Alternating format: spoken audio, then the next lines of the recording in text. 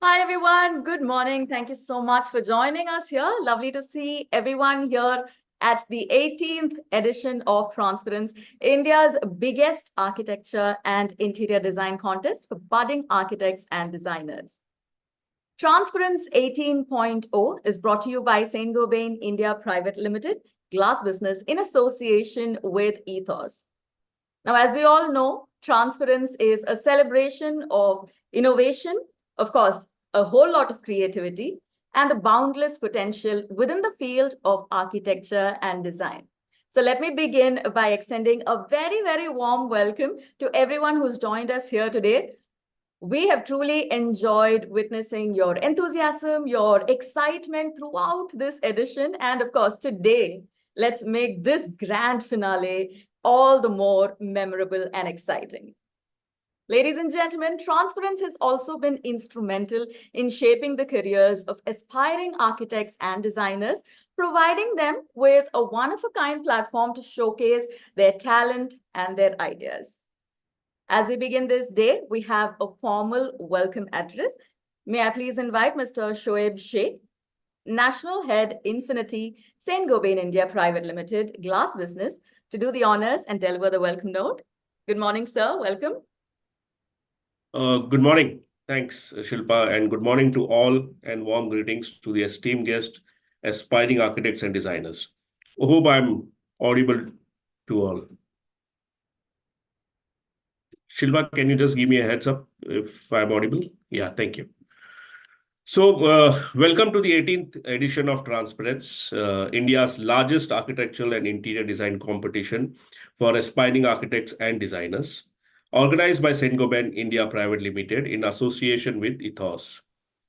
It is a great feeling to join you all today as we embark on a journey of creativity, innovation, and responsible design. Transparence started in 2005 to celebrate and empower young minds, echoing Saint-Gobain's mission of making the world a better home. It has touched and inspired over 7,000 young and aspiring student designers in India throughout its 18-year journey. The Transparence community had collaborated and worked along with over 150 eminent jury members who have contributed to its success. This year, our theme revolves around the art and science of building responsibility. As we witness the rapid urbanization sweeping across the globe, the importance of responsible architecture and design has never been more paramount. With over half of the world's population now residing in urban areas, our cities face unprecedented challenges from economic disparities to environmental degradation. Responsible architecture and design is about more than just aesthetics. It's about consciously crafting spaces and structures that harmonize with their surroundings, cater to the needs of the community, and enhance the quality of life for all. From site selection to the entire life cycle of a building, our goal is to inspire both current and future generations to create inclusive, accessible, and sustainable environments. We are thrilled to have received an overwhelming response with over 1,900 registrations and 680 submissions pouring in this year.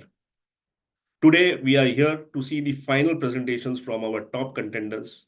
We have 8 finalists in the architectural category and 5 in the interior design category, all competing for the top prize.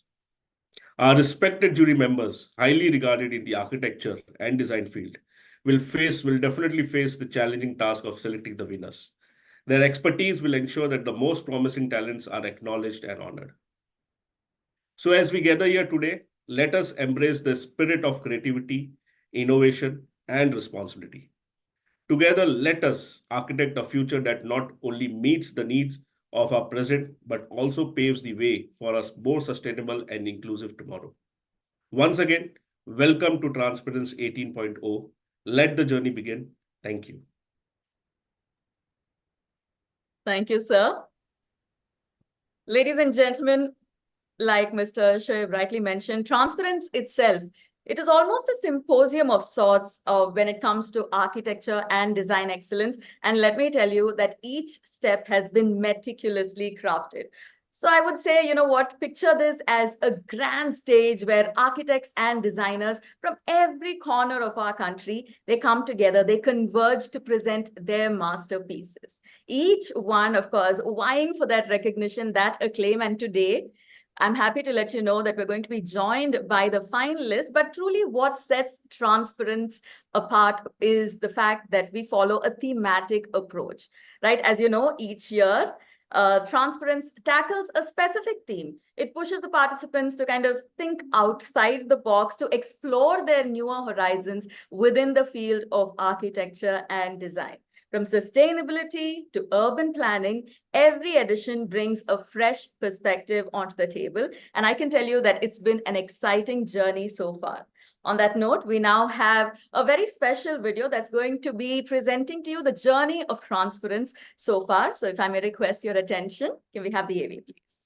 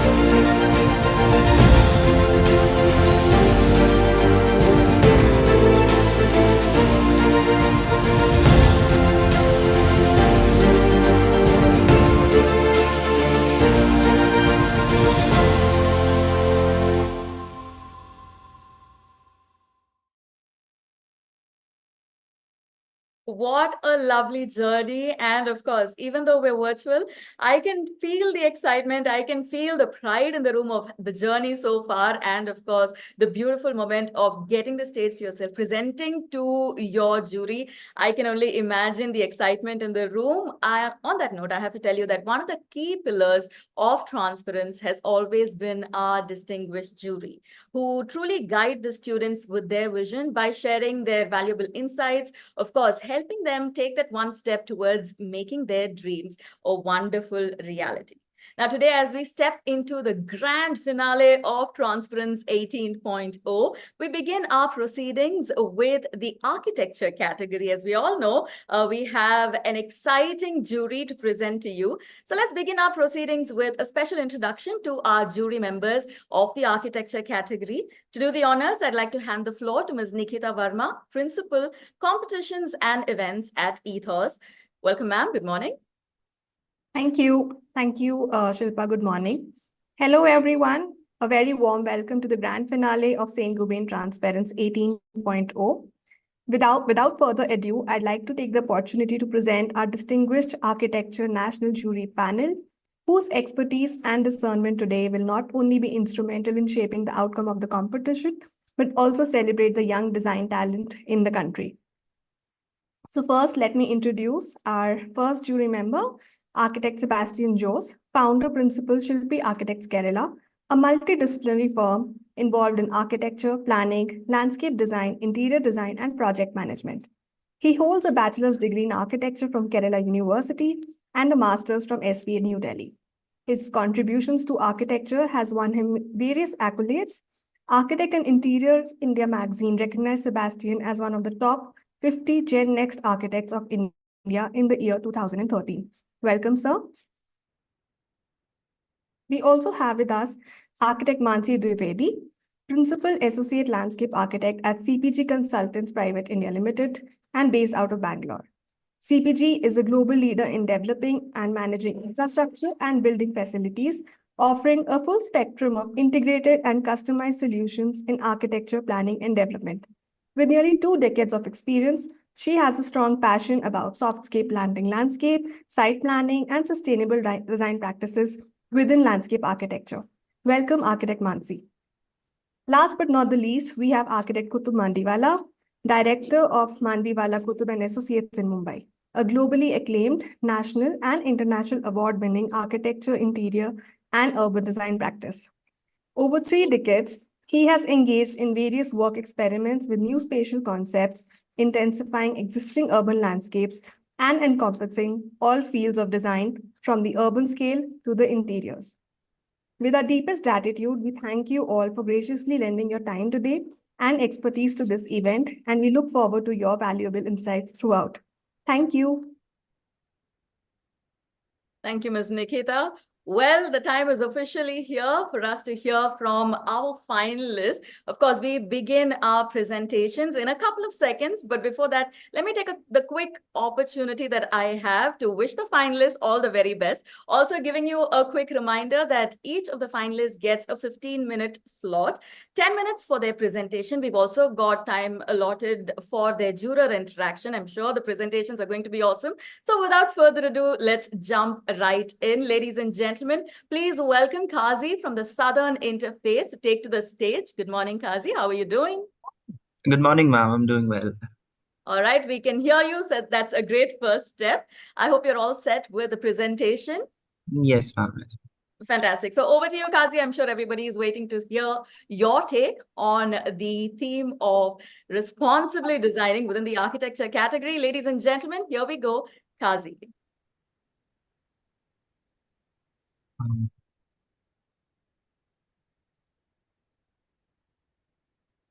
Is my screen visible, ma'am?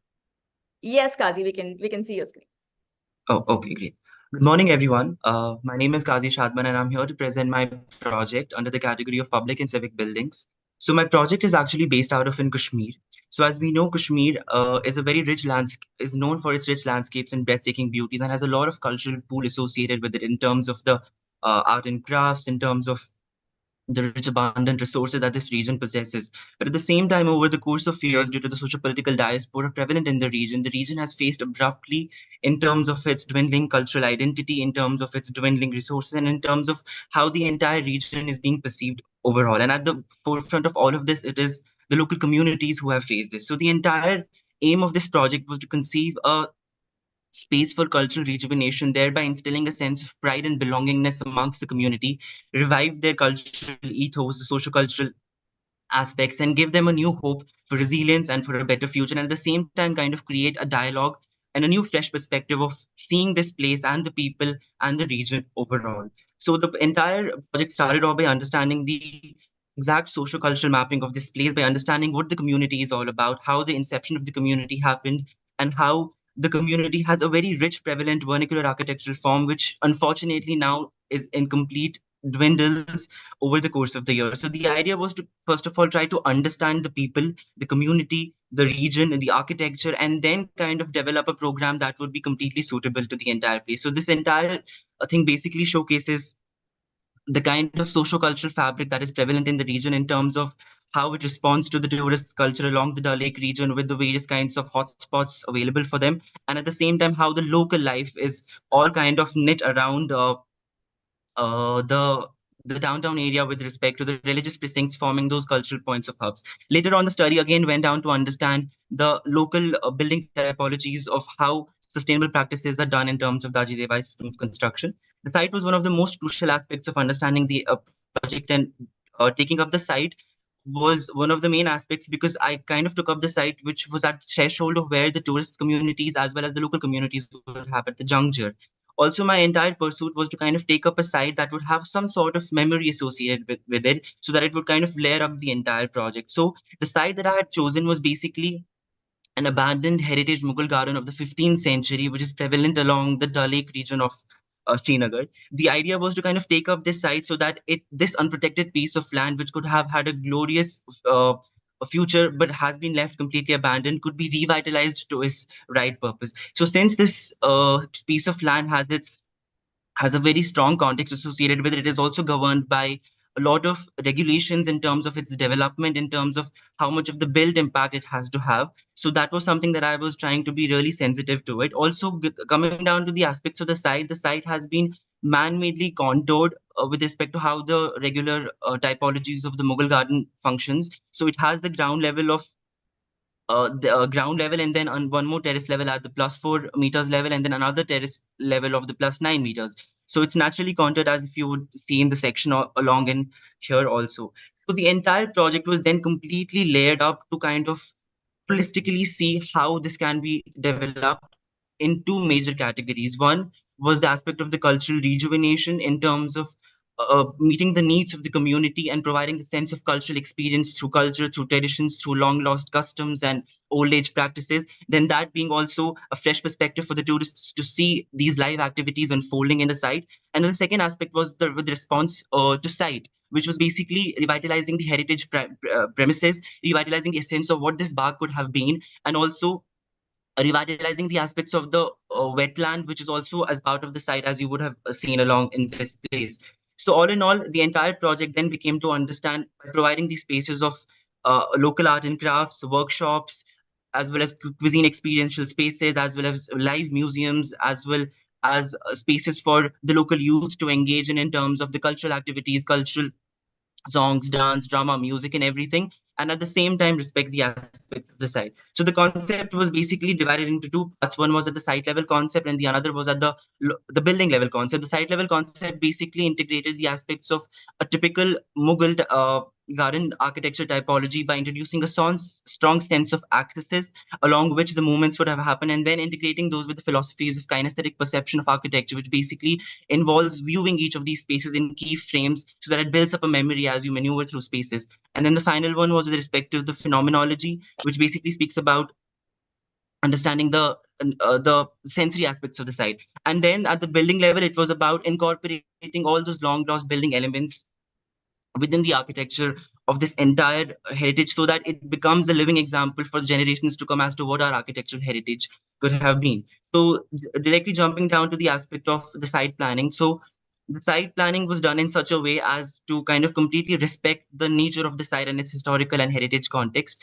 So it was basically governed by a fact that the 100 meters from the lake area would be completely unbuilt. That is what the bylaws also kind of govern. So the ideation was such that the main access of the site was given through this southern edge, from wherein there was this very strong sense of access developed at the zero level, to which through this strong sense of access there is a, a kind of an actual pathway which leads to the +9 meter level right at the top, basically trying to kind of uh, let your vision guide you through to reach the upper level, wherein you have all your leisure gardens associated within the 100-meter buffer.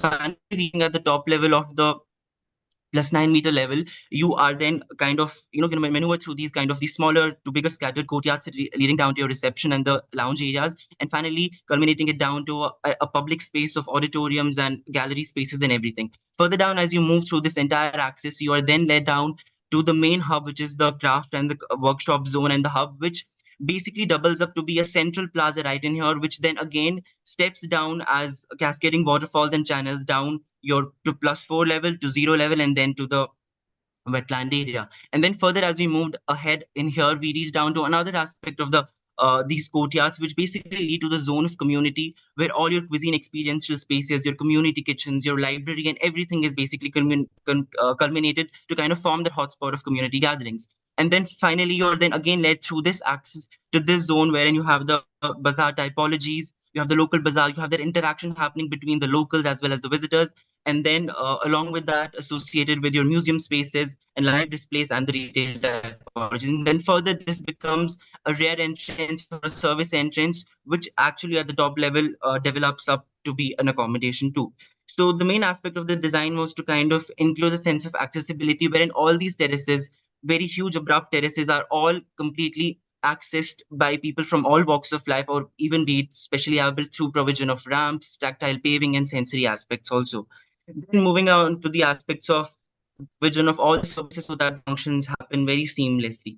So then coming down to the details of the block, as I was mentioning, so this is I did not want the vehicular traffic to be completely taken in within the site. So the idea was to kind of limit it within the premise in the initial part of the site, so that the entire journey of experience happens through feet.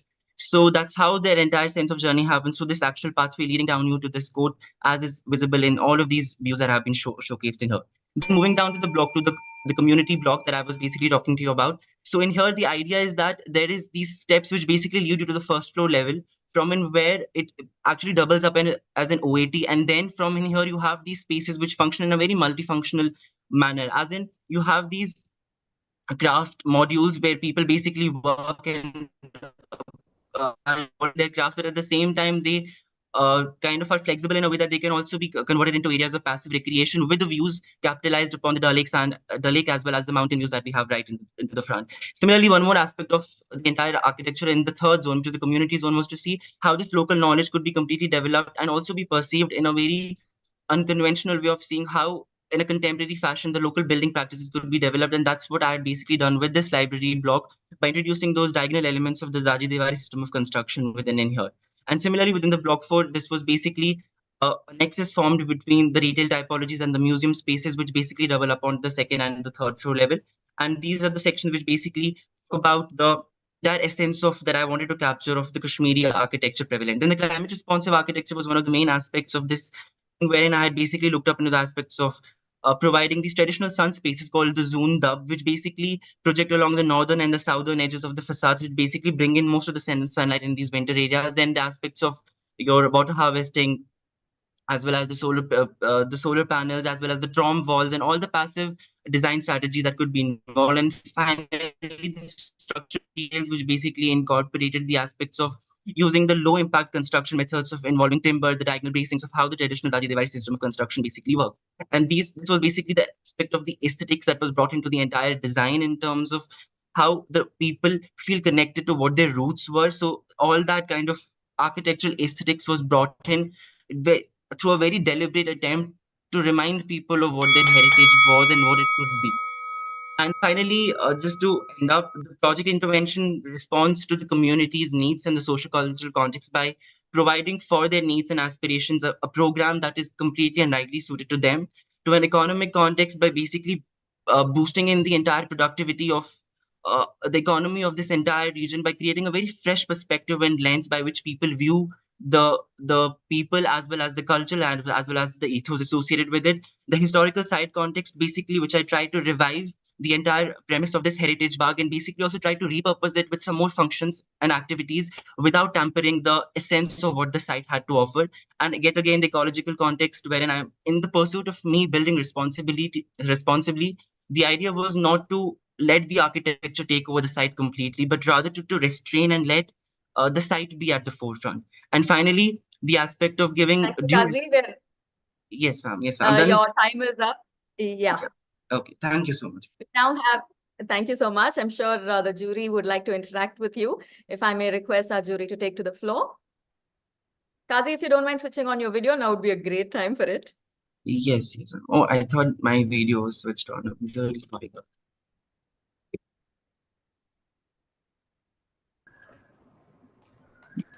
All right, our jury is all set. Over to our jurors. Good morning. Hi, Kazi. This is Mansi. I have a question here. So, when Yes, you have looked at the aspects of site planning, what has been your strategy to address the threshold between the existing lake and your site? I see an entire edge with some kind of a deck. So, yes. in terms of a sensitive response to the very important threshold between your site and the lake, what has been your approach? Yes, ma'am. So, ma'am, if you would actually see the site plan that I had basically shown in, you would see that there is a huge road which basically cuts through right from my side along the southern end and as well as the eastern end. And as part of the site that I had taken, I had the green component, basically the bark component of it, and a wetland component of it, a small wetland component. So my entire aspect or the approach to site planning was such that the 100 meters of the buffer from the lake is where there would be no built structure per se put up, but rather those entire structure, that entire piece of land would be completely used for all the passive recreations as leisure gardens, which basically yet again is a very important feature in the Mughal garden typologies. So my only approach to this was to basically just connect the different levels of the terraces through ramps and through stairs so that people have a sense of vision as well as it also kind of promotes that walkability to all these levels of terraces and makes them accessible for people. And at the same time, what I also did, since the wetland area is also as part of my entire site, I did not want people to kind of completely utilize it or kind of basically make it like basically tamper with it. So the entire idea was to kind of put up a deck which is much more elevated from the wetland level so that it becomes like a viewing deck for the people, so that it basically brings in that sense of aesthetics and gives a sense of connect with the nature as well as with respect to the build component, because my entire ideology for the site planning was based on capitalizing on the views that I had from the site. So even while planning up the spaces, the kind of functions that required that sense of extrovertedness with respect to views, which was something that I had done. That's why even while planning the entire craftsman block where the entire crafts and the workshops would happen, the entire ideation was that those people while working could have those views while weaving a shawl, while weaving a carpet, because that's how in the traditional typologies or in the traditional houses people basically work. They try to basically work around under veranda spaces with that sense of view, while as all the other spaces which had an introverted nature, say suppose spaces of retail, spaces of museums and exhibition where the focus is on the art pieces or on the product, they did not require that sense of visual connect with the exterior surroundings. So those were the spaces that I basically kind of put up along those linear niches or the linear patches because of the kind of the geometry of the site that I had. And with respect to the site that I had, if you would have seen the geometry is something which is very linear.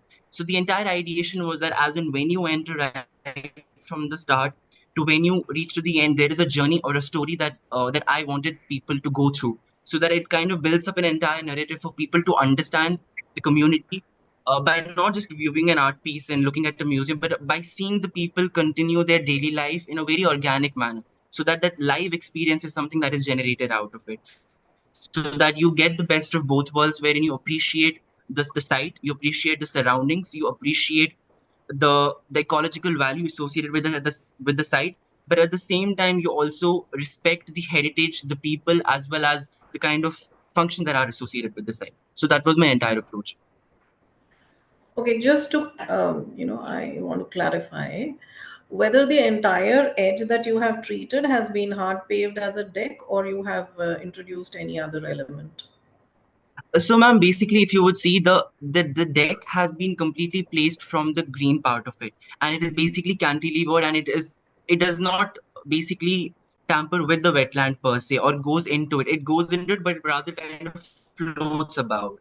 So that was the entire idea, to kind of create that seamless edge, and so that it's very gently kind of transitions between the wet part of it, basically the lake part, the wetland part of it, and as well as the green leisure garden part of it, and also kind of forms a buffer between the two. Fair enough. I have another question, if I may. Yes, ma'am. How have you intervened in terms of treating the surface runoff from your hard and soft spaces? Because all this terrain is going towards the lake. So you will Yes, ma'am. have all the surface runoff running towards the lake because of the terrain. So how is the surface runoff being treated in terms of Yes, your ma'am. design? Yes, ma'am. As you would have, as you rightly pointed it out, all the surface, like the basically all the hardscapes that are completely prevalent over there in the upper part of the third terrace level of my site area, they more or less gently slope towards in such a way that the water actually has its natural course of direction towards each of the lower ground terraces, so that it flows down that way, and then it finally merges with the wetland. And at the same time, the wetland actually has its direct connection with the main lake, which happens. So the natural runoff scheme of the water is such that it does not kind of stagnate or kind of, stagnate within the site premises at any of the terrace levels, but rather flows down towards the lake in itself, so that it basically does not tamper up with the site premises at all. All right. Kazi, there's another question on behalf of architect Kutub, who's facing a mic issue. So he sent in his question to me. It says that how did you incorporate the sustainable building practices with modern technology, as you mentioned, since you are rejuvenating the site? If you can please Uh, answer.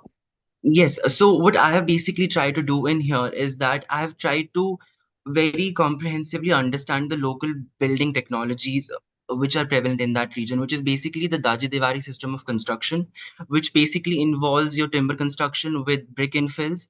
And that is a construction which is very much prone in this area because of the kind of seismic resistance that that construction basically provides. And if we would kind of go back down to Srinagar city and understand how the buildings had been built 200, 300 years ago, it's that kind of construction that was prevalent. And these buildings are yet standing the test of times and still kind of are in the same form and shape as they were built 200, 300 years ago. So that is the kind of sustainability that I was looking into. Because when we talk about sustainability per se, my take on it is a building or a build form that you build that stands the test of times, that does not require that sense of maintenance and uh, constant attention to it. So with the application of those things is something that I wanted to kind of build up with the usage of the uh, local building materials, which is basically the deodar wood, which is utilized in all the construction practices in Kashmir, and then the usage of the brick masonry, which is done as an infill for all of these things. So that was basically the kind of intention that I wanted to go ahead with. And at the same time, since the entire architecture was basically speaking of the heritage that it had, I wanted to then take just one element of the building, which is basically the library block that I had designed, and see how this traditional knowledge and this traditional wisdom of using the Daji Diwari system of construction, which involves these diagonal bracings of timber to kind of provide that sense of support and low transferage to the ground, how that can be utilized and reimagined in a very contemporary sense of designing. And that's what I had basically done in with the entire library block, as I had basically shown. So it basically forms up as a pyramid kind of a structure. So the ideation was to see how I could kind of give respect to the knowledge or the traditional practices of architecture, but how that knowledge and practice can also be utilized and seen as if there are any ways to kind of reinvent it or reimagine it in a contemporary fashion or in a contemporary way. So that was the entire ideation. And Yes, please. Yes, sir. Yeah, Kasi, you said it was an old Mughal garden that existed there at site. Is it Yes, correct? So yes, do you have any remnants of that Mughal garden still existing in the site? sorry, sir. Do you have any remnant of the old Ye Mughal garden existing in the yes, site? yes, sir. If Yes, sir. so, So, I think you should have shown that in your initial thing, and how you've taken cues from it, or how you built from it. That should ideally be your starting point of design. So what uh, is there, because Mughal gardens have a strong sense of architecture, and the landscape has certain character to it, and the materials used, and so those should be your cues of starting the design. That starts the process. So, because it's a very strong lines from which you started. So, to what extent have you used that? Not seen that in the presentation. Secondly, is the architecture that you have, the built forms that you have come with. I must say it is a very heavily built, quite heavily built, and it follows various architectural styles. One is very traditional, and but in a different scale, probably a bit more heavier than the usual traditional scale of buildings, and also something which has completely out of this context, but with using the slope roof. But I don't know how you can tie up with the traditional built form of the region. Some of these new buildings that you've designed, and it seems like a mix up of various styles. But I think the first point that I was saying, from where what is the basis of the entire the planning and the built form yes, yes, sir. from I'm the sorry, site. sir. I'm sorry, sir. I wasn't able to kind of put attention to the exact site conditions per se, although it was a part of my entire presentation in in the sheet itself. So, as I already told you, that the site was a 15th century old abandoned heritage park. So, the only kind of development that was done onto the site is just the creation of these terraces, the three terraces that are there.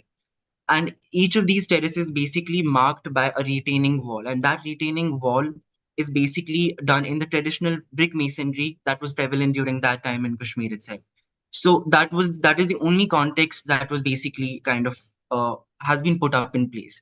So even when I was kind of designing, my entire ideation was that I in no way wanted to hamper those existing terraces that have been formed, either by kind of breaking up the retaining walls per se, or kind of trying to squeeze in the staircases through them or something like that, because the idea was to retain the site in its natural order, in its pristine order, and that's why I did not even hamper the ground level as well as the first level of the terraces, for two reasons: one, as the lake buffer requirement that I spoke about, and the second, the existing retaining walls that basically come into picture. So my only buildable, so even when I was doing my site analysis, I completely broke down my site into two proper areas. One was the buildable area and the non-buildable area.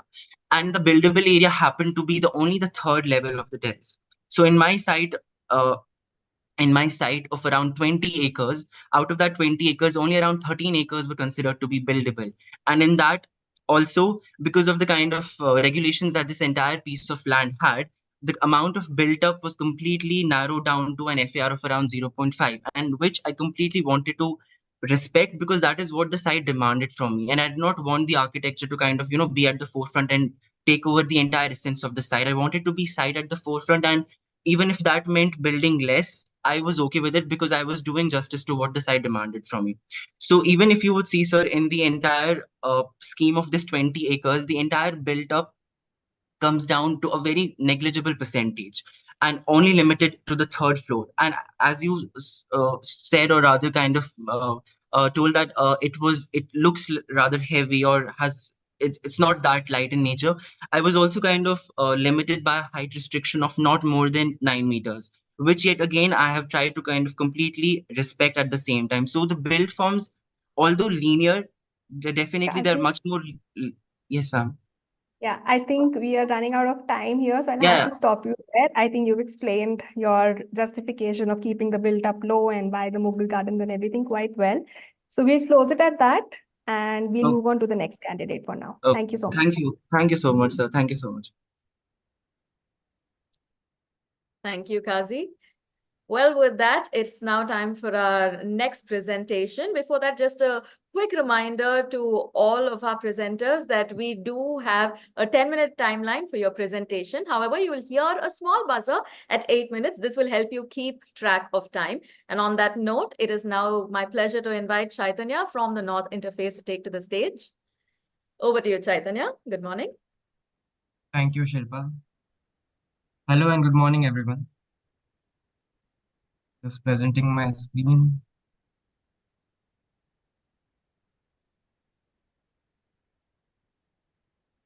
Chaitanya, can I request you? Yeah, all right. Your screen is all set. We can see you. All the best. Let's go. Thank you. Hello, I'm Chaitanya Gajbie, and I'm here to present my project, which is Biophilic IT Hub and Wetland Park in Chembal, Goa. So, Goa. What's the image that comes in our mind when we hear about Goa? Is it the churches or the lifestyle or the beaches? But is it the next IT hub? Well, the state government of Goa envisions the state to be the next IT hub of India. And to do so, it's planning to have more and more IT hubs and startups in the state, and is encouraging more startup industry in within the state of Goa. And by doing so, they have the Department of IT Goa have chosen two sites, one of which is Chimbal, which is situated in the North Goa. It's almost approximately 6 kilometers from the capital Panjim. This was the allocated site from the Department of IT Goa, wherein you can see there's a lake at the southern end of the site, which is Toya Lake, and so they envision the IT hub to be placed in this context, which has lush green cover around the site and a view to the lake. And this was the program wherein they've envisioned IT hubs, startup hubs, technology hubs, exhibits, and retail. This was the area program that was proposed in the white papers, but all this was done in 2016. It's been 8 years and we haven't heard anything about the project so far. And the reason for that is because of the protests that have happened in the site on the site to stop the project. The local tribal groups have readily opposed to the setting up of this park, and the main reason is that it will disturb the agriculture practices and traditional ecosystem of the site. Which comes to the point of what's the art of building responsibly.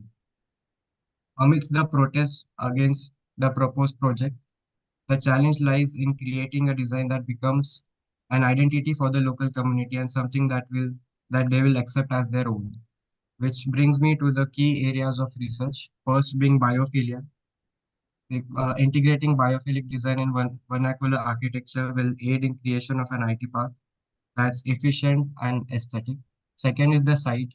As you've seen, it's around a lake with lush green cover and lot of contours. So there was a prime study that happened in the site. Third is innovative office spaces for productive environment, working environment. Traditions and culture identity because the people should accept the design, accept the project as their own.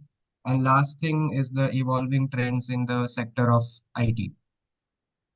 By doing so, um, a, a mood board was generated, which will guide me in designing my project from the start to the end. And first and foremost thing here is biophilia or ecological consciousness. So let's break down what biophilia is. It can be classified into three. It's the nature in space, nature analogs, and nature of the space.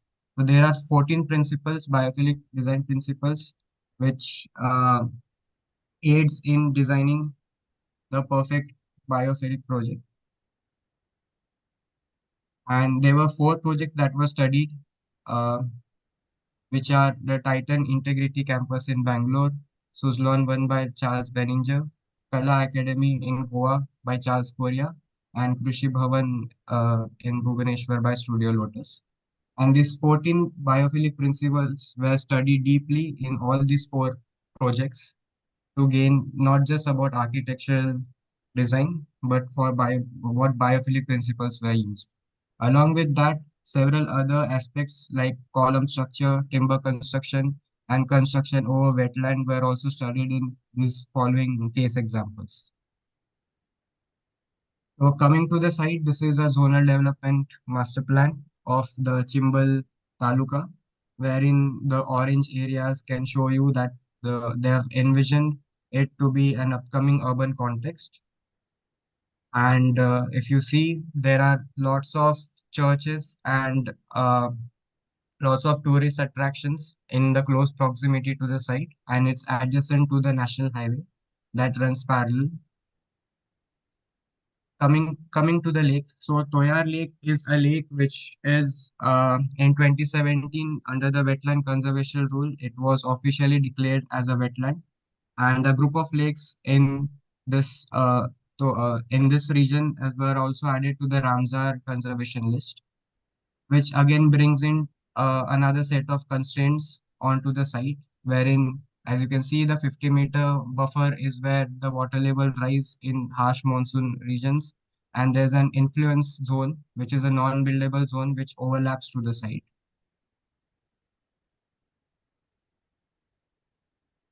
Coming to the topography, as you can see, there are lots of contours. This is the land use in the neighboring buildings onto the site. Uh, these are mostly G+2, G+4, G+3, sorry, and that's the figure ground for the site. Let's focus on the highlighted mark in 3D to understand the contours. So that's the orientation of the site and the national highway that's there on the north. The drain lines are converging down to the southern end and getting drained into the Toyar Lake. Since there's since the since the national highway runs parallelly, we get a lot of frontage, and so the vehicular circulation can be governed. Whereas because of the height levels, we are getting views towards the forest areas and the lake. And as I said, there's a non-buildable zone of influence that overlaps the site, which has been marked here. And the most important aspect of the site is the greens, as you can see. Uh, so the main concept was derived from the project of Geoffrey Bawa that I saw in an exhibition in Delhi. And I studied how the characteristics of the characteristics of mangroves over wetlands and marshy areas, and the form was studied and developed further, uh, and some sketches were developed. And lastly, I studied the vernacular tropical house and the elements and the uh, climate concepts that revolves around it.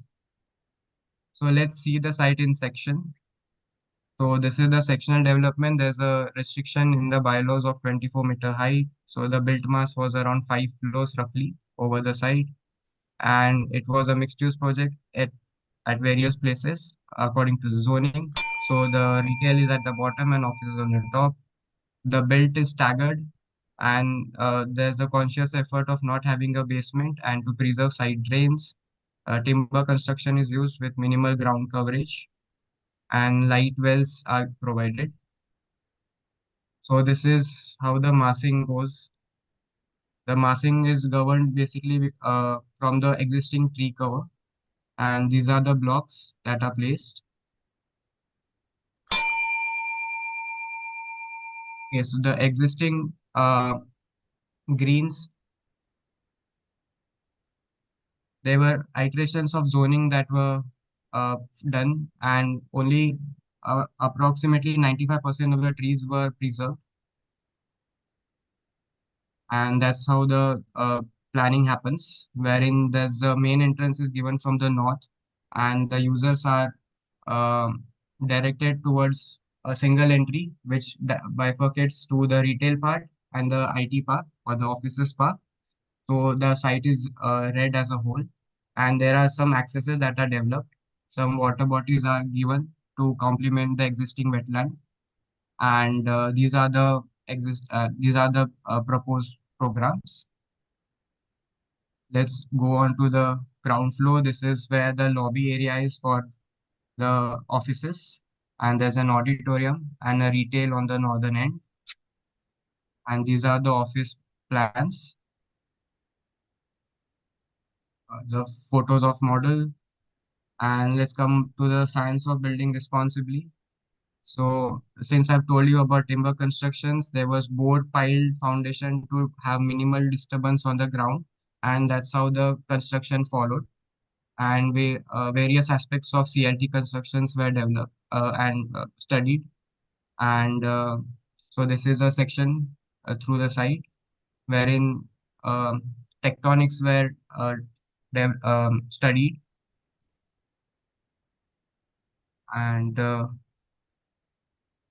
key important part of this is the facade, which is having bamboo rods. It's a dynamic facade, so people can adjust according to the use. And similarly, catwalks were provided, which is an offset from the exoskeleton. Uh, and the last slide, it's just the views. The top view is all what the Goa lifestyle gives us about, whereas this is the view from the catwalks where you can see the office spaces and a buffer space that is given, which can be used by the office goers. And there's a very good light and shadow play happening. And the final is the stilt area. Um,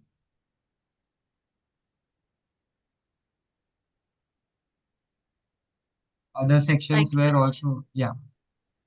Thank you, Chaitanya. Over to our jurors. I'd like to request them to take to the floor. On behalf of Architect Kutub, if I can read a question since he's already texted me because of his mic issue. What building materials are you using to make it biophilic and contextual, Chaitanya? That's from him. And after that, I'll let the other jury members intervene. Yes, so it's a composite structure having majorly timber used and steel bracings, wherein bare minimum steel bracings, which is wherever required for support. And overall, the landscape is all laterite, which is a naturally sourced material in Goa. So more or less, that was the material palette used for the project.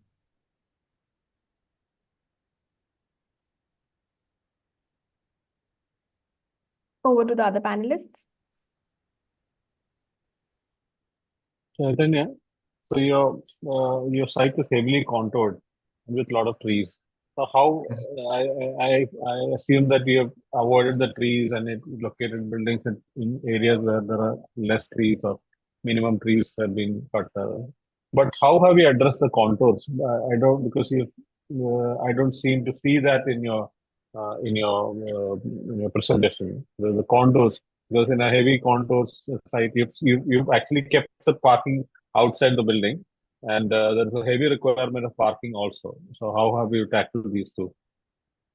So the parking was placed at the northern end, where the facade also provides frontage for advertisements of brands or offices over there. So multi-level car parks were placed there since a conscious effort was to not have basements.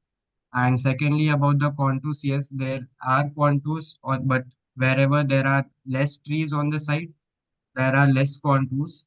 But the level difference between the lowest and the highest point in the built area is around 8 meters. So that's approximately 2 floors. So a staggered form was still created, wherein and to provide terraces and the views towards the surrounding area and the lake. So that way the contours were wisely taken. And the conscious effort of not having a plain ground and lifting the building onto the stilt was to preserve the natural side drains.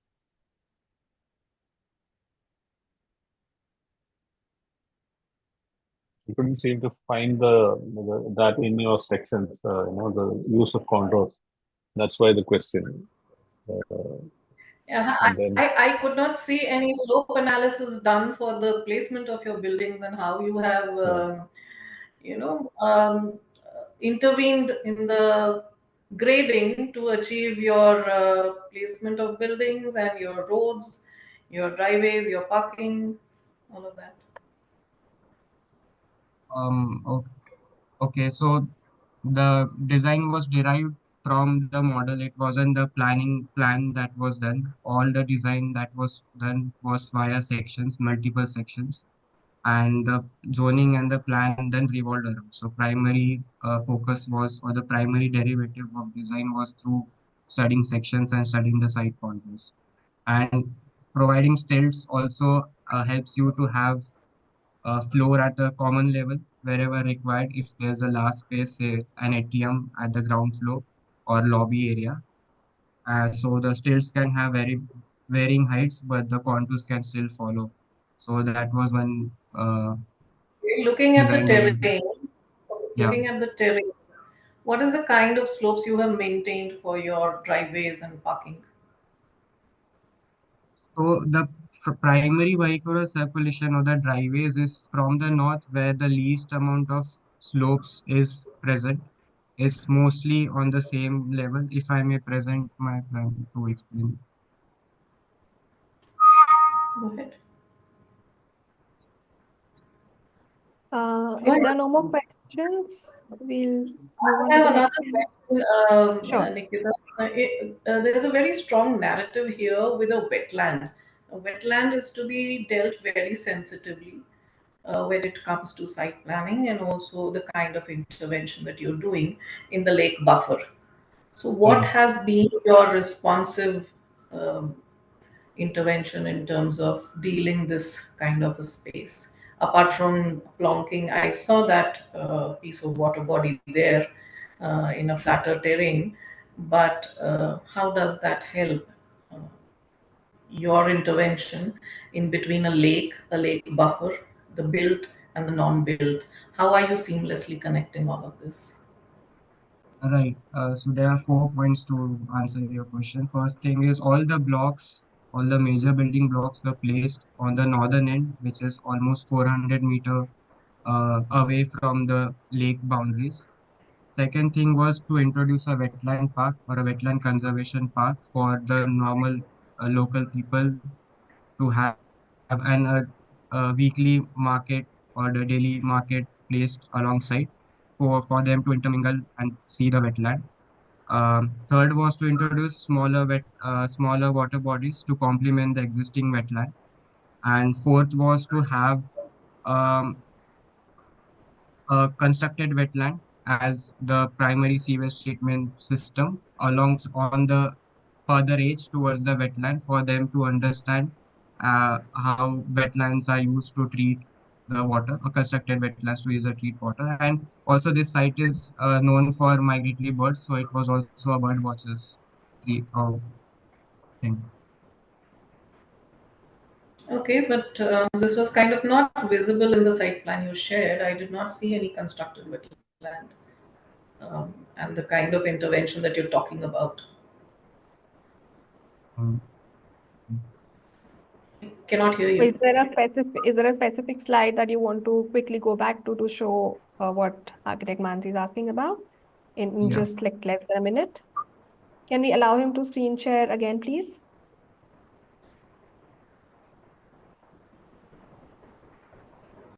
Take less than 30 seconds, Chaitanya, go directly to the slide that you want to pinpoint.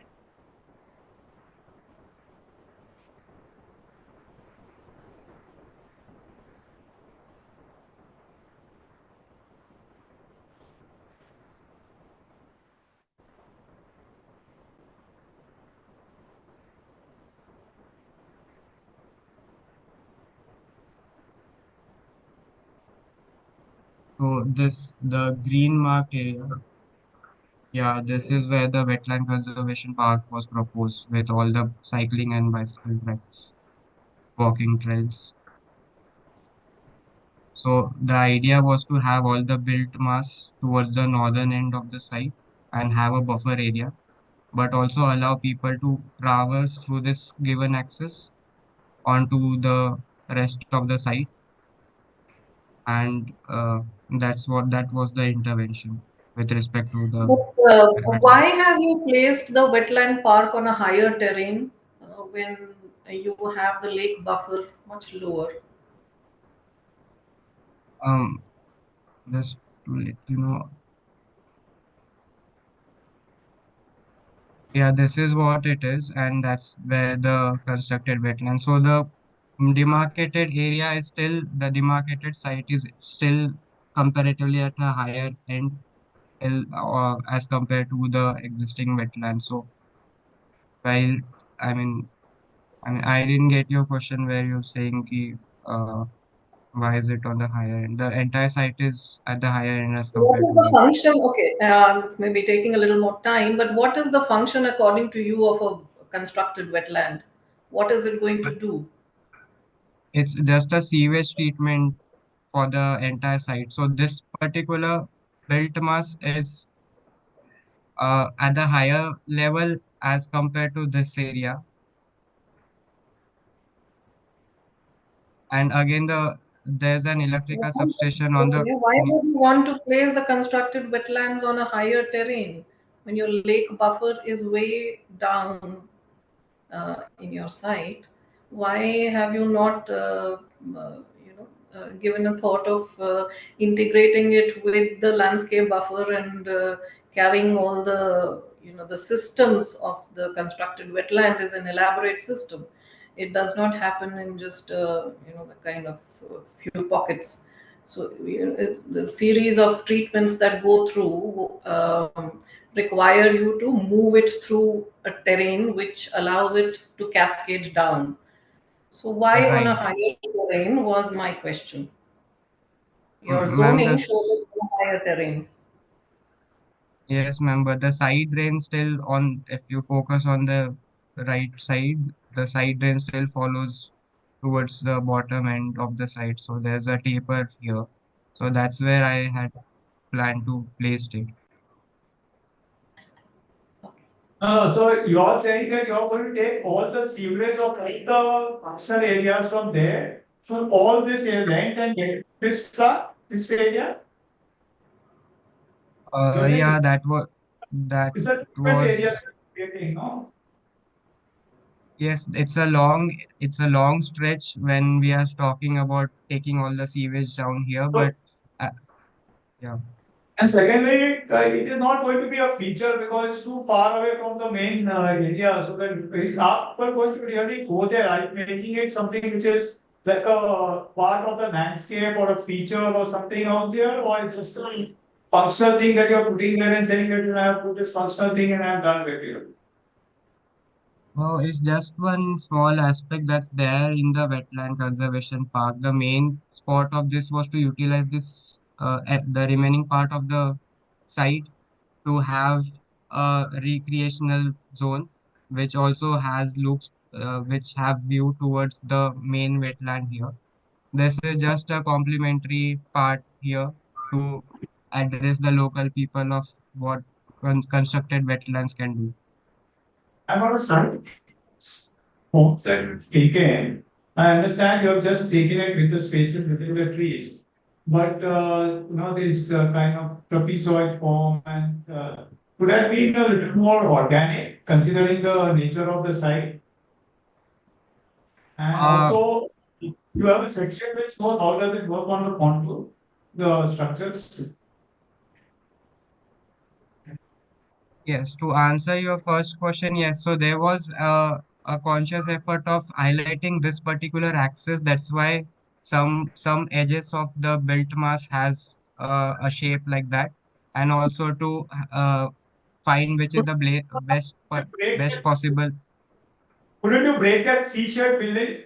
You could have twisted that C arm on top and towards the parallel to the side, that side on top, on the right hand side, and broken that area so that at least you would have connected that whole landscape which was there. You could have opened up that whole built mass in the center, in that area where your cursor is there, and you could have, kind of disintegrated that thing, and the forms could have been more organic and uh, that whole landscape which you wanted a visual connection which you're showing would have opened up thoroughly. Today there is a structure. I understand that the ground floor you must have connection with the pathway, but still it is passing through a building. But if you had twisted that top arm a little, you could have opened this thing and, maybe you would have had 3 buildings or you would have had some bridge on top. But that whole thing would have got integrated because the major part of the landscape is on the right side. And today the building is visually connected, disconnecting that landscape from the main entrance. You have got the pathway, but visual connection to that whole landscape is broken up. So I would have taken that V arm on top and then twisted that V arm parallel to the length of the site which you are getting on top, where I was some parking or something, and opened up that thing, and niche ka structure would have been independent, and the whole landscape would have flown in between. Right, sir, I get it. Yeah. And And for this is sure, just a sky bridge and bridge at alternate flows. So there's still an access, so that's an visual access access which is to, completely and made that landscape flow through, because then that right, whole sense hands. right, So sir. I Yeah. hope, Chaitanya, you'll take all the feedback in your stride. Given the paucity of time, I'll have to close the discussion now for your case and move on to the third candidate, third theme of the day. So Thank over you. to Shilpa. Thank you so much, Ms. Nikita. Thank you to our jurors. For our next presentation, we go back into our southern interface. I'd like to invite Swaminathan to take to our screen. Would you like to share your presentation, Swaminathan? Welcome. Yes, ma'am. Just give me a minute. All right. Also, a quick reminder to all our presenters to please do remember and keep the time in mind. Would you like to make your presentation full screen, Swaminathan? Yeah. Can you see the screen? Yes, we can see your screen. We can hear you. I Okay. think there's a black I'm not patch on top. Not sure if How do I remove? If you have any other window open, please minimize that. Like maybe it's your Zoom window or something else.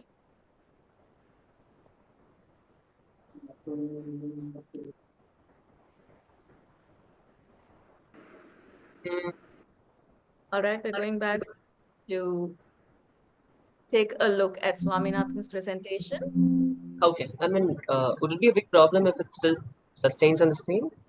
I am not able to I remove it. think 90% of your screen is visible now, so carry on.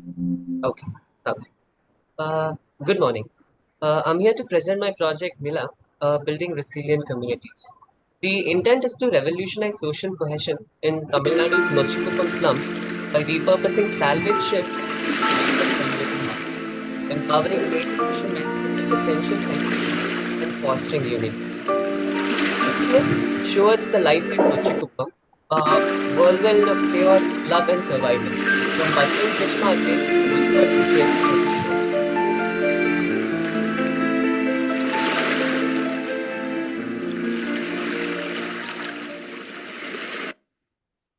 Yeah. So Nochikuppam's essence reveals its layers, its heartbeat, a stone throw from Marina Beach. Floodwaters threaten its very existence, radiating from the city's heart, the design igniting empowerment within the community's three pockets, A, B, and C. The sites were selected for their practicality, considering land use and availability, aiming to uplift the nearby fishermen and other communities. A site-specific approach was adopted, understanding user groups, methodologies, spaces were developed to meet community and user group needs. Efforts were made to comprehend the site and resident issues, employing a very detailed questionnaire across 70 plus families. Housing emerged as a primary need. Although the Tamil Nadu government was addressing it, other requirements included revitalizing the traditional lifestyle, restoring respect for water and its people, and establishing marketplaces and a yard leveraging resources from Chennai Port. I hope I'm still audible. Yes. Yes, absolutely. Okay. Leveraging resources from Chennai Port due to the absence of nearby breaking yards. The site, its people, and amenities were analyzed to ensure accessibility. After 2 days spent in their humble abodes, profound insights into their lives emerged, from early 2 a.m. fishing ventures to the women selling the catch on streets. Illustrations capture their daily rhythms and resilience. Initial design sketches considered the lively surroundings, and design aimed to integrate this dynamic environment, accommodating movement and interaction. After grasping the native people's needs, efforts were made to explore analogous projects worldwide. Efforts were made to comprehend ship and boat's anatomy for crafting fisherman-friendly vessels by studying sections from Samudra Institute of Maritime Sciences. A visit to Chennai port also aids in the practical learning. Okay, now delving into sustainable ship demolition methods, aiming to identify efficient and eco-friendly approaches. This includes exploring techniques for ship breaking yards design. A comprehensive study delved into diverse methods and techniques for fostering coastal resilience as well, given that all side pockets are susceptible to flooding. Efforts must also focus on promoting tourism to shed light on the hardships faced by the fishermen communities. This illustration offers insights into improving tourism experiences. Connectivity options include walking, road travel, and jetty boats between the three pockets of site. These modes facilitate efficient movement between the different site pockets, enhancing accessibility and collaboration within the project's framework. Site Pocket A features a fish cleaning and sorting facility adjacent to an auction hall, supported by an ancillary room with cold storage and packaging. Additionally, the site also includes a fish market and seafood eatery. Pocket A's design prioritizes the needs of fishermen by providing a space for selling their catch, efficient fish processing facilities, and proper waste disposal. It includes an auction area and space for net mending. Additionally, there's a seafood eatery and ornamental fish rearing area as well. During non-working hours, it transforms into a women empowerment center, offering opportunities for income through fishing, seafood cooking, net mending, and ornamental fish rearing. Adjacent to Pocket B, this clip, just give me a second. Adjacent to Pocket B, this clip captures vibrant local folk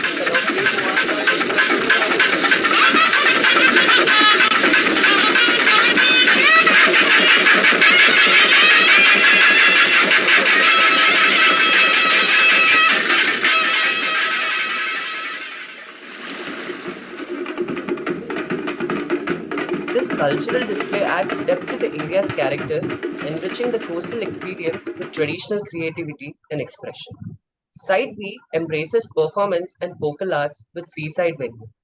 The space boasts ample seating facing the sea and performance area, evoking a theatrical ambience. While amenities support recording sessions as well as practice sessions for the local fishermen. To optimize seating, cantilevered structures extend outward and provide balcony or gallery experiences for attendees. The utilization of rammed earth walls for single-story structures. This illustration indicates the construction method's effectiveness. Integration of amenities, seating arrangements, and architectural elements, Site B becomes a vibrant hub for cultural exchange, performance art, and community engagement against the backdrop of the serene beachscape. This site, cantered along a ship-breaking yard, features an innovative layout integrating various facilities while prioritizing community engagement and scenic views. Position set back, gradually leading them into the ship-breaking facility on the ground floor to higher levels where they can release the majestic sea breeze. We see a section traversing through the primary facility, academic block, and secondary facility. These blocks are interconnected via a conveyor belt, facilitating the movement of scrap materials between facilities. Notably, students in the academic block have a vantage point overlooking the conveyor belt, enhancing their learning experience. Moreover, the design incorporates terraces across various blocks, fostering interaction and synergy. The city park on the terraces offer a serene retreat amidst the urban landscape, complementing the industrial activities below. In summary, the site's design integrates industrial integration, offering a holistic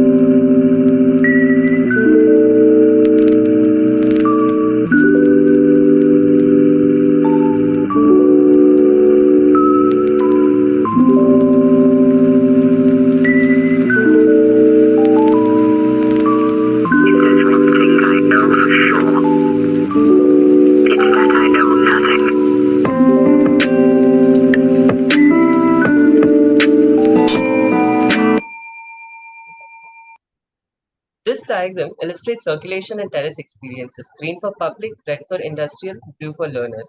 As one ascends, space transitions to public use, offering diverse experiences and majestic sea views. This illustration depicts the site journey from entrance to a plaza with a performance area, heading to walkways traversing terraces, catering to kids, adult, and seniors. The primary block serves as the hub for collecting scrap and residues from the yard, initiating the recycling process. Here, meticulous sorting of parts occur. Before they are dispatched to the secondary block via the academic block, students specializing in marine engineering actively engage in this process. The cruise doubles as a refugee camp during emergencies, alongside the terraces which can withstand floods up to a height of 8 meters. Mounted on 4 vertical poles, the cruise can gradually rise during floods or water flow. In times of crisis, the refugee camps can accommodate up to 300 people. Moreover, the involvement of students in the recycling process fosters a culture of innovation and environmental stewardship, preparing them for the challenges of the maritime industry. The shipbreaking yard in India often relies on manual labor due to limited automation. Ramps are constructed around the yards to facilitate access for workers aiding in ship dismantling. Additionally, this diagram illustrates the use of mobile cranes on wheels for efficient dismantling of decommissioned ships. Furthermore, details of essential equipment used in shipbreaking yards are provided, including ship cranes and mobile crane towers. Ample road widths allow fire trucks easy access with specified positions for fire hydrants and radius coverage to mitigate fire risks.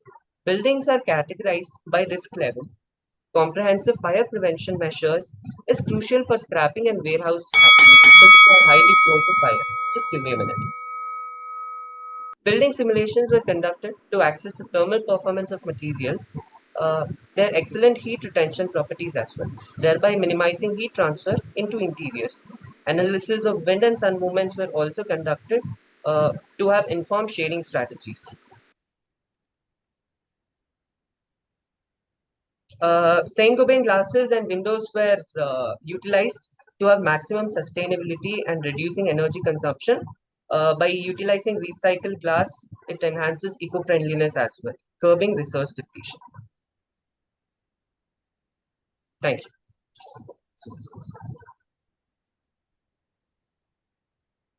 Over to the jury members for Q&A. Yeah.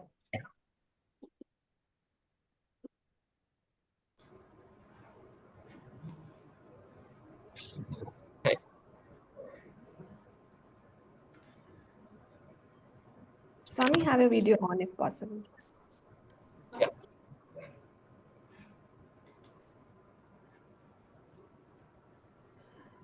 So So, any Swaminathan, questions? how have you addressed the CRZ regulations in your? Yes, ma'am. I actually went through the CRZ regulations. All the sites that I've chosen doesn't actually fall in it because there's a barrier between the sea and the coast about 100 meters away. Okay. Yes. So, So- thank you for interesting presentation. Oh, sorry, madam, correct. Sorry, thank you for that. Correct. Sir, couldn't hear you. Can you repeat? Madam, you carry on, please. Arctic Mansi, were you saying something? Carry on. Yeah, Mansi, Over carry to you. on.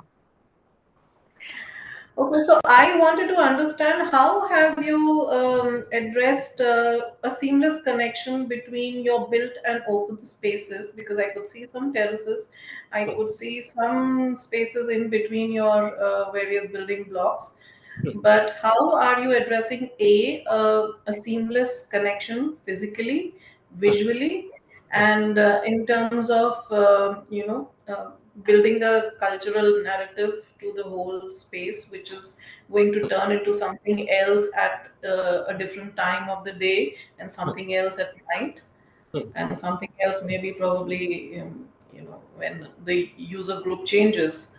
So how is that what you spoke about in your site analysis getting reflected in terms of design intervention? Okay, ma'am. So basically, we have three different pockets of site. Site A is basically anything and everything related to fishing, fishing produces, selling it. So these activities basically get done by about 12, 1, 2 at max. And after that, these places get converted into women empowerment centers. And women empowerment centers, because it is already happening over there, but it is not happening in a very organized manner. I am just bringing them all under a single roof and trying to organize it. Side Pocket B is basically a performance area that happens throughout the day. No matter the sun, no matter the rain, it will happen because it is already happening there. The site that I've chosen is quite uh, in high proximity to the performances that is already happening. Since the performances are already happening on the shore, I've just provided a platform wherein people can sit and enjoy the performances. I'm not moving the place of performance as such because the people are quite sensitive to the shore and they have very high respect towards sea and their culture. And coming to Side Pocket Sea, uh, there are basically two different paths. One is the shipbreaking yard as such, which is highly dangerous for common public and people aren't allowed. And there is the second part, wherein all the industrial aspects are put onto the ground floor. Nothing happens above. So the terraces of such places are being utilized as a city park, wherein people climb up, they can experience the breeze, and they have clear vision of the sea and the breaking yard as such. Because even when you look at a research, majority of people would have taken an airplane, but they wouldn't have gone on a boat. So to majority of people, boat is a big thing. So giving them a tiny glimpse, an experience was the goal. And doing all this by also paying respect to the fishermen was something that gradually came up. Okay.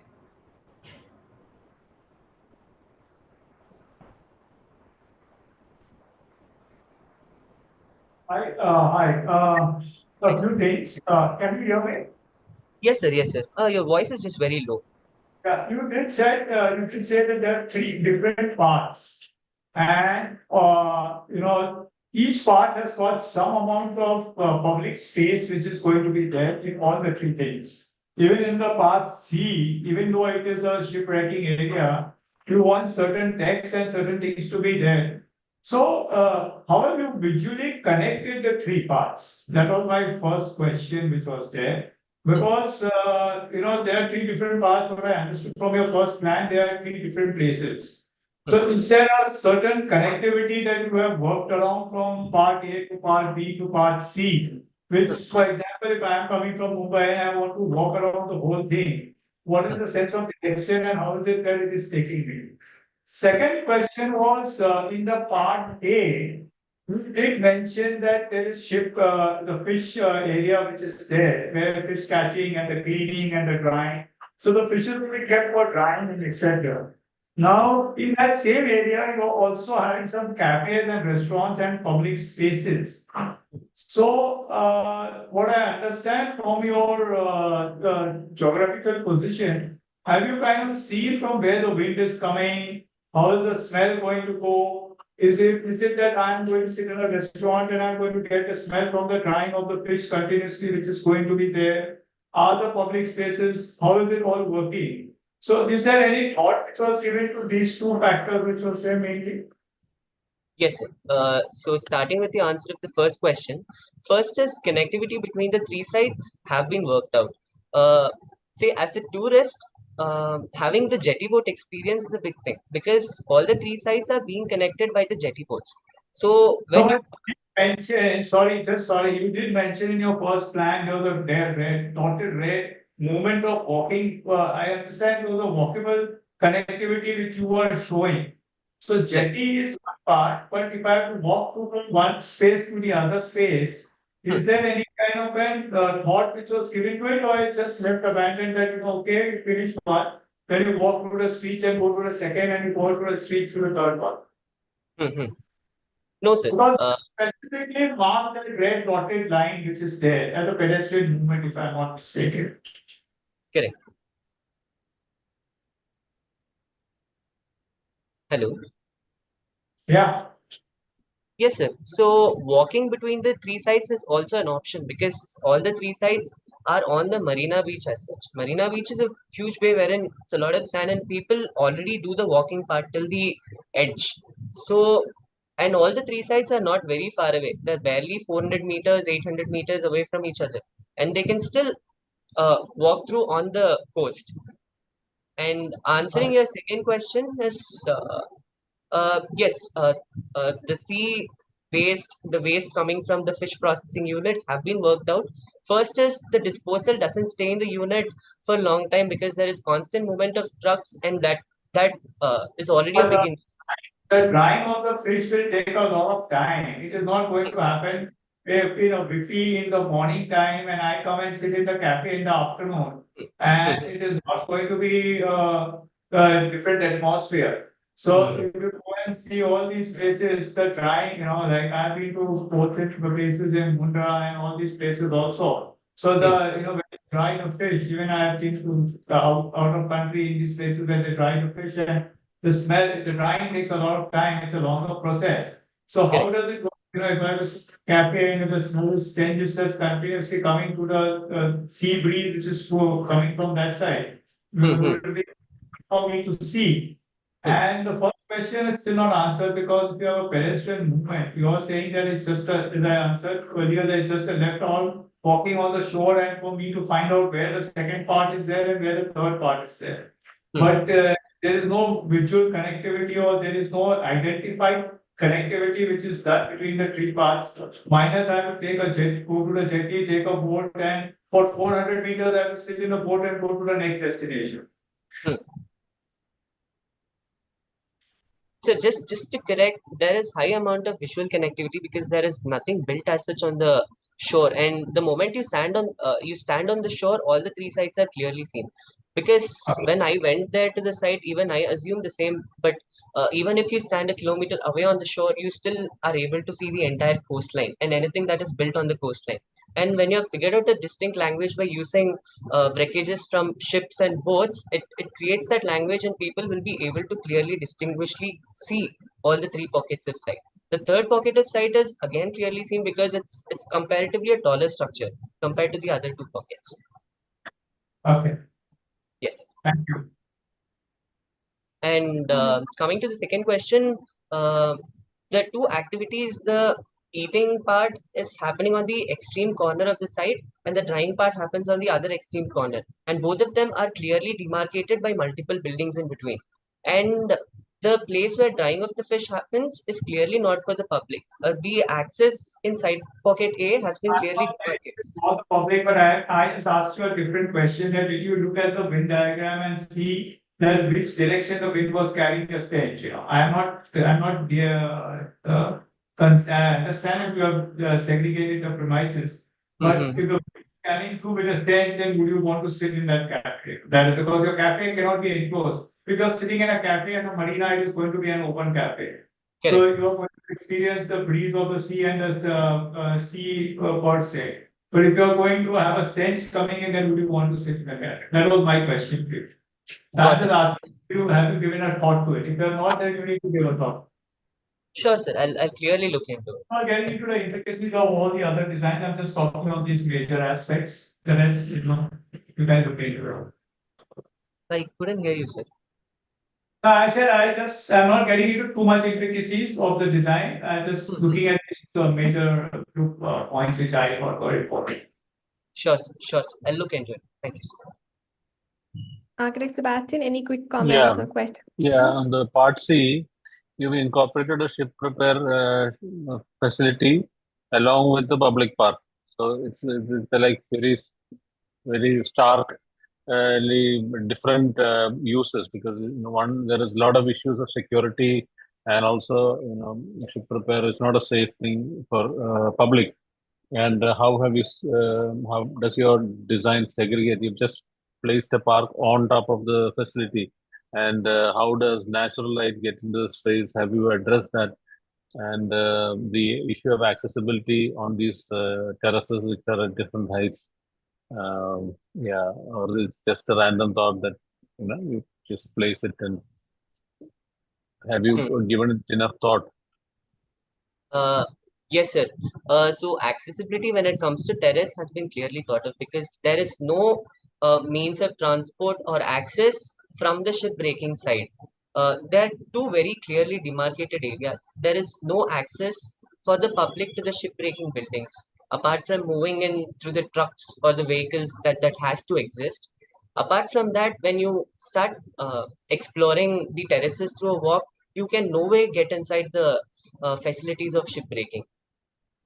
And when it comes to the safety aspect, such spaces are highly enclosed and all activities happen within the building. And all the three buildings are connected through that conveyor belt, which can be a vantage point for pedestrians as well to look at what is actually happening. But they cannot really touch or go near it. So safety aspect as such is kind of looked into.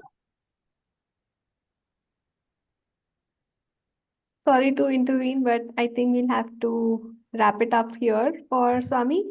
Thank you. I hope you were able to justify all the questions asked to you, and you'll take the feedback positively and incorporate it in anything else you do later. So Thank you. over to the next team. Thank you so much, Swaminathan. Thank you to our jurors. And with that, it is time for our next presentation. Please join me as I invite Aman and Shasti from the Eastern Interface to take to our stage. Good morning. How are you guys doing? Yeah, good morning. Good morning. Can I request you to share your screen and we can get started? Sure.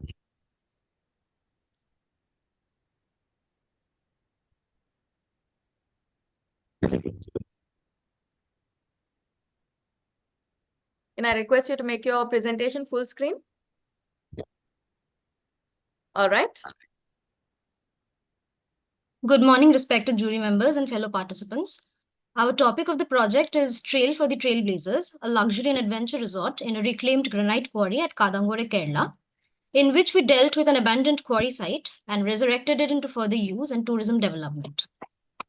Due to prolonged quarrying activities, such sites eventually became dump yards and later on abandoned due to chemical reactions and probable threats. Thus, they became prone to pollution, illegal activities, and unsafe due to formation of quarry lakes. Due to decreasing availability of land and the idea to reutilize abandoned land, we decided to develop it for tourism and revenue generation in order to create awareness among users regarding such sites and how they can be brought to use. The natural stepped contours gave way to an excellent site for adventure sports. The graphic on the left illustrates locations of prominent places near the site and the proximity and commuting options with available transit systems. The net site area is 14.3 acres, with the quarrying site taking up 66% of the entire site. The central quarry lake is of 3.7 acres, amounting to 26% of the site area. The quarry has a depth of 42 meters. Further, according to the climate analysis, a basic formulation of block placement was carried out. Further, the user group identification was done for the site to get an understanding of the financial groups and age groups that helped design the types of accommodation suitable for all. This also helped in classifying programs according to use. The programs were classified in 4 categories: reclamation, restoration, recreation, and reuse. These categories were kept in mind while classifying the site area statement. A relationship matrix helped chalk out which unit needs to be in proximity of which facilities within the resort. The very idea of the project was derived from the irregular loop-like shape of the contours. The aim was to make every step a new glimpse, allowing a new view to the users. This was done in 4 stages: one where the users interpret the site in their own way, and perception, followed by the hierarchy of built spaces that are seamlessly integrated into the landscape, keeping the horizontality and verticality factor of the site alive. Subsequently, followed by user experience and user interface, helping them modulate their own movement and adventures. Every turn of the site providing vision to something new.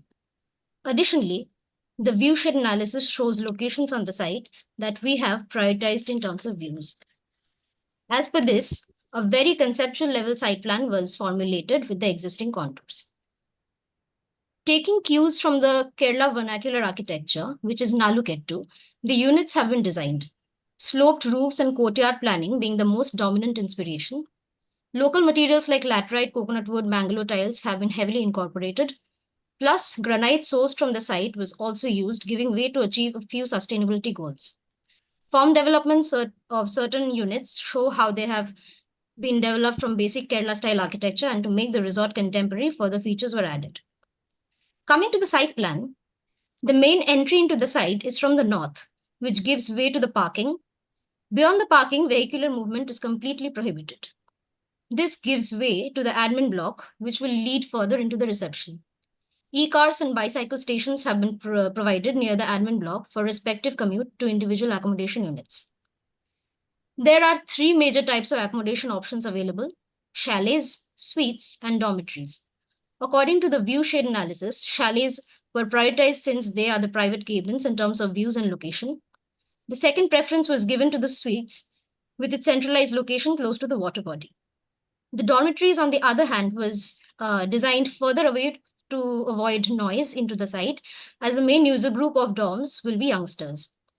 The dorms are also placed close to the camping area. 2 food courts have been provided on site, one strictly a family restaurant, while the other is a bar cum restaurant catering to all user groups. 2 bridges were also designed to connect both sides of the site, and it also acts as a viewing deck. The spa and recreation block has been placed in a rather peaceful location away from the other blocks and has been designed as per the wind direction. For horizontal circulation within the site, e-car stations, bicycle stations, along with separate tracks for each have been provided. While for vertical circulation, lifts have been provided to each level to reach another level from one. Adventure sports have been designed in certain locations as well. Coming to the site services, all the main water tanks, STP, transformer, biogas treatment plant have been designed particularly in 2 areas of the site so that every block can be serviced easily. And for maintenance of all the tanks, we have designed 2 service roads on 2 opposite ends of the site. For every block, electric supply, water supply, wastewater release have been taken care of. Every 30 meters, a fire hydrant has also been placed. Coming to the next slide, every user group have been kept in mind while designing amenities and landscape features. For the users who are adventurous and who want to do adventure sports, a lot of sports have been designed for them, Aman? like cliff diving. Yeah. Hi, Aman, your audio is a little unclear. Do you think you can just Okay. Hello. try to adjust your mic? Am I audible? Hello. You're audible, but Aman, it might be better that your partner takes over because your voice is really not clear. Can you give me a minute? Let me fix.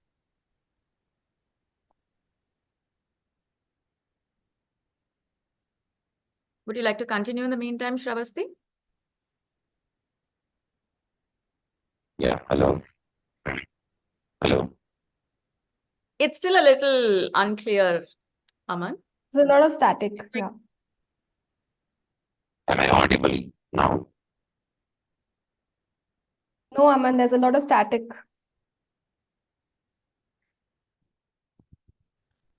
Hello. It's still the same. In the interest of time, can I request Shravasti to maybe take over until you fix your mic situation? Yeah, sure. Shravasti? Yeah, ma'am. So there are other site elements that we have taken care of. For example, we have taken care of the camping zone. Sorry to interrupt, Shravasti. We'd like to see the presentation full screen. Yeah, over to you. There's a camping zone that we have provided along with phyto remediation. There's also a fishing deck where you can, which is situated right next to the water body. So you can take the fish from the fishing deck. You can use it like a kitchen garden of your own. It is sort of like a kitchen garden. You can take the fish from the water body and then cook it there. And there are relaxing corridors in between the pathways, underwater aquariums, etc. For the adventure sports, we have provided cliff diving, zip line, sup yoga, bungee jumping, viewpoint glass walk. The glass walk is basically like a viewing deck for the bridges that I explained earlier. Rock climbing, floating pyre, artificial reefs, etc. There are also landscaping elements that we have taken care of. These are all plants that are locally available and we have incorporated them on site. And the plants that grow in this climate properly. Hello. Aman, we Sorry, can't make up what you're saying. Your mic still has the issue. Please give me a minute. Let me fix.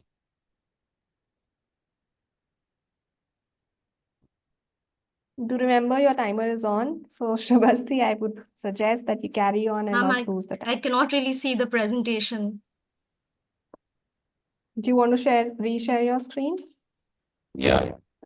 Hello. Yes. Coming to the administrative block, it has been designed in a way that seems like it is designed right on top of the water body, which is a part of the site. There's a reception inside, and along with main office and meeting areas and secretaries and directors' rooms. We have a very flowy shape of a roof that is basically a wooden roof with a truss that we have shown in the axonometric diagram. For the food and beverage block, it is The again food and beverage block has been designed for families and businessmen with conference hall for the meeting.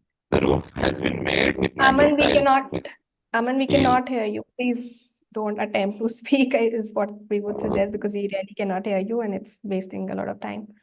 Okay. this is the food and beverage block. I'll go very quickly. This is one of the food and beverage blocks. The roof, as you can see, is a wooden roof with a very dynamic truss. We have also provided a driver's dormitory, which has Mangalo tiles on the roof, and then spaces, as you can see from the diagram. Next.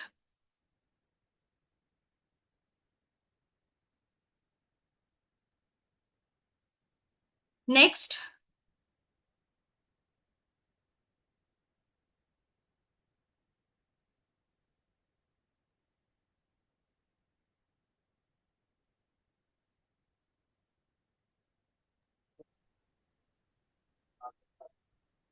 This is the second type of food and beverage block, which is the bar cum restaurant.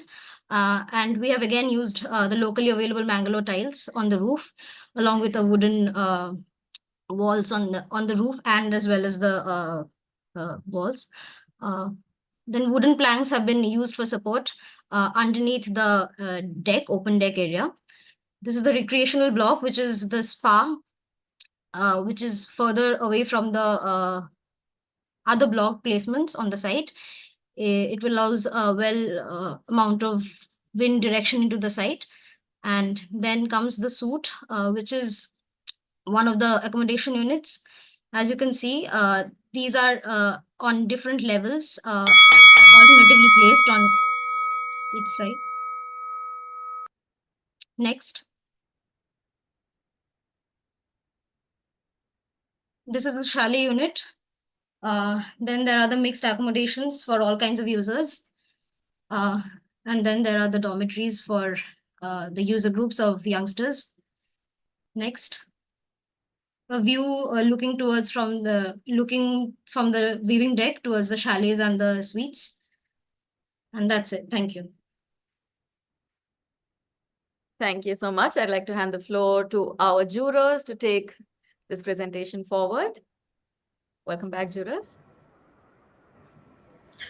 Okay, Sarvasti, I have quite a few of questions now. One, when we have an abandoned quarry, this place needs to undergo rehabilitation in terms of how you treat the slopes, how you treat the soil, how you treat the ecosystem, even before you attempt doing anything on a site like this.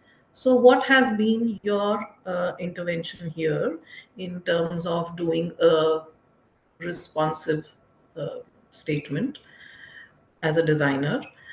Two, you have shown various kinds of geometries in different blocks.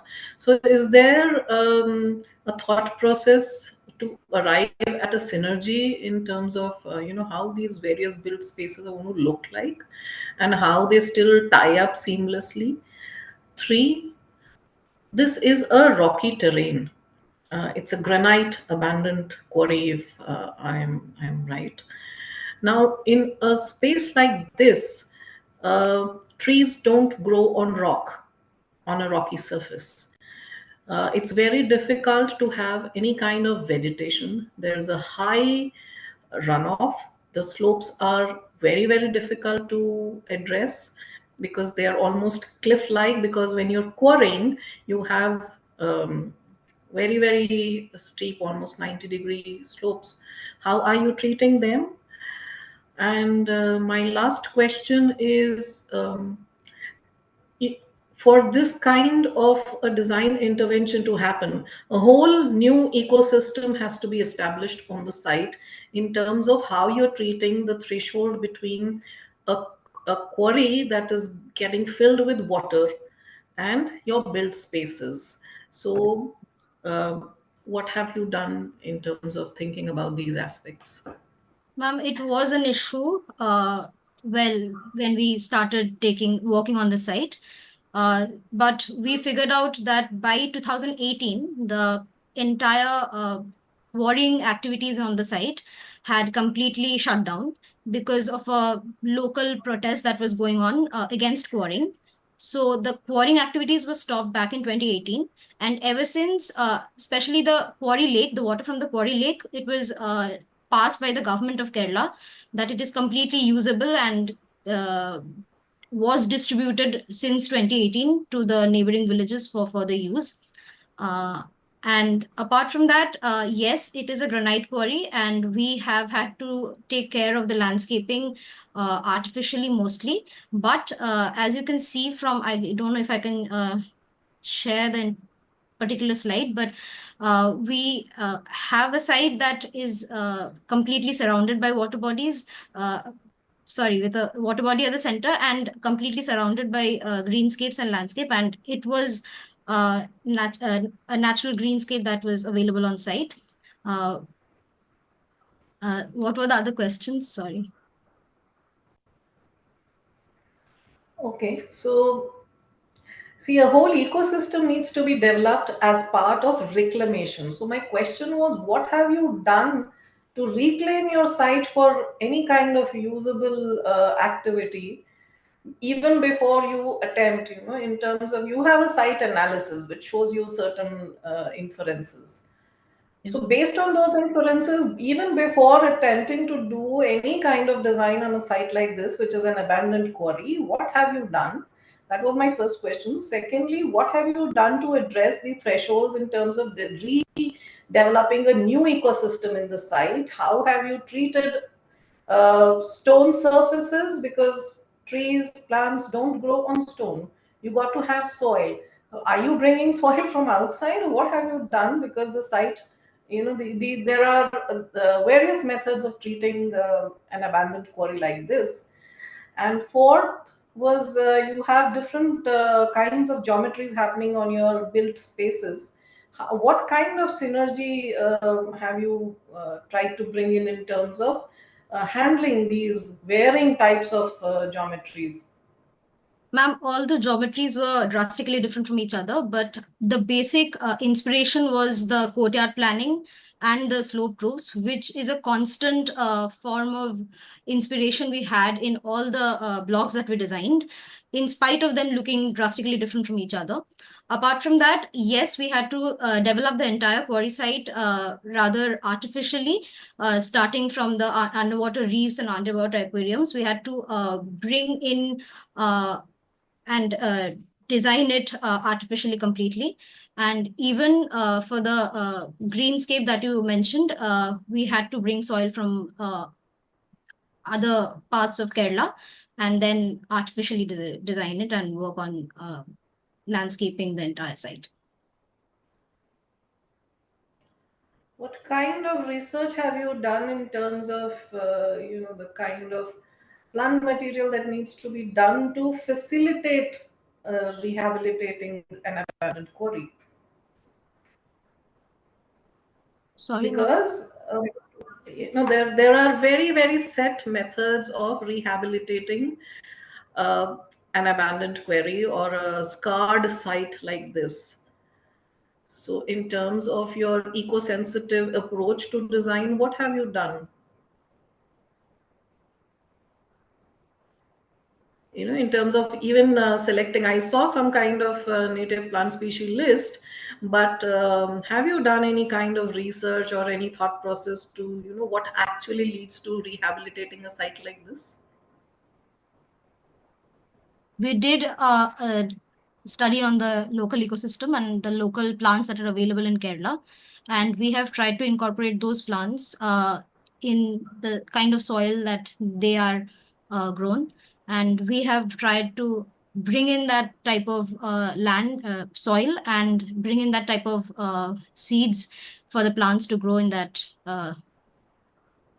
area of the site. Okay. There is something called, a riparian vegetation, whereby, you are able to do a certain reclamation process. There's a whole, system to it. Was that integrated in your site plan in any way? Or you have not been able to give a thought to that? No.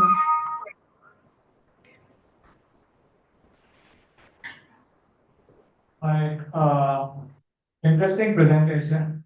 I just can you go back to your views that you had, which was there? You showed some pictures which were there with the houses on stilts which were there. Yes, sir. Please enable screen sharing for the team.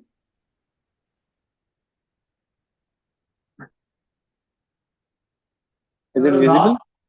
last pictures, yeah. So if you see, these houses are on the ground or on the stilt. What is it? This is on the viewing deck, sir. I had mentioned from the site plan that there are two bridges connecting from the eastern to the western part of the site. So this is a bridge that acts as like a viewing deck. I see the house behind. They look like they are like on these stilts. The houses are projecting out on stilts. What is there on the right hand side and all? Yes, So sir. Yes, sir. These are on stilts. So these are on stilts which you are making. Okay. Yes, sir. Yes, sir. So we are using steel truss for the structures. So what was the idea of doing this? For any idea? Because you had a natural contour because of the body which was there. So were you not using the contours, or what was the reason for doing these houses on stilts? So these are like more like, when we talk of houses which are in the flood area, then you put it on stilts. So was there a reason, or it's just the aesthetics? What was the reason? Sir, just the aesthetics. Okay. And actually, sort of it was for the done. fact that it is an adventure resort, sir. So we wanted those level differences and those difficulties to be present on site, because it's mostly catering to the youngsters and the young group of people who are interested in adventure sports. That is fair enough. And the another thing is, sir, actually, the another thing is, we did this because the user can get the proper view of the site as well as the site surrounding, because the site is surrounded by mountains. No, I understand that, but your main feature is the central water body. Yes, And yes. because the body will be stepping down towards the water body. So you have a natural contour which will be there in any which way. So Yes, sir, the definitely. will be automatically there towards the central water body. So I was just trying to figure out that why were you projecting these houses on stilts which are coming out like this. So Yes, that sir. was one question which I had. Second question I had was, I didn't see any plan of the hostel, because the hostel was kind of very solid block. So when you have a beautiful site like this, why would you, I don't know how the hostel rooms have been planned, so I can't judge from Sir, here. Actually, sir, the dormitory is a 6 and 8 bedded rooms. They have 6 and 8 bedded rooms with a common gathering space. We have provided. Yes, sir. It looks a very kind of when I see the houses Solid block. they are more organic, and suddenly when Yes, I yes. see the dormitory, it is more like a bulbous kind of a thing. So I don't know whether you are in a plan to even kind of put the dormitory a little scattered, which I personally felt. Second thing is, another question which I had was regarding the spa and this, because when I saw that spa, it was more like a square block. Yes, What sir. is- Yes, sir. Yeah, this also could have been more connected to nature, rather than Yes. being a very, this. It could have, means this also could have been a little more organic to the whole field. And Definitely. so was the restaurant, the circular restaurant which is there. This one. So I don't know how they sit onto the contour and how they fit into the shape of the contour which is existing. Means this would be that there would be some contour on that side also, and Yes. suddenly taking a form which is so solid and placing it on top of a contour side. So I don't know whether it's the right thing to do or whether I would go with the flow of the contour and kind of, make it more like a cave kind of a thing, just coming out from that contour and looking towards the water body, Yes. and making it a different experience rather than forcing an experience on top of a contour which is already existing there. So I would have tried to make these things more contextual to the existing site. I would have tried to kind of, seen that my buildings were more part of the stepping contours which were there, and they fitted within the same rather than placing them over the contour and trying to give them an identity. So this is my call. I think you guys can look into it. Thank you. Sure, sir. Thank you, sir. Thanks. Sure. Architect Sebastian, are there any comments from you? Sir, You're you're mute. not audible, sir. Sorry. Yeah. I would maybe it's a comment, because we know how quarries are. Like Mansi said, it's rock, and to suddenly turn it into this kind of a landscape is not easy. So I think you need to be more realistic and also a bit more sensible in the kind of response that you show. Because what I see is it's some kind of maybe an act of God. You suddenly turned it into a noises, is that how it should be? And also in your pictures, you see a lot of, you look out into the buildings, you look out through your windows and you see other buildings. Is that what you want to see in Kerala? You want to see the landscape, you want to see the quarry, and quarry also has its own beauty. So with the rocks and then that contrast and then the starkness, and also it's a reminder to what man's interventions, what the brutal interventions that man makes on the landscape, what impacts that, and that also has to be projected at some, in some ways. You cannot turn the entire thing around and make it a very beautiful landscape. So you have to be, more sensible or sensitive to the context. So maybe instead of putting the buildings all around the place, maybe there are some areas where you see the stark rocky landscape that it is, and how through systematic restoration process you restore the landscape back, and then do this process, and it can also be an education process, a way of educating the people about how we tamper with nature and how difficult it is to reclaim it back, and all those things. There are a lot of other things that can be brought into act in this kind of a design. So those things I think were missing, and also the use of Kerala roof. Just because you say you can put some tile roof doesn't make it a Kerala roof. It has to have a bit more thought out, and also the curvy linear thing. The Mangalore tiles don't work out on that. So it has to be a different roofing material. So it'll all be different kind of structures. So that is also another thought that I have to share with you. Yeah. Lots of food for thought, Aman and Shasti. Thank you so much for your time today. All the best. And with that, we'll move on to the next presentation. Thank you so much. Our next presentation is once again from the Eastern Interface. Please join me as I invite Svetlana and Sohini to take to our virtual stage. Good morning. Am I audible? You're audible. I'd like to request you to share your presentation.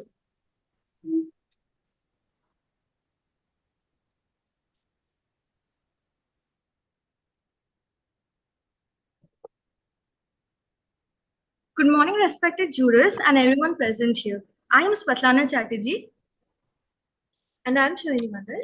Our project is a high-rise residence of community center Milan Mool is an attempt of weaving tapestries of self-fulfillment and traditional living in modern Bengal. Milan means to unite all, and Mulan tugs at the emotional differentiation of a house from a home. Frank Gehry said architecture should speak of its time and place, but earn for timelessness. The project ensures inclusion of amenities to improve livability while nourishing hints of traditional ideologies. In the world of urbanism, a lot of high rises are being constructed, but due to modern trends, they feel alienated to the locals who are used to traditional housing. In this concrete jungle of glass and steel, we have tried to create a high rise which is relatable to the locals. A place where although your feet does not touch the ground, but you are in the embrace of Mother Nature. This 3,000 meter square site in Kolkata has all the basic amenities within its proximity of 2 kilometers. Learning from his son, we develop our farm, including vertical gardening, zone our open spaces, decide vegetation, and explore solar panels, sustainable measures, BIPVC cells, and solar street lamps. The windows, louvers, ventilators, and terracotta jalis are as per the prevailing winds. Landscaping, sound insulating walls, and Saint-Gobain steepered noise control glazing helps us with the noise control. Side contour, swales, eco-paver blocks create catchments for rainwater harvesting. On-site STP also takes care of the rest. Most interventions are nature-based solutions and the renewable solutions. The form has been achieved with subtraction, repetition, and interconnection with the play of volume and architectural features. The project follows Japanese philosophy of life, Ikigai. The center fountain represents life, and the spaces adjacent represent the 4 aspects of Ikigai. The skywalk acts as a metaphoric and physical connection between all these aspects. On site level, we have a cultural pavilion representing what you get paid for. Here, one gets paid in terms of kindness, gratitude from volunteering. It takes inspiration from double-thatched Bengal huts. A sensory garden says what you are good at. Being ideally, humans are good at experiencing life. Every step is a different gives a different tactile experience and uses different paving, different color and smelling trees. A greenhouse with exotic plants represent what you need. Here, a need to reconnect with nature. It has a modular construction. Finally, an unbuilt barrier-free meditation garden with mounds and depressions to represent what you love, here promoting self-love. At building level, Ikigai is materialized with facilities on the ground floor of all the 4 towers. At the most private notch is a daycare and senior center representing what you love. Here the love for the past and the future. Indoor gaming facility saying what you are good at having fun in life, and followed by a library representing what you need to learn and explore the depths of knowledge. Finally, there is a departmental store and pharmacy representing what you get paid for. Community center falls under the public zone with the residents as the private. A transition in the between divides these 2 zones with the help of roads, parkings, and landscapes. All the 4 tower heights are gradually increasing from the west to the east, creating a visual flow from the low rises in the west of the plot to the skyscraper in the east of the plot. All communal activities is reserved for center, just like in Bengal courtyards. A substation having a separate entry from the service road has also been provided. Primarily, we are proposing 5 model plans. There are 64 1 BHKs, which has a type A, which has 67 meter square area, and a type C, which has a 90 meter square area, and 136 2 BHKs, including type B, which has 120 meter square with terrace garden, and type D with 94 meter square without the terrace garden, and 32 3 BHKs of type E of 122 meter square. The bedroom has interior inspired from old local houses, but with modern solutions of Ecofoams, Accutex T-White ceiling tiles. We have also introduced cork insulating flooring and cool lit, Oray and extreme glass solutions. Rattan louvers are used as they are lightweight and extremely recyclable, and they also empower local artisans. Kitchen and living room have similar incorporations with heat-resistant glass and terracotta jali that separate the two spaces. Interior walls have glass concrete used. The 5 models harmonize to form each floor plate, which is separated to change tower heights. The daycare has SGG Parsol body tainted glass gyprock active airboard and noise control glazing for safe and sound environment as per resting, dining, play areas, meeting rooms, etc. The indoor games have a similar material finishing with acoustic wall panels to keep the sound inside. The library has reflector solar control glazing and thermoplast ceiling panels for sound insulation, and the departmental store uses decor glass as well as anti-slip durable flooring. The towers are connected by 2.5-meter floor-to-floor height service floors that also double up as refuge floors. A concrete core forms the service core with lifts, PWD hold points, fire staircase, and well-ventilated corridors while keeping in mind universal considerations.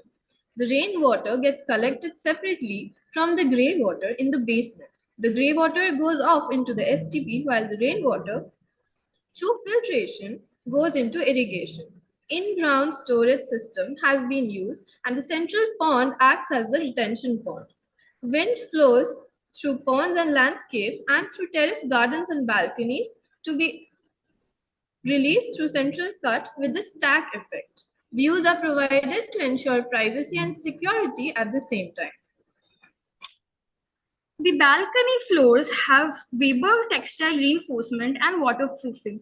The roofs have polystyrene sheets and a 2% slope to take care of the water which is being stored there. The facade has exposed brickwork with hints of terracotta.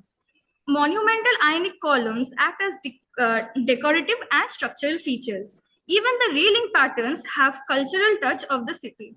Filler slabs with earthen pots reduce the dead load and provide aesthetics to the corridors. Refuge floors are also treated the same. Skywalks have alternate arches with isol but fully tempered laminated safety glasses with photovoltaic high-efficient monocrystalline cells. And the systems for this entire solar system, which is the DC connect, the charge control, the batteries are all present in the service floors. The walkways are shaded either by the buildings or the skywalks or vertical netted vegetation. And the entrance has 3 arches which are inspired from the Bengal temple architecture. Skywalks have green roofs and upside down arches with thin glasses so as to incorporate seating.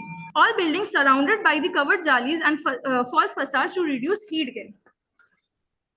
The community center in the public zone is open to all with shaded overhangs, coolants, hybrid jali solution, and Indian-style hollow columns acting as rain pipes and lotus motifs symbolizing water cosmology. The foundation is of compressed, stabilized earth blocks. Ground floor has swimming pool with lap pool, children pool, luxurious decks, bar, etc. The gym has thick columns that double up as seating and has slip-resistant surface. The dance area has wood flooring, full wall glass, and cultural motifs for sentimental purposes. The first floor consists of the banquet hall with its separate access from the ground floor, and it opens up into a spill-out area. The west has courts with specific sport base and vegetation to reduce urban heat island effect. And the east has a playground with open gym, step seating, and a walkway made of piezoelectric tiles which produce electricity. The stream, which is at the center of the site, has 2 ghats on both the ends which reverberate the ghats of Ganges. The stream represents the flow of life. The landscaping with very specific trees cater to catchment areas and increase the surface runoff. And the landscaping overall reduce the heat gain of the entire site. The basement has 2 entries and all the pump rooms and all the services are between the 2 service cores of all the towers. And it has a capacity of 250 car parkings. The entry to the basement has a tensile structure. And in the end, Milan Mall focuses on not just satisfying the need for housing in Kolkata, but tries to improve the livability and quality of life. It improves a lifestyle splashed with vibrant experiences and makes maximum and efficient use of limited land resources. It promises a multifunctional blue-green space along with the lifelong dream. Thank you.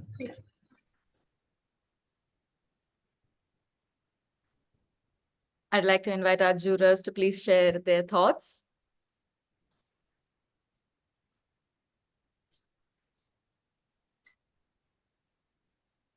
Over to our jurors. Welcome.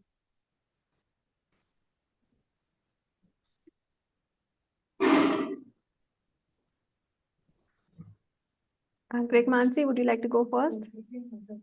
Any comments, questions? So, Svetlana, you've spoken a lot about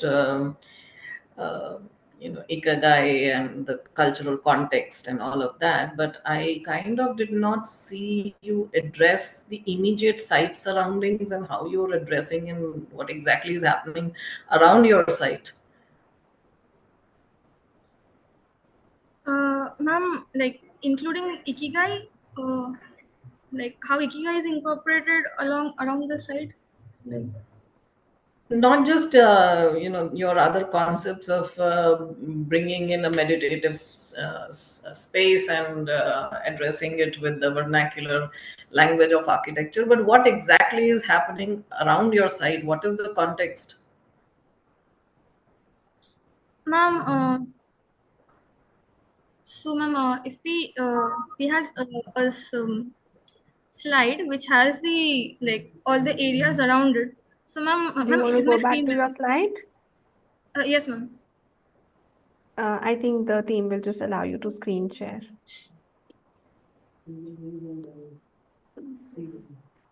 Try now. Ma'am, so our site is in a like along a highway which also has a canal, and ma'am, this entire area has housing societies which are around just 2 stories, while here there is a urbana which is a skyscraper, and like the way we have incorporated our design in the site is that like our towers are increasing in height from like this area to this, like from the east to the west. Like this tower has like like 7 floors, and these two are increasing, and this is the like with the maximum floors. So that way we have incorporated the site surroundings in our design. And ma'am, as per our Go back to your slide. You have a large maidan right behind your site, if I am right. Yes, ma'am. So, do you think your hierarchy of building up should happen overlooking the housing society, or towards the cricket ground, or what has been? I mean, the way you treat this site, it makes it very unique to only this site and not something that's happening somewhere else. Actually, when we went for the site visit, ma'am, although it is looking like it appears to be a cricket ground, but actually there are informal slum redevelopments all around it. So that is why we did not take into consideration, because we did not want to go into like slum redevelopment or those things. And also another reason for keeping your site is overlaid on a Google plan, right? And Yes, you ma'am. have two large lengths of your site overlooking the actual ground. Forget about that piece of small part which may be overlooking some dense slums. Yes, but largely your back and your other side is facing the open ground, which is the Maidan. Yes, ma'am. And if I look at your site plan, what is the hierarchy of heights of your building blocks? Ma'am, this has a 33-meter level. This has 60 meters level, and this has 110 meters height. Right. So my question is, why would you orient your buildings like that as opposed to giving a maximum view to an open space rather than orienting it the way you have? Is there some other reason for having oriented it like that? Like even the like wind and the views, like maximum will be achieved in this tower. Like if we had made it like the opposite, then the views of this star like would have been blocked by this.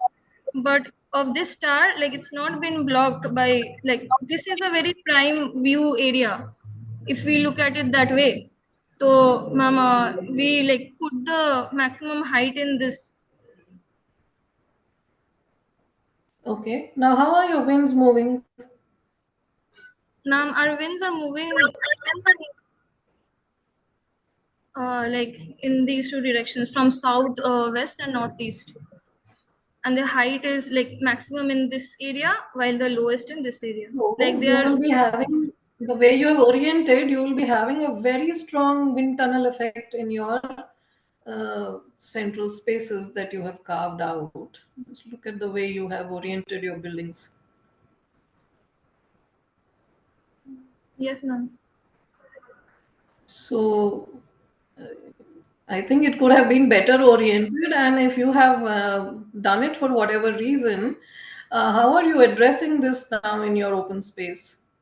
Because there, the open space is also to be treated like, you know, a room which is enclosed in a different way, where your building block starts acting as walls.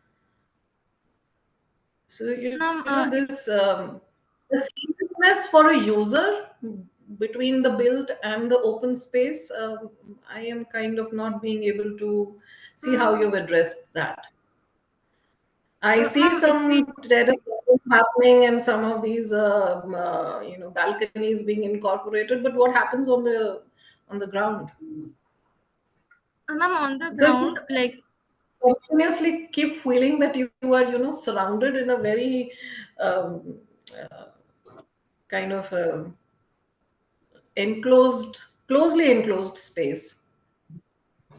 The sense of openness on the ground level is something I am not very sure how you're able to achieve. oh, yes, ma'am. Like, the distance between these two towers are 20 meters actually. This length. So there is this area which is being formed here. And yes, I agree with you that the And you openness look may at not the have been achieved. configuration of your open space, you have a large water body completely bisecting the space into, again, two pieces. Go back to your site plan. Is there a reason that you have done that? What was your thought behind doing it? I just want to understand that. Like we incorporated a water body in the like center to like reduce the heat gain in the, although like in the middle, and also create a like not just a like cooling effect, but also like the sound and everything which comes with the like with a stream, because it is like it's running from the top to the bottom, like the water is keeps on moving. And also like we created this area, like the rainwaters are going to this pond, uh, and from there like it's being used as like a central area. Like we wanted to centralize the entire space with the idea of water, which we have learned is the birth of like life.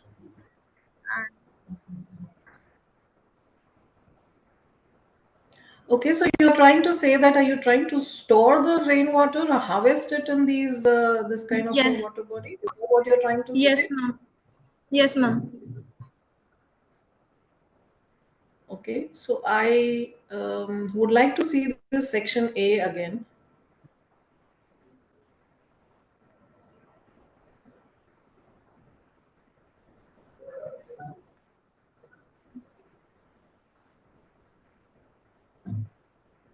So where does this happen? And how does that happen? It's on the section.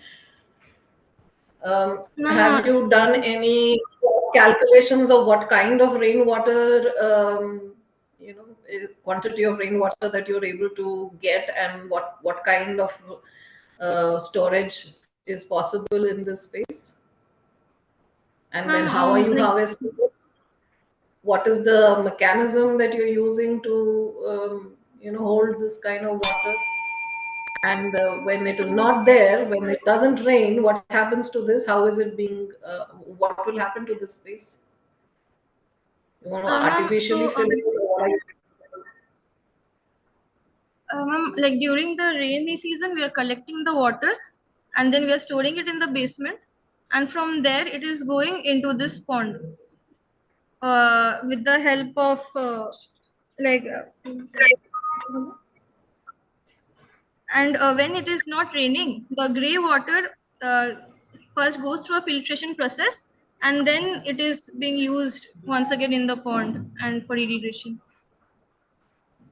So are you trying to say that you're mixing the rainwater and the grey water from the flats?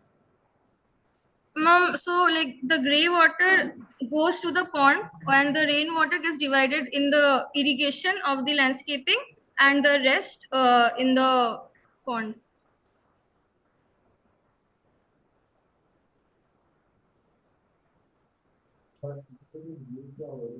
I think there's Okay. much thought I will not that comment on that, but you can carry on and tell me now, what are you exactly trying to do? Are you incorporating any other systems of sewage treatment plants, or how are you going to maintain all of this? Ma'am, so like we are using in-ground storage system for the rainwater harvesting, and we do have a STP in this corner, and we did the calculation for the STP. I'm apologizing, we did not do the calculation for the rainwater, like amount of rainwater which we will have, and like mostly the rainwater is being used for irrigation after filtering, and the rest for this pond. So, team, I think there are many points that you've probably not thought through in much detail. Given the paucity of time, I'll request the other jury members to also ask their questions quickly. And I hope you'll take Architect Mansi's point well, that you need to think very extensively when you're talking about these services and complicated systems, and not just arbitrarily put it out there. So, other jury members? Yeah, I think this presentation was pretty eclectic in its look. There's too much of everything inside, from arches to columns and everything. And I think you're trying to do some open setting, but it's very cookie cutter, which you have just placed with different heights and connected with these bridges which is there. I don't want to take much time. I just think that much more effort is required in this. When I see it's hardly contextual to the surrounding also, and given to the kind of orientation and the shape of the site. So personally, I felt that this would have been dealt in a very different way, rather than the way it has been dealt. So I think you can just go back to the board and see what differently you can and how differently can you break this rigid geometry and create a far better sense of space. Even the look and feel, if you can kind of contain the look and feel to certain factors, it will be better rather than going overboard and putting in so many different features and trying to make it so eclectic and its look and feel. So yeah, I think it needs a little more work on this. So I think you guys can put in a little more effort and see if something better can come out from where you have started. Thank you. Thank you, sir. Thank you, sir. Yeah, I think I have also very similar comments. Firstly, I think the site is heavily underutilized. Underutilized in the sense that a lot of areas in the site are heavily used, while certain areas are not utilized. And you could have easily left with the kind of land you have it, and in the layout that I see, you could have left a lot of areas which could have been a virgin landscape, and then and at the massing level, I think if you had taken wind direction into consideration, the views into consideration, you could have taken cues from the Urbana project, which is nearby, how they've utilized the views so it should be a different take in terms of the massing. And also the stepping kind of you randomly decided what is the criterion for coming to such varying heights that you have brought in. It has to have some logical reasoning to it, and also the when you have varying heights of building, the floor plans and the spaces between also have to differ. When you go so high, then that means your horizontal spacing also has to be more. But in plan it looks the same. But when you look at the section, it's a different story. So that has not been thought about. And also I think you've completely lost in terms of the scale of the spaces, and also how that building is perceived at the road level. You will be basically seeing all the parking at the ground level, and there is no connect between the parking and because the parking will be completely blocking off everything, and all the landscape that you see is from the sky only. You can't see everything.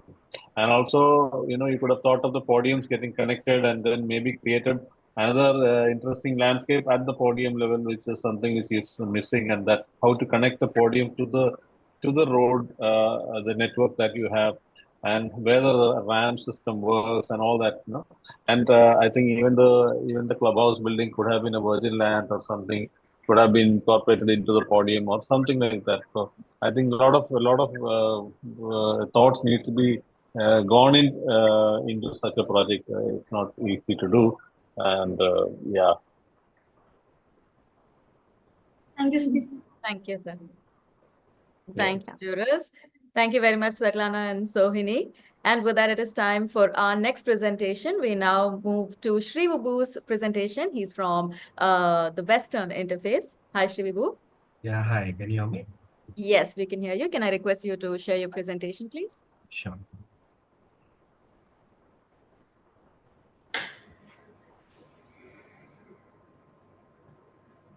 Let's see. Yes, absolutely. Over to you. Impermanence in architecture, the context, the inhabitants, the inevitable change. A case of Premabai Hall and the Bhadra Fort Precinct is a case study and a design program that I would want to present under the public buildings category of design. So where it all started from is that, we generally observe things around us. And based on that, we also realize that there's something that the change is constant. And when we all know that, and we also realize, or at times don't realize, that people change, context changes, materials change, everything changes, then what about architecture? How do we look at that? And when we talk about sensibly and responsibly designing, why do we look at architecture as a one-stop go solution? So that's what stimulated the whole process. There's this nature that exists, there are the inhabitants that exist, and there's the built environment made by this inhabitants. If this is the Venn diagram that we're talking about, then what are the different kind of questions that stimulated me to approach the design in this particular way? Was it how do we mediate this kind of permanence that exists? How can we mitigate unsustainability and look at more culturally sensitive practices, thus questioning practice of architecture? And the third one was thoughtfully approaching design that makes it responsible. So if we spend like 90% of our lives in these built environments, why do we care so less about them? Is what, was a trigger point for me to look at this particular design journey. And how do I go to it? How do I experiment this idea was for me to parameterize the whole site selection criteria, which was very essential for this process. So where would such kind of an idea be evident? An urban setting.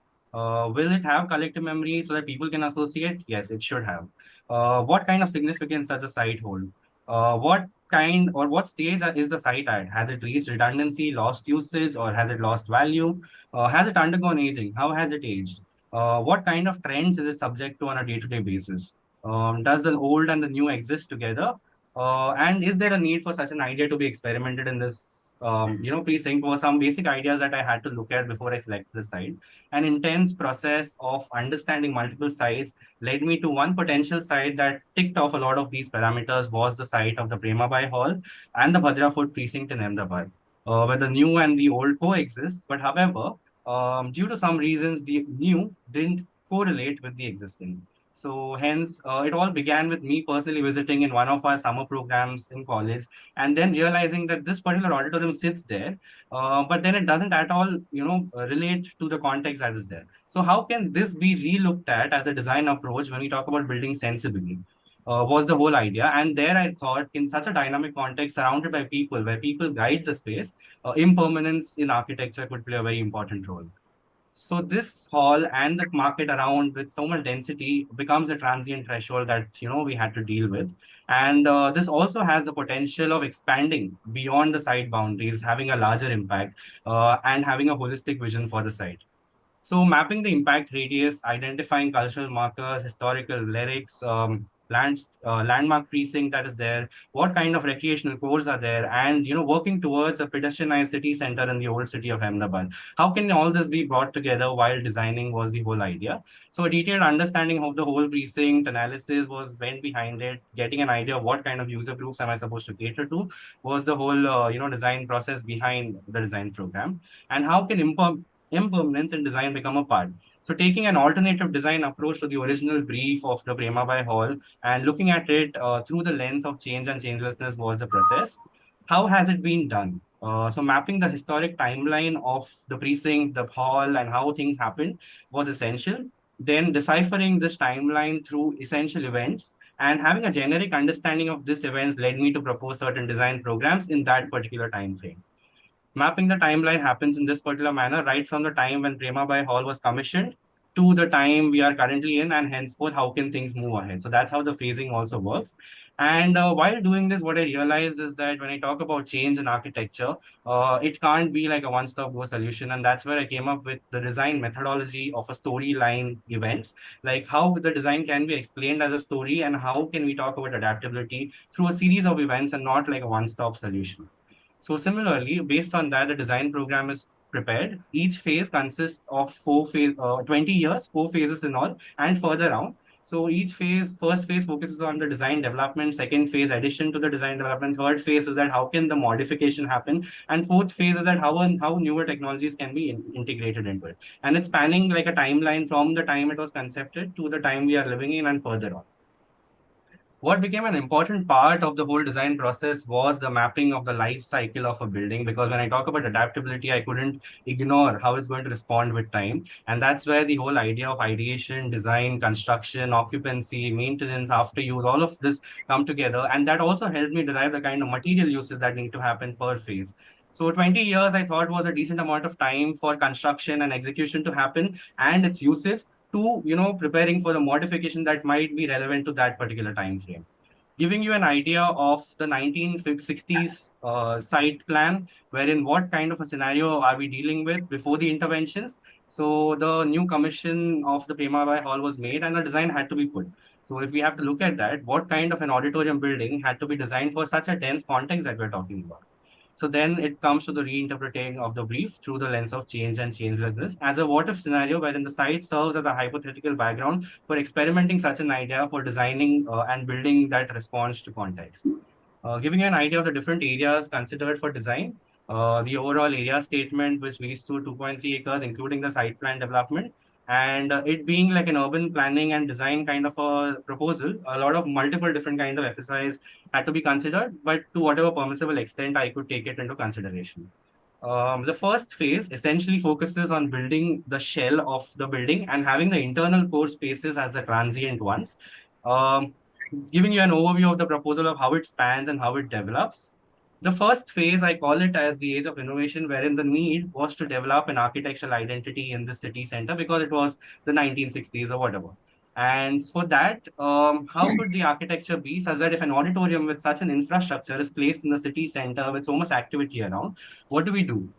So the idea was that I use 50% of the site for the built part and the 50% I keep it as the public porosity element that has always been the nature of the space. And that's what integrates the inside outside. So even if there's a heavy built entity like an auditorium, what blurs it out or what masks it down is the kind of different transitional spaces or the kind of public spaces around it. It is like a storyline, how people start associating to a new building when it comes, in a context like this. So the porosity of the surroundings help it, dilute or dissolve itself in the context, not standing right in your face. But the auditorium still, seamlessly functions without hampering the any kind of everyday situations. This gives you an idea of what was the initial phase and how is the auditorium building looking at in terms of functioning. That is the auditorium and a town hall, because that was a necessity of a social congregational space in that particular time frame. which further gives you an insight into this particular section, which will keep recurring, which will show you the modifications in terms of architecture. So if you'll see, there are two types of storylines that run parallelly in this design. One is the internal architectural evolution, and one is the contextual evolution. So how both of these keep integrating at multiple times, forming a holistic vision for the for the place till the phase 4. A schematic understanding of the different material and the structural systems, keeping as basic as possible, which allows modularity and adaptability in the future, was the whole idea. So whatever materials prevalent in that particular time frame have been considered and accordingly designed. Transitional spaces wrapping around the central core, making it like a passive design strategy for lessening the mechanical ventilation and keeping things as easy for maintenance also possible, was the whole idea. And as I said, the heart of the design would be the public spaces that surround the main building, as the auditorium becomes one function, but the public spaces integrate and involve more people and make it more people friendly. The second is becomes wherein the phase of the increased demand comes, migration, vendors, and all of it start setting up markets in this particular phase. So if that is the case and a lot of encroachments happen, what do we do? We have an auditorium building. What we could do is the 50% of the public plaza that's there, it's along the blurring of the edges. So how does the edge blur into creating market spaces and vending modules for accommodating these kind of newer things? So catering to trends, as I mentioned earlier, was the whole idea. So what are the kind of trends? The market space exponentially grew. So how do we do that? We start providing fewer spaces with that, and that could be integrated. And these are like basic solutions that could be added. And what kind of internal changes can happen to the existing build for it to become like a revenue generation model and a self-sustainable model? So the balcony portion of the auditorium starts functioning like a cinema theater, which can be independently run and utilized.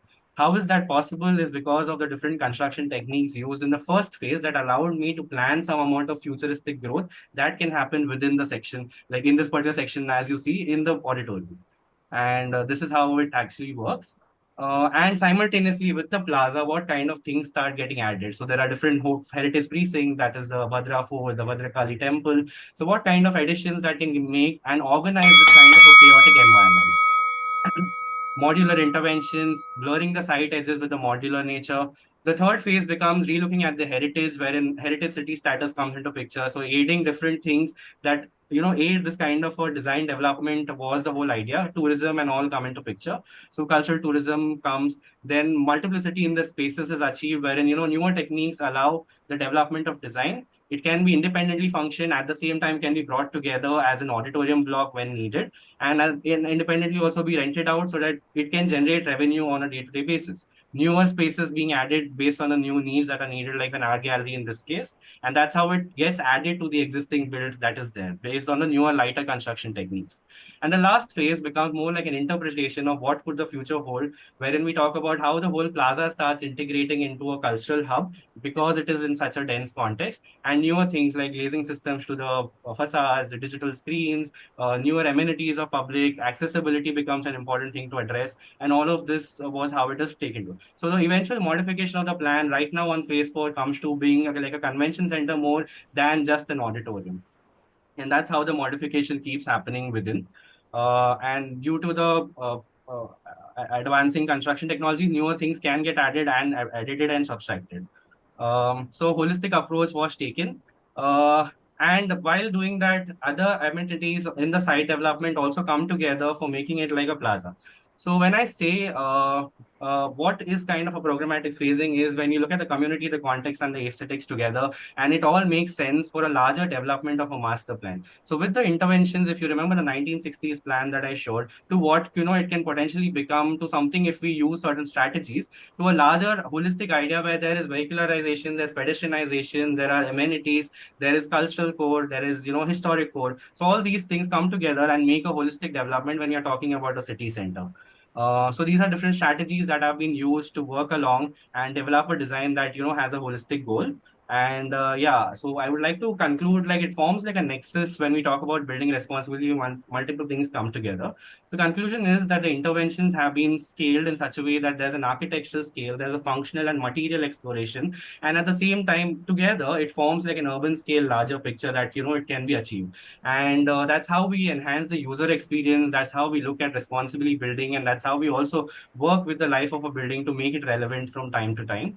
And I would not say that phase 4 is the end of this design, but it's like a milestone that we have achieved. And given the time frame that also I had, but however, the end of the phase 4 is looked at something that looks at reaching a plaza that is like a cultural hub, but weaved around a single, built entity like an auditorium, and how that can also create a larger impact in terms of development. And as I earlier also mentioned, I very thoroughly believe. Yeah. Sorry to interrupt, but No we're a worries. little Yeah, over time. If I may request our jury to share their thoughts. Also, just requesting the jury members to keep the Q&A as short as possible. Over to you. Any quick questions, Thank you. comments?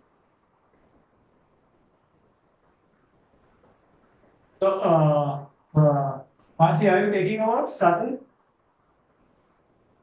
No, I think you can carry on if you have something to ask. So, I think interesting project. I don't know if I've walked on this place. I walked in most of the walled cities of Ahmedabad, and I've stayed in Ahmedabad in the walled cities, so I know what it is, and I know how congested it is. I would have taken a lot of inspiration from the Louvre of IMPI, and I would have given the choice if I had to do something like this. What is constructed. I wouldn't add anything further on the ground level on.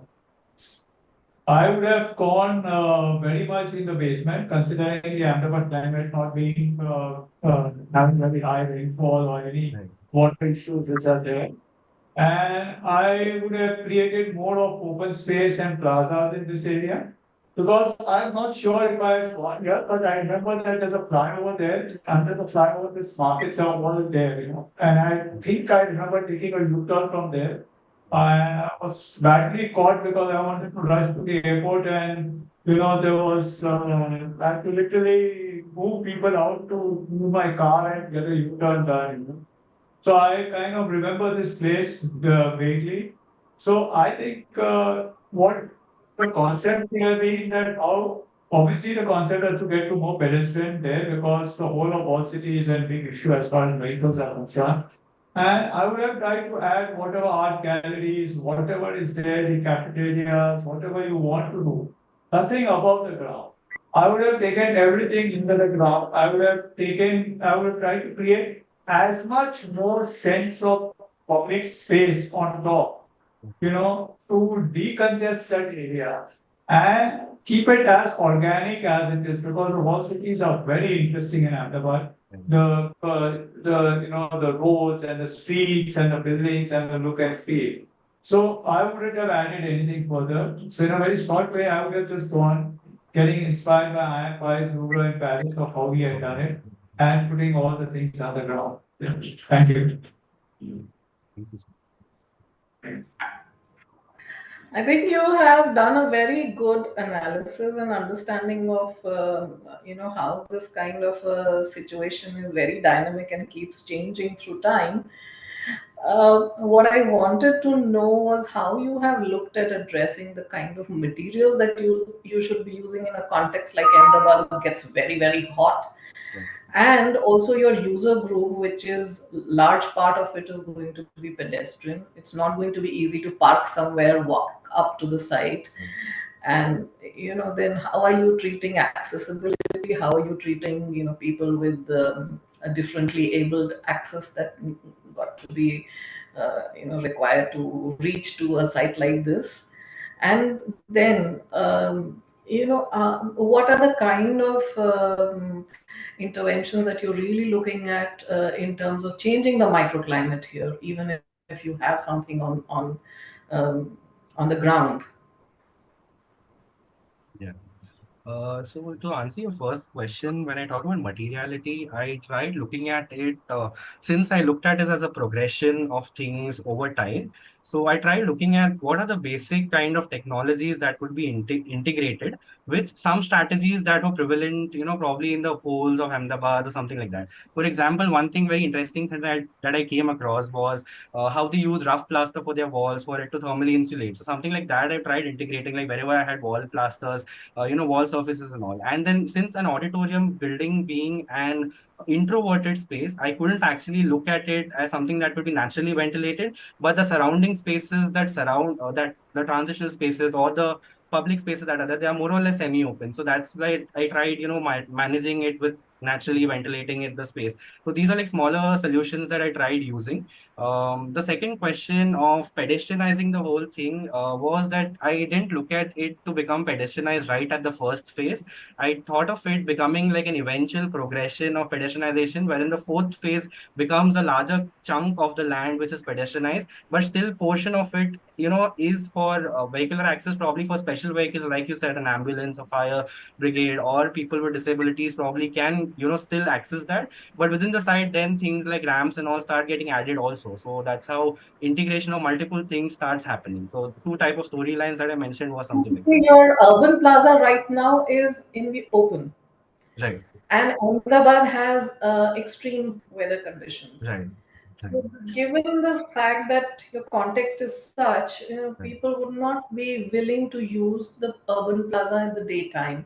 Right. And even in the evening, it tends to, again, radiator, the heat island effect that happens. Right, absolutely. Because your hard surfaces are going to be so much. So, how are you thinking of mitigating or addressing all of this? Yeah. So right now, like one thing that I have as a conscious thought, like when I visited site like 3 to 4 times, I also realized that the afternoons are also equally busy, because it's like a market space that so it thrives through the day. But it's very temporal that way. Like in the morning, there's a certain type of crowd. In the afternoon, there's a certain type of crowd, and in the evenings. So probably the public plaza where the green open space is there in the center, that is the Karan's Bagh, probably will be used more in the evenings, is what I thought. And smaller design strategies like avenue plantation and all is what I've thought about. Not very detailed in terms of a microclimate like you mentioned, but probably I can like further look into that and develop that aspect as well, like you're saying, to increase usability. So I agree to that.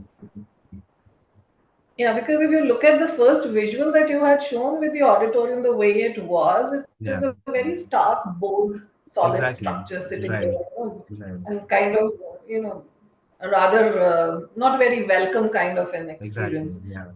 So, if you want to draw people to a space like this, and it is bubbling with activity during the daytime as well, Right. it got to be very kind of user sensitive in terms of bringing down the microclimatic temperature in the site, making surfaces out of material which addresses the user comfort. Right. And then in terms of scale, of course, you have a human scale, and then you have something which is transiting between the built spaces and the surroundings. And then, of course, you have the Badra Fort. I mean, these hierarchy of spaces got to be a little more thoughtfully addressed. Look into Any that quick aspect. question or comment from Architect Sebastian? Yeah, I mean, I would congratulate you for the excellent study that you've done, and the analysis is very well done. And you've given a lot of thought to it. And again, like some of the other jurors said, addressing that space, instead of building too much, maybe I would also have looked at maybe building less and being more sensitive, maybe using the, shading system, taking cues from the step wells, maybe how you can create spaces, without adding, maybe subtracting, use of the landscape, trees, plants, and all that, and also maybe those kind of solutions would have been thought of. Is what I thought. Yeah. Make a note of that. Thank you, sir. Thanks, everybody. Let's quickly go to the 7th presentation. Thank you, jurors. And with that, it's now time for Aanchal. Aanchal's from our Northern Interface. Hi, Aanchal. Hello. All right, we can see your presentation. Can I just request you to make it a full screen and we'll be good to go? Yes. So, is it visible? Yes. Over to you. Okay. Thank you. So, welcome everyone to my presentation of Arohan Vidyalaya School of Initiative and Enterprises, where architecture becomes a beacon of hope amidst the challenges faced by the marginalized community. As we all know, hidden amongst the bustling cities of the world are pockets of society that often go unseen and unheard. So basically, in this project, we'll be exploring the reality of education in slums, the challenges these children are facing, while learning from their ability to create their own solution to the challenges they face. When we talk about the census of Delhi, there are almost 2 million people, that is 28% population that is living in slums, according to the reports by Crimes of India. Whereas the high school completion rate is 42% and the dropout rate is 46%, which impacts their education, further impacting their living condition and never-ending cycle of poverty. The idea behind this project is to provide the children living in slum with the access to education through a school that is rooted in community participation and empowerment. Because just show.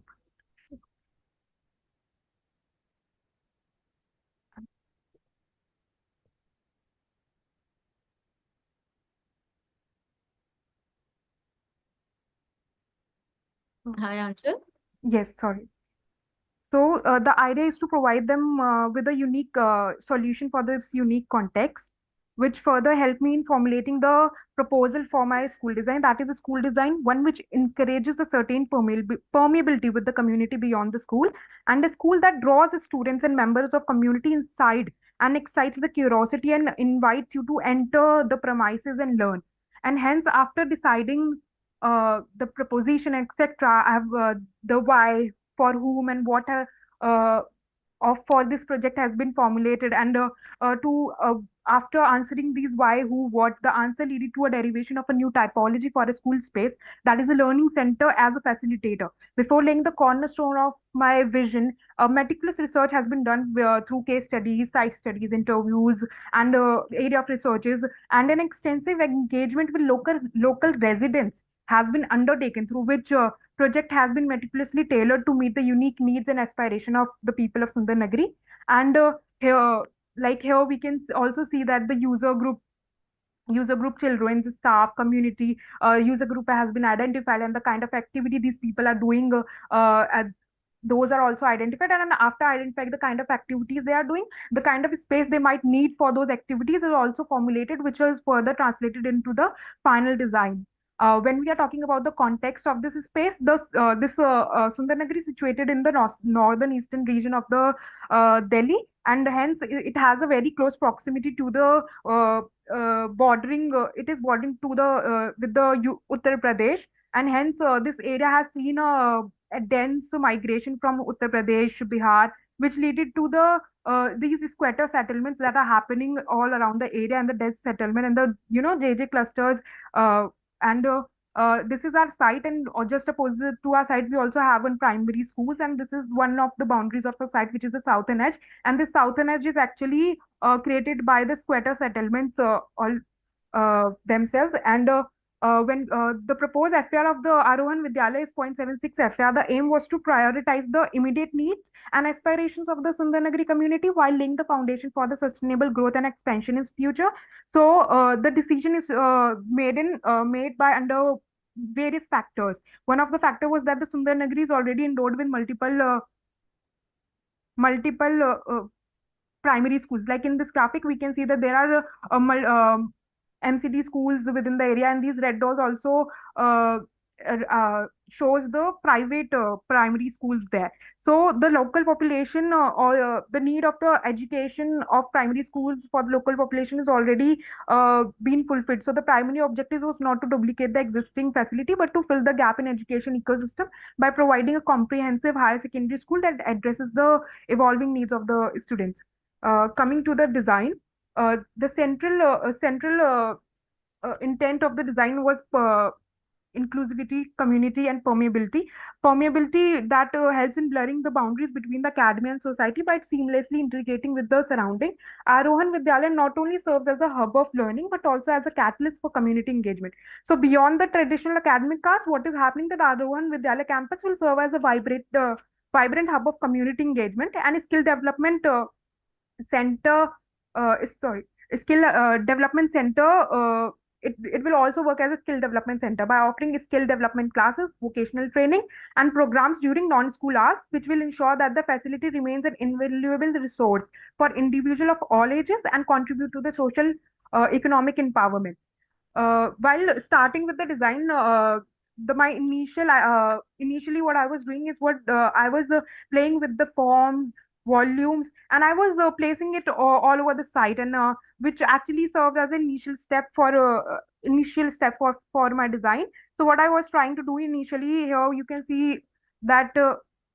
I was trying to spread the volume on the ground more, and I was trying to keep my height lower, like G+1, G+2. So, through that, what happened is like I was able to create some open and permeable areas in the classroom for classrooms and student interaction. Like these are the classroom, and each classroom should have their own green areas, and the permeability should happen, and the central spine. Was created for everyone to congregate, and knowledge is shared. Almost all these concepts have been continued in my further iterations, and leading what was the drawback in these iterations, that there were some areas that were created in these green areas which might not be as useful and might not be used as how I was envisioning them to. That's why I started incorporating some basic shapes with the ideal orientation, etc. And also ideal orientation, like here we can see the green pockets are also formed, but in this and to activate the activity learning spine, I tried to put the corridors here so that the all the students will come and congregate here in the learning spine. There's a southern edge treatment has been given here, where there is a squatter settlement, and the more at first I was trying to give a larger green areas in the previous iterations for these squatter settlements, to as a relief area for them, but then after a few iterations, and I decided that there it will be right to give a more regulated area for them. Here we can see the idea of the visual connectivity throughout the school, the boundary wall design, classroom areas, and the different kind of learning spaces basically that is happening. Here you can see the aerial view of final design. Here we can see that how it's sitting within its context while creating a permeable edge between the community and the school. This is the ground floor plan. In the ground floor plan of the school, what the idea was to do the zoning in such a way that the ground floor is a is all permeable in a sense that the skill development and vocational classrooms like computer lab, library, multi-purpose hall, that is that is also indoor sports area, etc., dance, music, robotics labs, all the activity based learning and vocational labs are given on the ground floor. So when using uh, so when the community will be using this school after school hours, it won't have a problem. Also, these are this is the first floor plan. The different kind of outdoor learning spaces have been provided. This like relief area, central spine. So we can see that this is a central spine, which is a core of the design, which allows the classroom seamlessly blend with the open spaces, fostering collaboration with student and teacher interaction. Here in the section, we can see the different kind of treatment is given for the different facade sunshade treatment. Also, the central spine is also acting as a courtyard. The jali used to cut the direct sunlight to keep the inside cool. How the spaces are transitioning. The classroom transitions the corridor. Here, this is the idea of the classroom that and how this classroom can open up to the corridor and expand in the corridor and use the corridor as a learning space as well.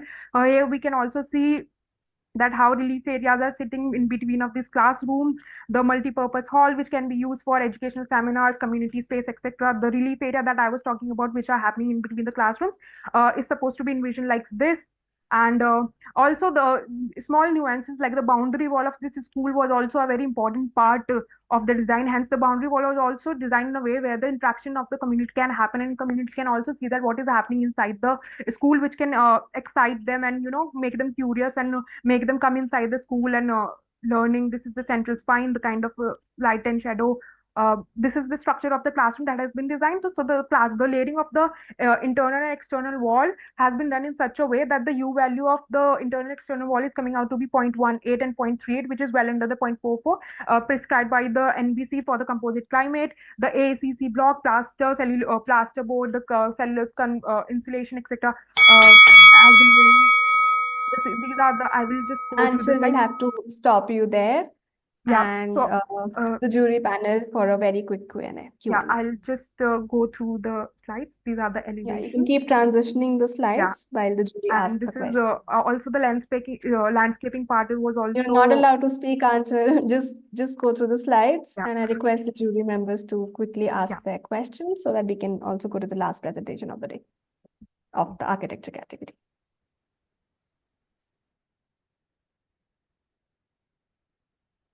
Mansi, Yeah.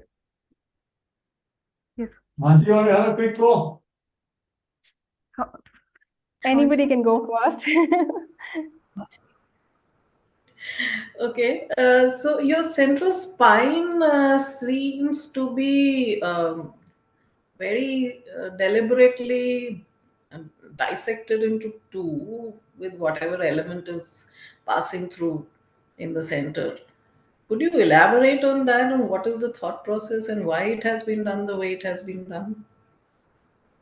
Just maybe I can share my screen.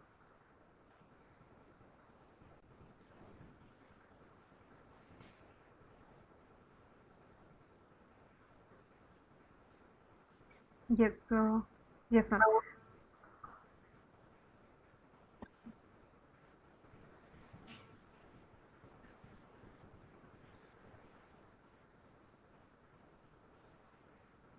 So this is how the central spine basically was envisioned.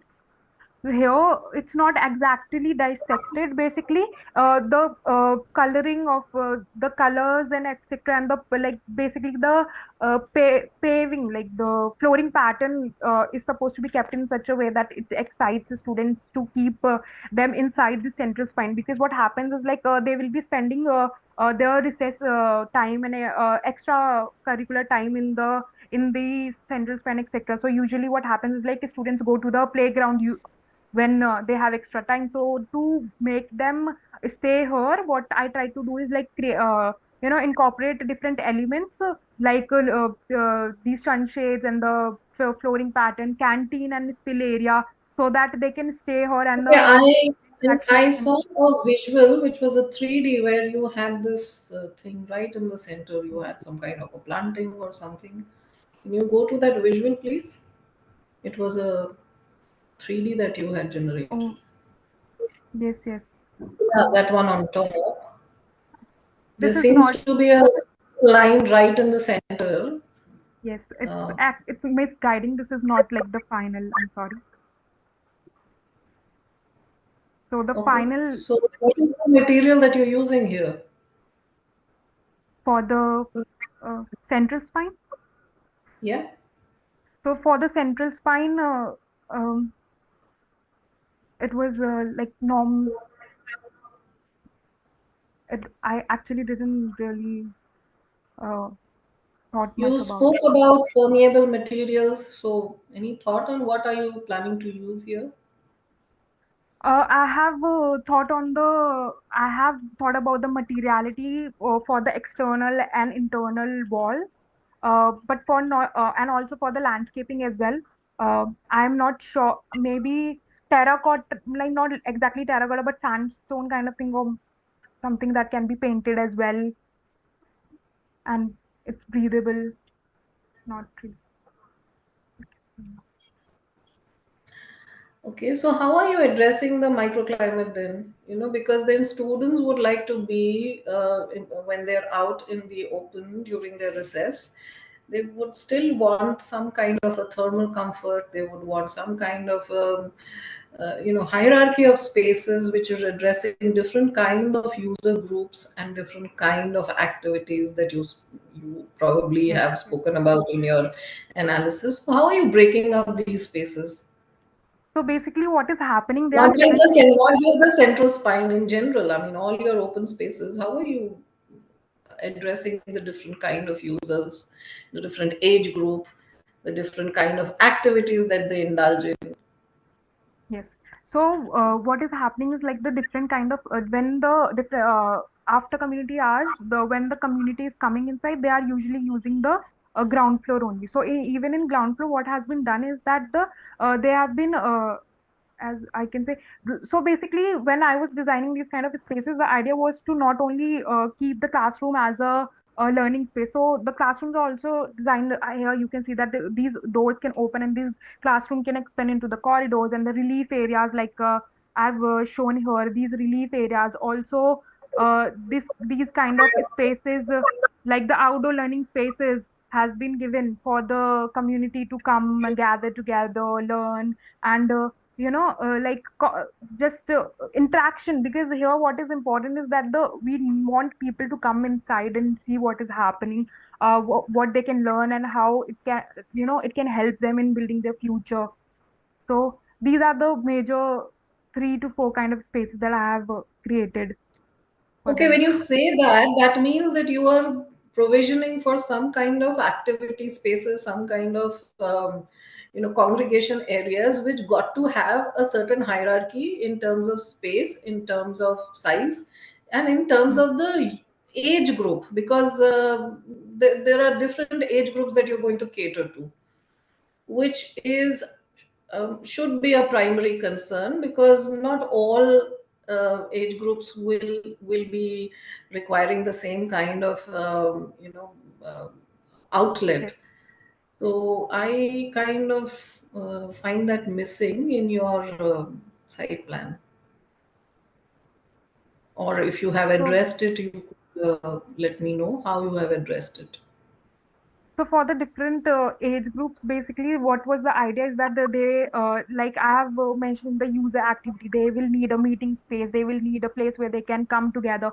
So the playground is given, playground, the outdoor spaces were given for them so that they can come together and it can act as a relief space for them, as well as this in this multi-purpose hall, indoor sports area is given for them to for where this can this space can act as a versatile space which can transform into either the community function space, congregational space, or a educational seminar space. And also, these green courts and etc. are given. So with the classroom, so these classroom basically can expand. The ground floor is used by them, so these classrooms can be expand into these courts, activity courts, reading courts, etc. Where yeah, different kind of Okay, have you study on the psychology of play and how children use outdoor spaces? They don't think like adults. They are very clean slate minds, and this is more like a forced play that is put onto the different spaces that you want them to use it in your way, but children don't think like that. So have you done any study on the psychology of play for children and how they want to use open spaces, how they want to interact, and how they typically interact? On different age groups it varies and it changes, yes, and that's how your open space should start developing in terms of what the space has to offer for yes. different age groups. I don't know what age group you're catering to, Wait, so it again we, to we are get basically by. we are yes. So we are. I'm catering to the higher secondary schools, basically class 6 to class 12, and I understand Correct. what you're. There's this transition between class 6 to 12. It has 3 user groups, 3 to 4 user groups, then in terms of how the child's psychology keeps changing in that that span of age. Then there are children who are still transiting between teenage and children who are slightly more towards the adult age group and would like to see spaces and use spaces in a very different way. They mingle in a different way, they gather and interact in a different way. Yes, And the outdoor space, which is meant to be fostering interaction, which is meant to be inviting them to do different kinds of activities, passive and very active and semi-active. So that kind of zoning and that kind of transition requires a little more thought and maybe a little more study into. Children don't play the way you want them to play. yes, yes, yes. Apologies to Definitely. cut in, answer. Hold your answer while I ask the other jury members to use another minute to take Yeah. up any Q&A. Yeah, I'll just take a minute. I won't take long. Madam, I don't know your name. I just felt about principal couple of questions which I had. One is your basic orientation. I understand most of your classrooms are oriented east-west. I personally feel even your that football field or a playground is oriented east-west. So there is a conceptual mistake as far as this is concerned. I kind of like the concept of the spine, but that spine should be more, since I'm dealing with some kids, I would make it more like a street concept with little more organic factor inside and create certain kind of games on that this which would be more connected with the children, where like we had these games like playing that seven tiles and that seven squares or something like that, which would be there. So I would do that. For sure, I would change the full orientation of the school because I would try to take the light from the north side as much as possible and try to see that this classroom wouldn't have any shadows and wouldn't require any shades. They would have enough natural light coming from the north and would orient the building more north-south. Even the playgrounds, I would orient the playgrounds north-south because you cannot play football or you can't play any sport which is east-west. So there is a conceptual issue as far as the basic design is concerned. You can work around that. It is not so difficult. I'm sure you can do that. And that is the first and the foremost thing that you need to see in this. And your central spine, as I said, I would convert it into streets. And that street would have these pockets of courtyards which would be connected to that street itself, making it kind of a very organic school rather than a very, kind of a more rigid school. So that would relate more with the students whom you are trying to educate, and that will give you different pockets and the flexibilities of what Mansi said of creating spaces where children could play the way they want to play, and by creating more, user-friendly kind of an atmosphere to it. So these are the things which I would have done, but that I leave it to you. But for sure, you need to look at the orientations because that is going to play a very important factor as far as school is concerned.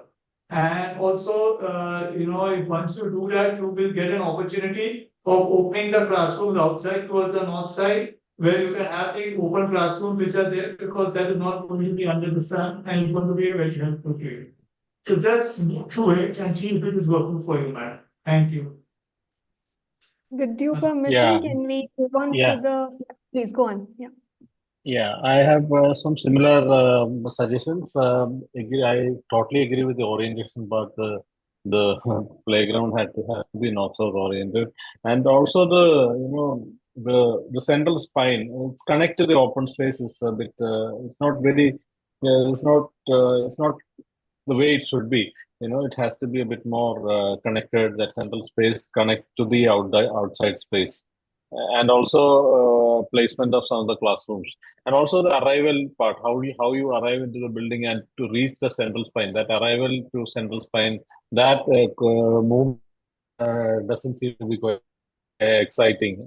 And you could have taken out some of those rooms in the north, the north facing the central few classrooms and taken out, and then kept it. Then the central spines would have opened out into the in that open space, and then and in terms of so it's like so how perceive look at you connect the levels. Maybe you can have some step terraces stepping towards the north.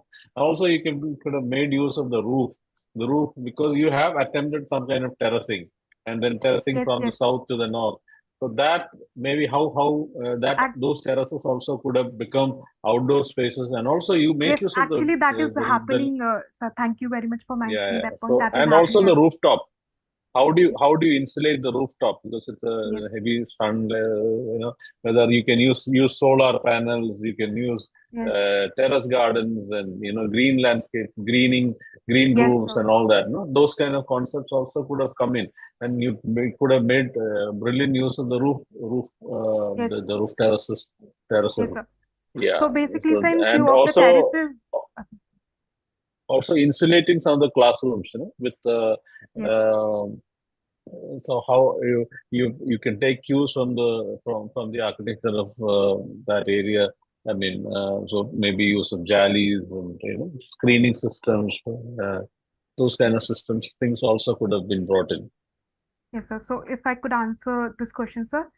So the green roof has been used and it's shown in this section. For the insulation of the roof where the solar panels are also giving, the insulation layer has been done in such a way that there's a layer of earthen pots and there's white color acrylic coating is Yeah, supposed but to be applied on see, the you roof. have to activate. You can activate the roof terrace. You can make use of the roof terrace. Make that usable area. Make that kids can also make use of the roof terrace. Yes, So yes. you can see some. You Actually, can even make use of maybe farm. You can use some farming also on the roof. With the different ways of activating, making the kids go up and use that. Yes, sir. Angela, Instead so of we do just not have I all answers. Also taken some feedback. I'm sorry, but we'll have to cut you in there yes, and sir. move on to the last presentation of this category since we are really behind the time. Thank you very much. Thank you. Thank you so much. And with that, we now step into our last and final presentation in the architecture category. Before we do, in fact, welcome our team, just a small reminder and request to our jurors to please do stay on the call following the next presentation. We have a breakout room for jury deliberations and thought sharing. So please do stay on the call. And with that, it is time for our team of three as they step into our virtual world. Sarvesh, Mohit, and Aishwarya from the Western Interface. Ladies and gentlemen, architecture category, this is the last presentation. Hi. Hello, are we audible? Yes, you are audible. And can I Is just our request you to screen make... sharing? Yeah, can you make your PPT a full screen? All right, you're all set? Yeah. Good afternoon, everyone. Myself, Mohit, would like to begin our design entry for this competition at Quistila Complex. The site is located in Hyderabad, Pirzadiguda, being a 33-acre vantage towards south and north. The two access roads are from east and west and a highway in the vicinity. Hyderabad experiencing a composite of wet and dry climate that borders on a hot semi-arid climate, and the sun path analysis has been used for massing orientation. Climate analysis. Psychometric charts and wind speed through climate consultant software shows the comfortable hours to be achieved. The temperature ranges, sunlight penetration on the shoebox model in VLUX, wind wheel charts is used for designing facades. The fundamental aims. The vision was to create a state-of-the-art infrastructural network for building research of India. To assist the government promoting $250 billion investment for research and development till 2030.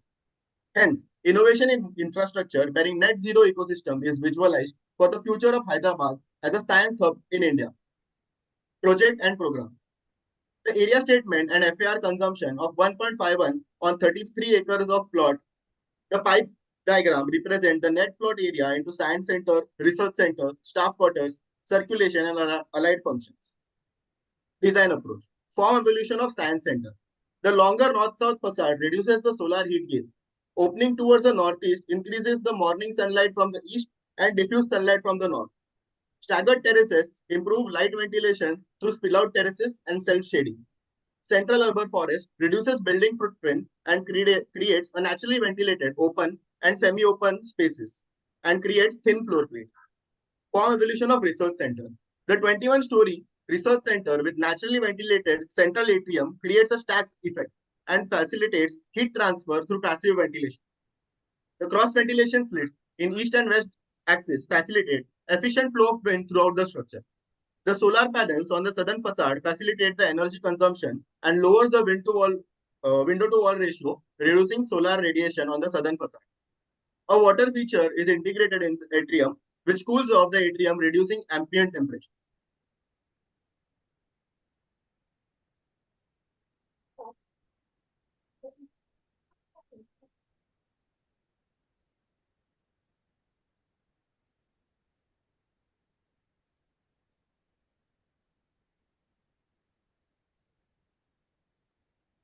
we can't hear you.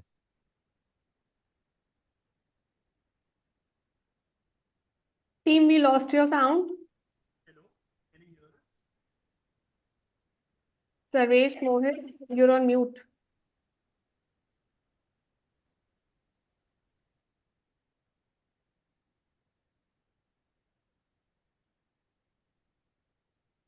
Can we ask them to unmute events team?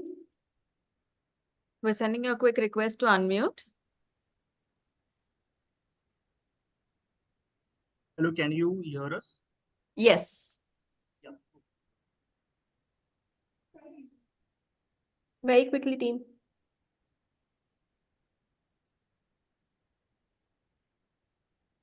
Different entrance.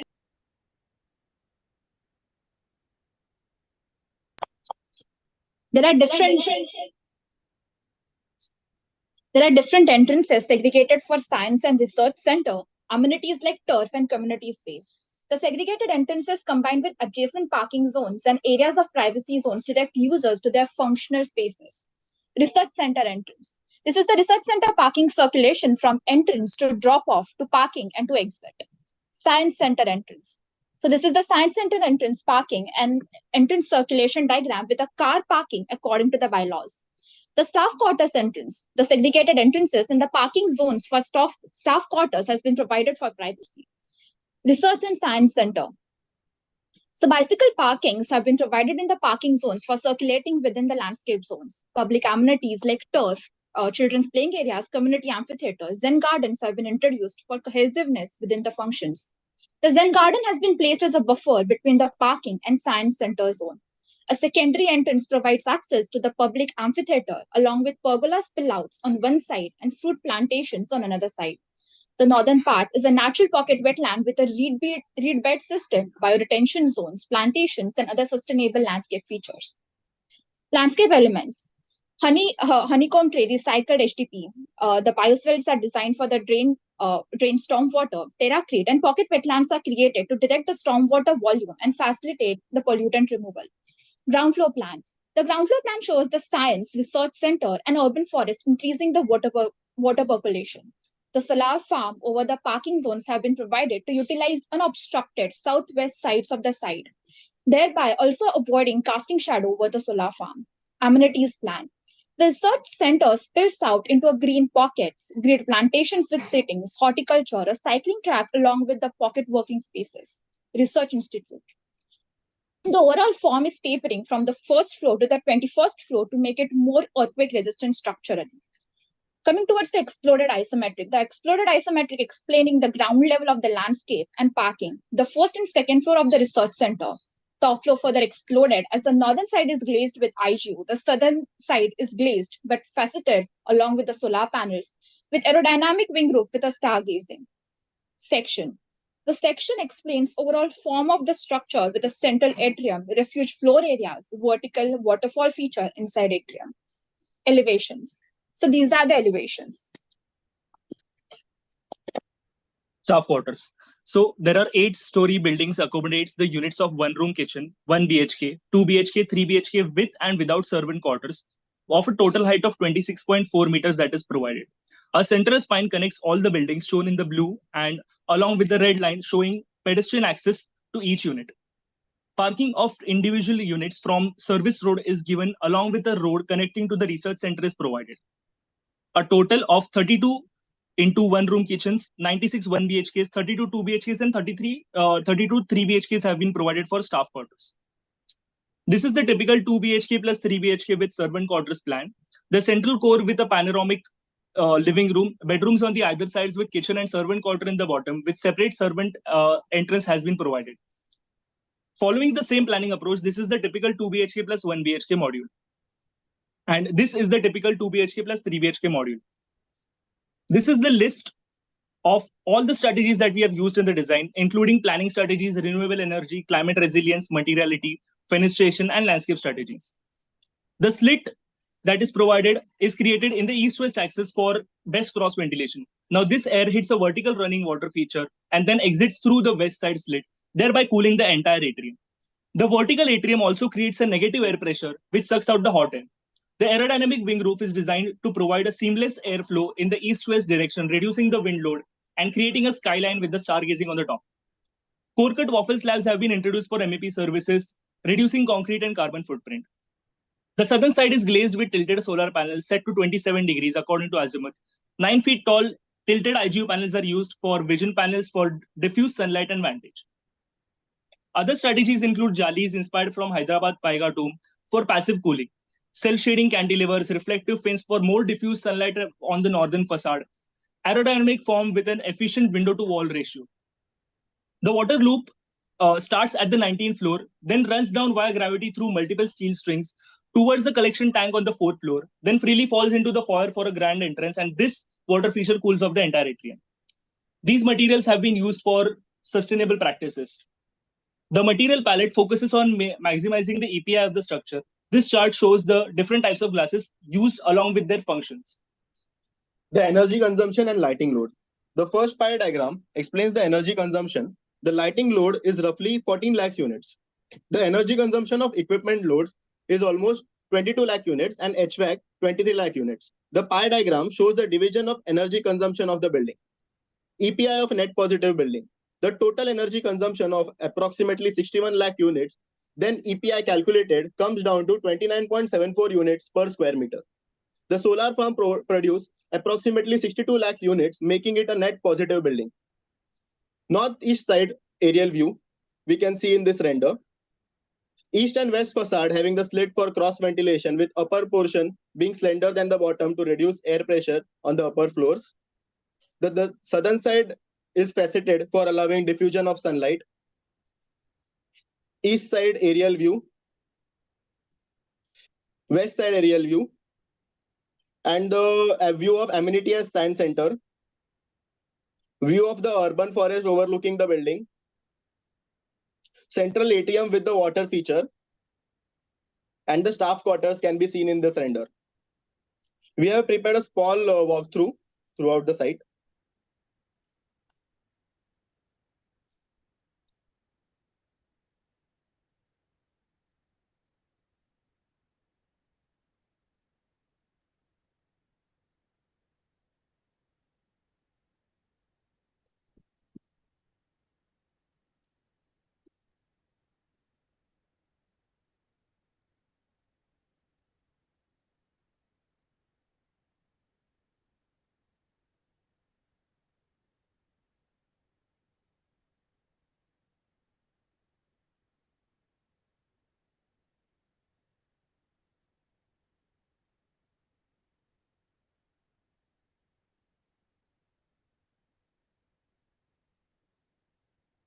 Yeah, thank you.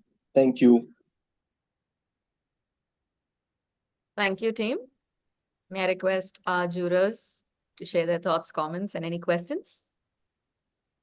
Okay, I have a couple of questions.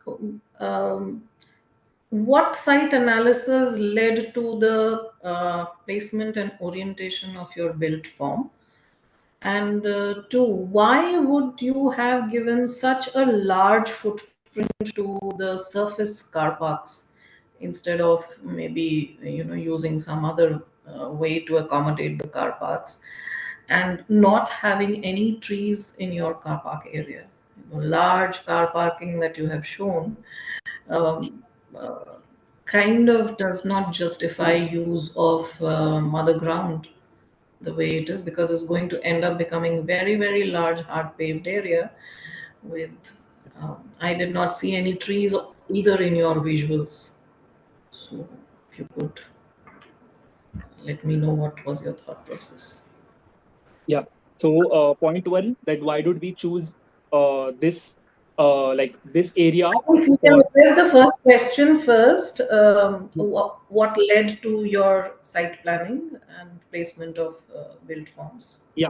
For the placement, we thought that the parking zone, especially the parking and the research and science center, they are placed away from the city towards the outskirts of the city, and the staff quarters are placed towards the highway so that they get more accessibility towards the highway part. And for the parking zone, that we had thought of that at any point of time, the building, the research center and the science center should not cast a shadow over the parking, because what we have done is that we have considered the entire parking area and we have placed the entire solar farm over the parking area. So that is why in fact it is the south and southwest side. So that is the most ideal location for placing solar panels on our site. So that is why we had placed it like that.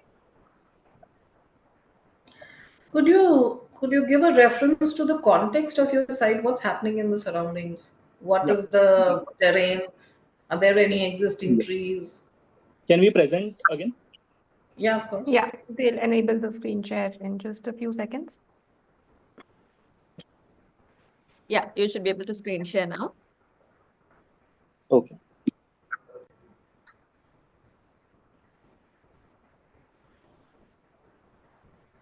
Yeah.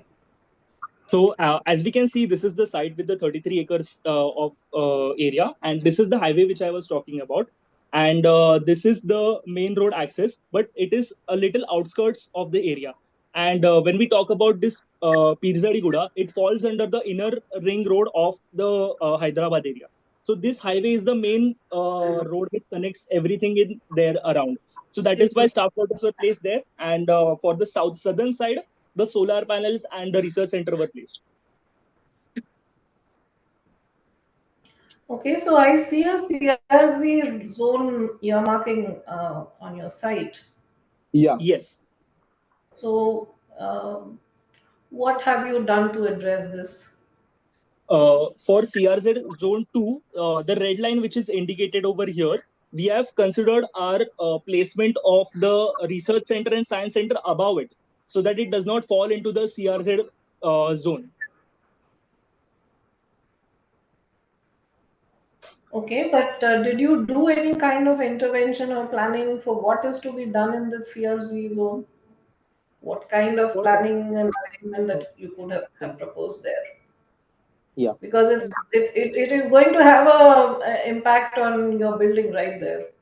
Yes, definitely. So as you said that it is a CRZ area, so we cannot build anything there. So what we did is that we have designed the entrance for the research center and the science center, and also placed the parking over there for the research center entrance. And we have segregated the two entrances and the parking zones for research center as well as Well, my science. question is putting parking the best use of a space like this, especially if it is a CRZ earmarked zone?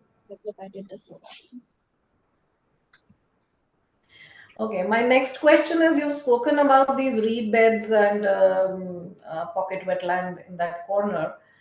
How are you channeling all the surface runoff to this reed bed area? Is there any system design in the site? Is there anything that you've thought of? Because for it to work, uh, it has to get connected to the other parts of your site. Yes. So as we can see that this entire channel, um, the bioretention part, that entire channel gets connected to the main line that is next to it. Like there is a road, the access road, and below that it gets connected there. And also there is a pocket wetland over there. So finally, our everything, there is also reed bed system there. So entire drain gets collected in the reed bed system, and then it gets filtered through the reed bed system and into the pocket wetland, which becomes like a small ecosystem there. Also, the reason why we put reed bed system over there is that our site is closely located to a reserved forest. So what we did not want the our site to have a impact on the its surrounding in a bad way. So we are trying so that the whatever wastage and whatever wastewater which is produced in our site, it can be best reused and reutilized within the site itself for landscape areas, for zen gardens, for the water feature which is used for cooling, evaporatively cooling the atrium which is centrally placed in the building, or also the urban forest in the center of the building so that it has a cross ventilation throughout the site. So that was the reason we have placed over here. What is the technique you're using for this, whatever you are trying to call this as an urban forest? How do you achieve an urban forest in a space like that? And what is governing the geometry of this, the other space that's just outside, the shape of a leaf or whatever it is? Okay. In this. Yeah. So for the urban forest part, we had thought that instead of considering such a big footprint of like mass on the land, we had created a void in between so that this space becomes visually connected to the running corridor around it, and also the like this was one point, and also rainwater percolation will be done through and through here, so water table will rise here, and this was one of the point. And the second point, that the curves around that, we thought that since this is a transition between the parking space and the main research center, this the connect between that, one side there should be a zen garden and another side there should be some plantations. So that is what we thought, that if there can be some plantations and not in a in a simple grid form. That is what we thought, that the plantations and the other side would be a zen garden, so that would be an experience for the users. So what governs your geometry in that leaf-shaped pattern there, just next to this building?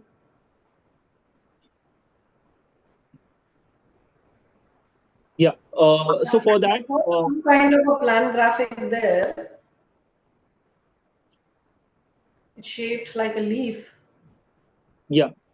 For that, we had thought of that it should be experiential. So that is why we had thought of doing something that is organic in curves and also along with plantations. So that is what we had thought for it. No, so is it a functional space or what is it? It is basically a buffer space between the hustle bustle of a parking space and the space which is on the ground floor, which is a science center. So we wanted some buffer which has the sound buffer and also the pollution which is caused through the cars to not enter those spaces, the noise pollution and the people traveling from the My podium. question is, what governs this geometry? Why would you rather not do an urban forest in that space there and have a more experiential plan graphics in the courtyard? Is there something which is governing this, or is it something else? And um, I think there's way too much surface car park the way it is shown, especially in the CRZ Yamart area.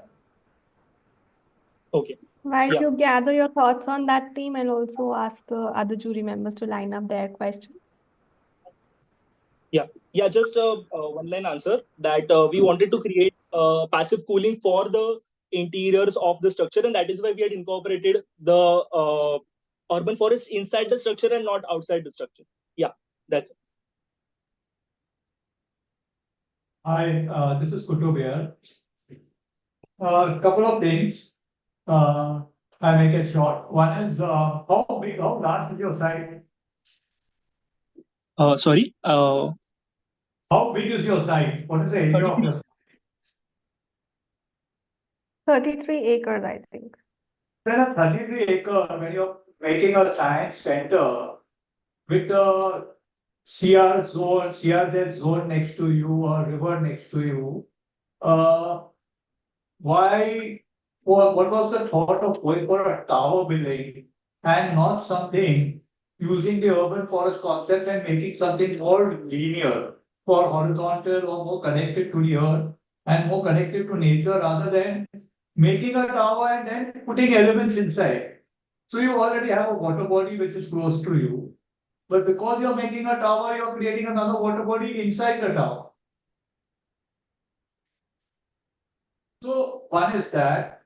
Second is, when I look at that tower design, and then when I start looking at the residential design, it seems there are two different parts of the site.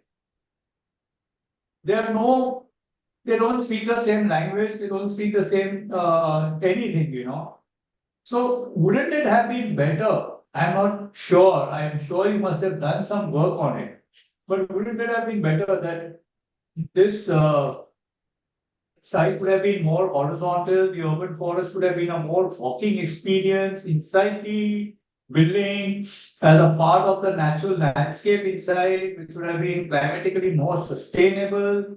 And it would have scaled the building to a different height, and it would have got more it would have spoken a very nice language with the residential also, and made it very interesting to be, because when you talk of a science center and a science museum or a science the experience India at different levels of walking connected with nature would be far better.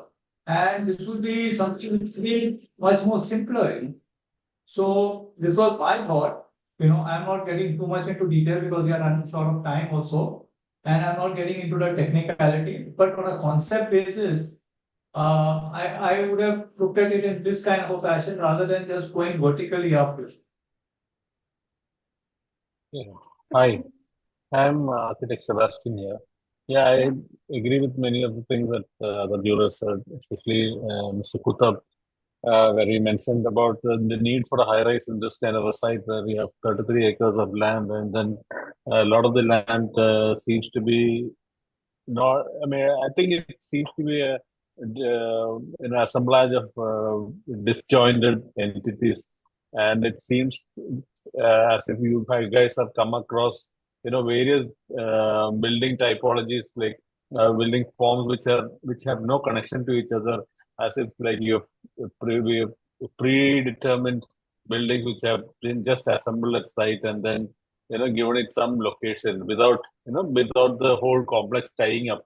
And the whole tying up seems to be an act of pattern making. Landscape is not landscape design, is not pattern making. It seems to be an art of pattern making, and the patterns don't actually connect. If you look at any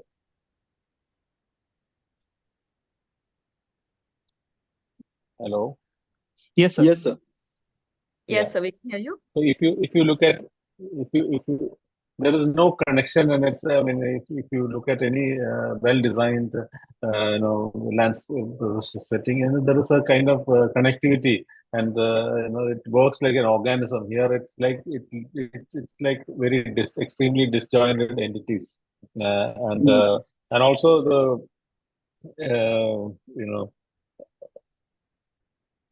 the need for the solar panels and the car parking structure, such a mega structure on that land could have been handled much better, and maybe even you could have used the space under that in the solar panels, even done the solar panels a bit more efficiently, so that maybe that space also could have been utilized. And a lot of such thought. And also the housing area, I think, needs a lot of attention, because housing area is a totally disjointed entity. It doesn't, there is no connectivity. It's just as if you have allotted a certain piece of land and that housing complex is just left over somewhere. And these are some of the thoughts that I have.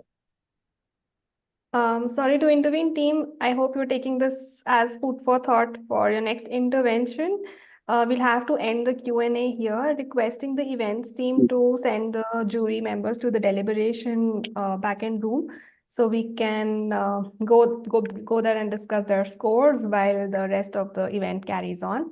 Thank you, team. Do take the feedback in your stride. All the best. Hello. Yes. Yes. Can we answer that in 1 or 2 sentences? 20 seconds. Yeah, so the reason behind 2 different typologies was as the government is encouraging such a research center and development over in Hyderabad, we wanted to create a science hub and an iconic building which drives that thing towards the different cities of India. And we wanted this culture to carry forward from this building to another buildings. Also, the reason behind having 2 different typologies for the iconic building and the residential plot is reason for privacy, permeability, and the functionality of 2 different spaces. One space is a functional space, which is a science center, and the second is a residential plot for the person, the staff, which is going to reside over there. So we have created a pretty evident barrier between 2 different functional spaces, and which have a planning done according to its functional needs. Yeah. Yeah. Thank you. Thank you so much. Thank you. Thank you so much. Jurors, we look forward to interacting with you and, of course, joining you in the breakout room. So please do not leave the call. We'll be taking you there. Please do join us in the breakout room for the deliberations. And with that, a lot of aesthetics combined with functionality. That's what the last category has been about. Before we step into seeing who wins this particular category, we have yet another exciting category, which is the interior design category. Of course, this particular category recognizes designers who have not only demonstrated exceptional creativity and skill, but they've also embraced the responsibility of creating spaces that are sustainable, that are socially conscious, and environmentally friendly. To introduce to us the jury members of the interior design category, I'd like to invite Ms. Anvita Ravipati, Program Assistant, Events and Competitions at Ethos. Good afternoon, Anvita. How are you? Thank you. I'm just waiting for the jury members to join in. They went back as we were on delay, so they'll be joining very soon. Absolutely. For everyone who is joining us here at Transparence 18, thank you so much for making your presence here. Of course, we've loved the enthusiasm, we've loved the excitement throughout this edition. Today, we stand here having, completed one category of the grand finale. We're all set, ready to begin our next category. We've got a lot of exciting food for thought coming our way from the jurors. Of course, with the last particular category, we saw that there was a lot of valuable insights, a lot of ideas that truly got all of us thinking. And the next category will be exactly that.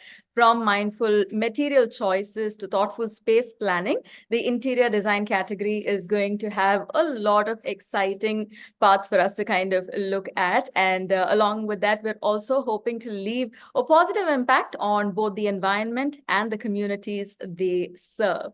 The interior design category is also exciting because we have 5 back-to-back presentations, once again going by the same time stipulations of 15-minute presentations, 10 minutes for the presentation and 5 minutes for a Q&A with the jurors.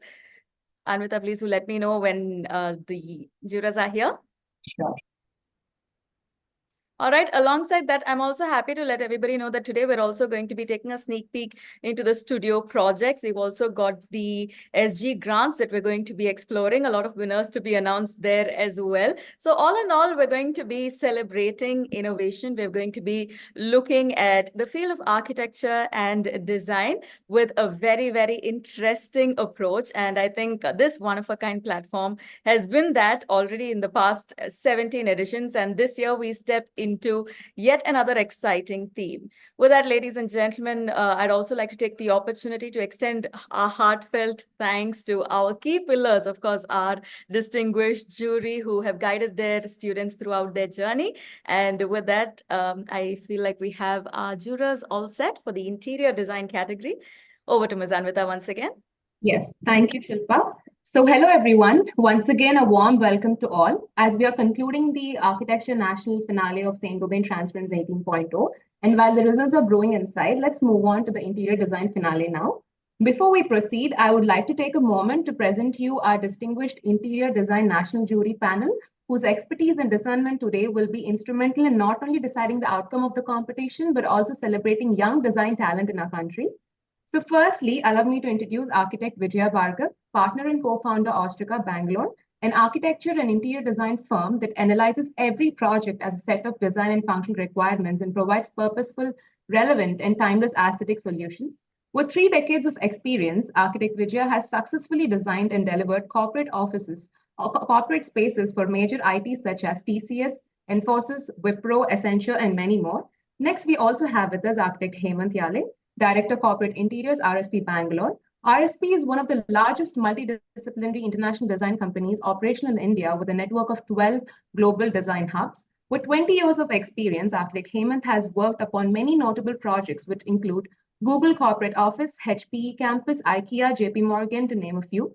Next, we also have with us today architect Meena Murthy Kakar, design head and partner at Visage Gurugram, an interior and architecture firm specializing in design and build projects. The firm offers turnkey solutions from concept design to execution. With 19 years of design experience, some of architect Meena's works include the famous Ramayana House, Exotica, Gatsby, to name a few. Sharing her incredible knowledge with the young aspirants, she has also been teaching at academic institutions since 2008. Today, we extend our deepest gratitude to all of you for graciously lending your time, patience, and expertise to this event, and we look forward to your valuable insights throughout. And thank you so much for this opportunity. Over to you, Shil. Thank you so much, Ms. Amita. A very warm welcome to all our jurors in the interior design category. Without further ado, let's jump right in, beginning with our team of three who are going to be taking to our virtual stage. We have Ujjwal, Soundarya, and Khushi. Hi, team. Good afternoon. Hi, good afternoon. Hi, ma'am. Good afternoon. Can I request you to share your screen and we shall get started?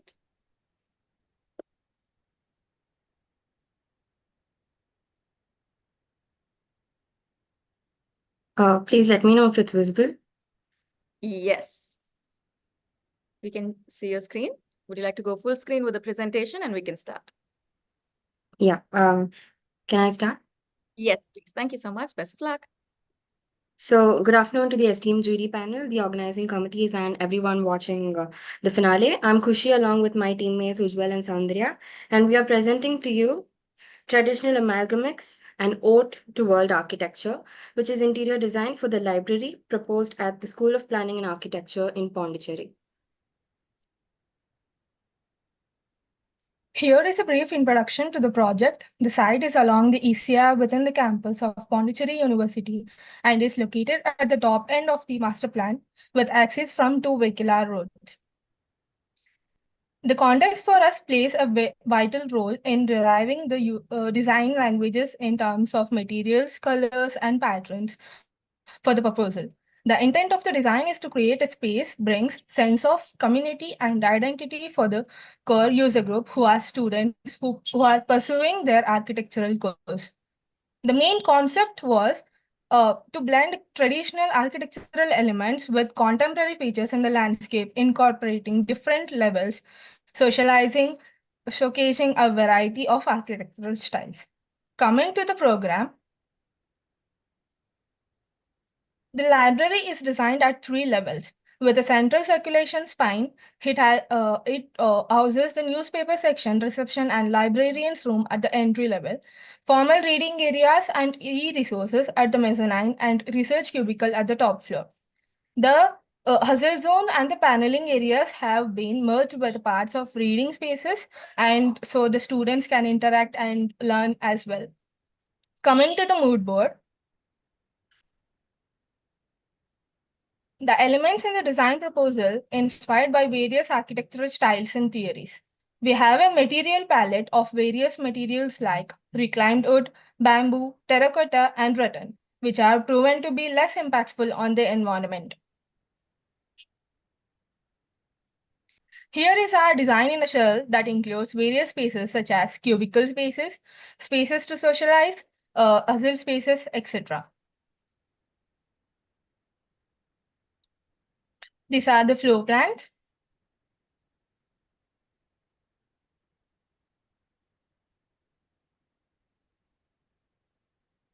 Here is our flow-wise exploded view. At the ground level, we have entry level, we have reception, magazine area, librarians' rooms, etc.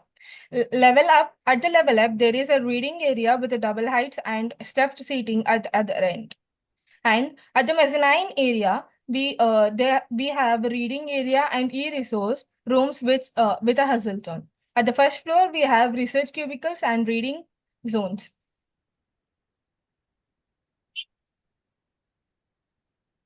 These are the sectional views. Like through the sections, we want to show that how we have used various traditional architectural elements like arches, colonnades, beams with contemporary geometric features, and also how all spaces turn towards the central light source. Looking at the ground floor, we have provided a view of the step seating area, which is actually a double height surrounded by a zigzag pattern niche wall in the mezzanine floor. We can also see how there is a repetitive pattern of the colonnades and also traditional railing that has been used. There is also a detail of the furniture that has been given in the newspaper section where we encourage the users to sit down on the floor, which also relates to culture in India. Here is a section through the ground floor where you can see the entrance lobby, which leads the users to a step higher where the reading areas are provided. And at the entrance level, we have the magazine area and the reception lounge and the librarian's room. There is also a small material palette for this floor that we have created, which has like patterns and colors that are also various aspects of the country, because the major user group that we see here is architecture students of age 18 to 25. And in the first, these are few views of the reception lounge, the waiting area, as well as the newspaper section. And coming to the next level of the ground floor itself, the major key element of design that we see is a wall mural that has been designed to be a dynamic element, because architecture or the built mass is something that is static, while the interiors are dynamic features that can be changed. So here is a proposal for, this is a 2D representation, and in 3D, this is the area where we are looking at the whole double height to be a mural that represents various architectural interventions that are happening across the world and that can be changed from time to time. And we also observe that there are wooden beams that are running through in the ceiling. There are also reading areas for the students, and there is a glass panel which has stained glass. This is a view of the stepped seating area with niches that have sculptures on display. Sculptures, currently we have proposed having sculptures like a Vitruvian Man, golden ratio, which are all important theories in architecture. And yeah, these are the sculptures I was talking about. And this is a view of stained glass. There you can see how there is a whole connection between all the three levels that focus into the central area. And at the mezzanine, we have the whole wall, the L-shaped wall that has a zigzag pattern, which acts as a niche, which has a storage unit as well as a void to bring in light to the inside of the zone. And there are also hustle zones that we have created on the outside, because many students, especially doing architecture, prefer to have some kind of an informal activity happening, because communication is key in what they are doing. And there are also a lot of fabrics like linen that we have used in the soft furnishing or the curtains. And we can see that there is also a reading area and e-resources section. So this is the section through the mezzanine where you see this repetitive pattern of the colonnades and the ceiling, which has circular plates of rattan that have been arranged in an asymmetric way. And there is also a view of the hustle zone, which is a double height that has groin walls in the ceiling, which we will be showing you. And we have also done a few study about various materials and their carbon footprint similarly. And this is a view of the e-resources room, which has a similar pattern, where you can also see a perforated terracotta wall at the backside, so that there is also ample light that comes into the reading area side. And this is a view of the reading area in the mezzanine and the hustle zone. We also have a sectional view of the main concept that we're trying to communicate in the design, that is light, play of light, and how every element has to be related to each other. And in the first floor, the major activities that will be happening here is a research cubicle area, as well as a seating zone, which has bean bags, which has small swings that have been designed. There is a segregation of these two spaces, which has been done using a panel, as well as a small net that has been suspended from the ceiling, where it can be more of an informal or a space for people in the research cubicle to come out and use it for some time and get back to their work. So this is a section through the first floor, and you can also see the vault that I was talking about. And the material information that we have put here is regarding bamboo, and also how that the carbon footprint and also the life cycle of the material that we have been using is comparatively better to other materials. And these are few views of the research cubicles, the reading area, and the net area. And here is also a view of the hustle zone, which has swings and some mounts that have been inspired by Zen gardens. And this is the hustle zone. And here are a few detailed drawings of the electrical layout and the false ceiling that shows profile lighting, and also the wooden beams that have been used, the rattan panels that have been used, and also how there is a aluminum suspended ceiling which has planters through it in the first floor. And these are details of the partitions that we have done, the research cubicle drawings, and also false ceiling and lighting drawings. We'll now be, this is a summary of the area statements of the design that has been proposed. And now we will be taking you through the video of the same.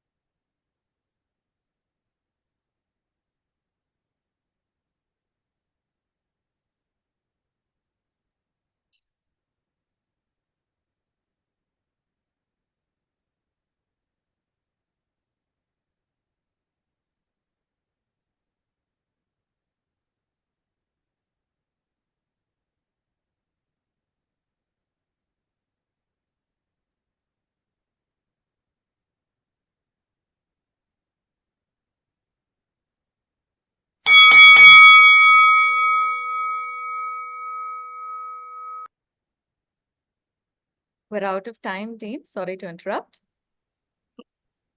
That's done.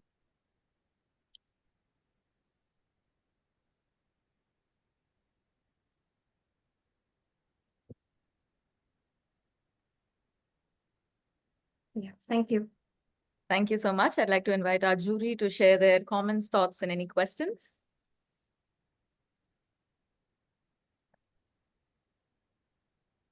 Meena ma'am, would you like to go first? You're on mute, ma'am.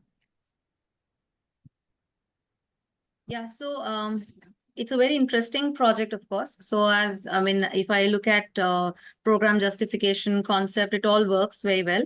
I think you guys started off very well. In fact, as far as your intent is concerned, it was very nice. But overall, at the end of the day, I think though the project looks very well put together, but your original proposition as to, kind of interpreting local architecture and elements and also global, a response to global architecture, that has kind of, it has kind of gone a little awry, I think. So it's kind of become like a very pleasant looking space, but I don't see that particular intent that you spoke about in the beginning, which has been expressed right till the end. So I think that, and plus I think the use of art is kind of like an afterthought and not built into the space. These are the only two, I think if I say a crit kind of a point, that's the only thing that I can look at. But other than that, yeah, if I look at the overall presentation, it's a very pleasant space, and I'm sure students of architecture would love to use this space. So, yeah. Thanks. Vijaya ma'am? So yeah, as Meena mentioned, was quite happy with the kind of work. But interior design is all about, detailing. So while the concept and all you've started off well, and, the general space planning was working out fine. I think you guys need to, put a little more effort on the fine tuning of the detailing. Because when I saw, I mean, you tried doing a lot more, I guess, for limited kind of a thing. Instead, maybe you should have put more effort in the smaller things. Maybe lesser content is never an issue, but then you should have worked on few corners and all. If you look back, I think that needs a little work. Otherwise, I think it's a good attempt. All the best. Thank you, ma'am. Thank you. Thank you, ma'am. Thank you so much, team.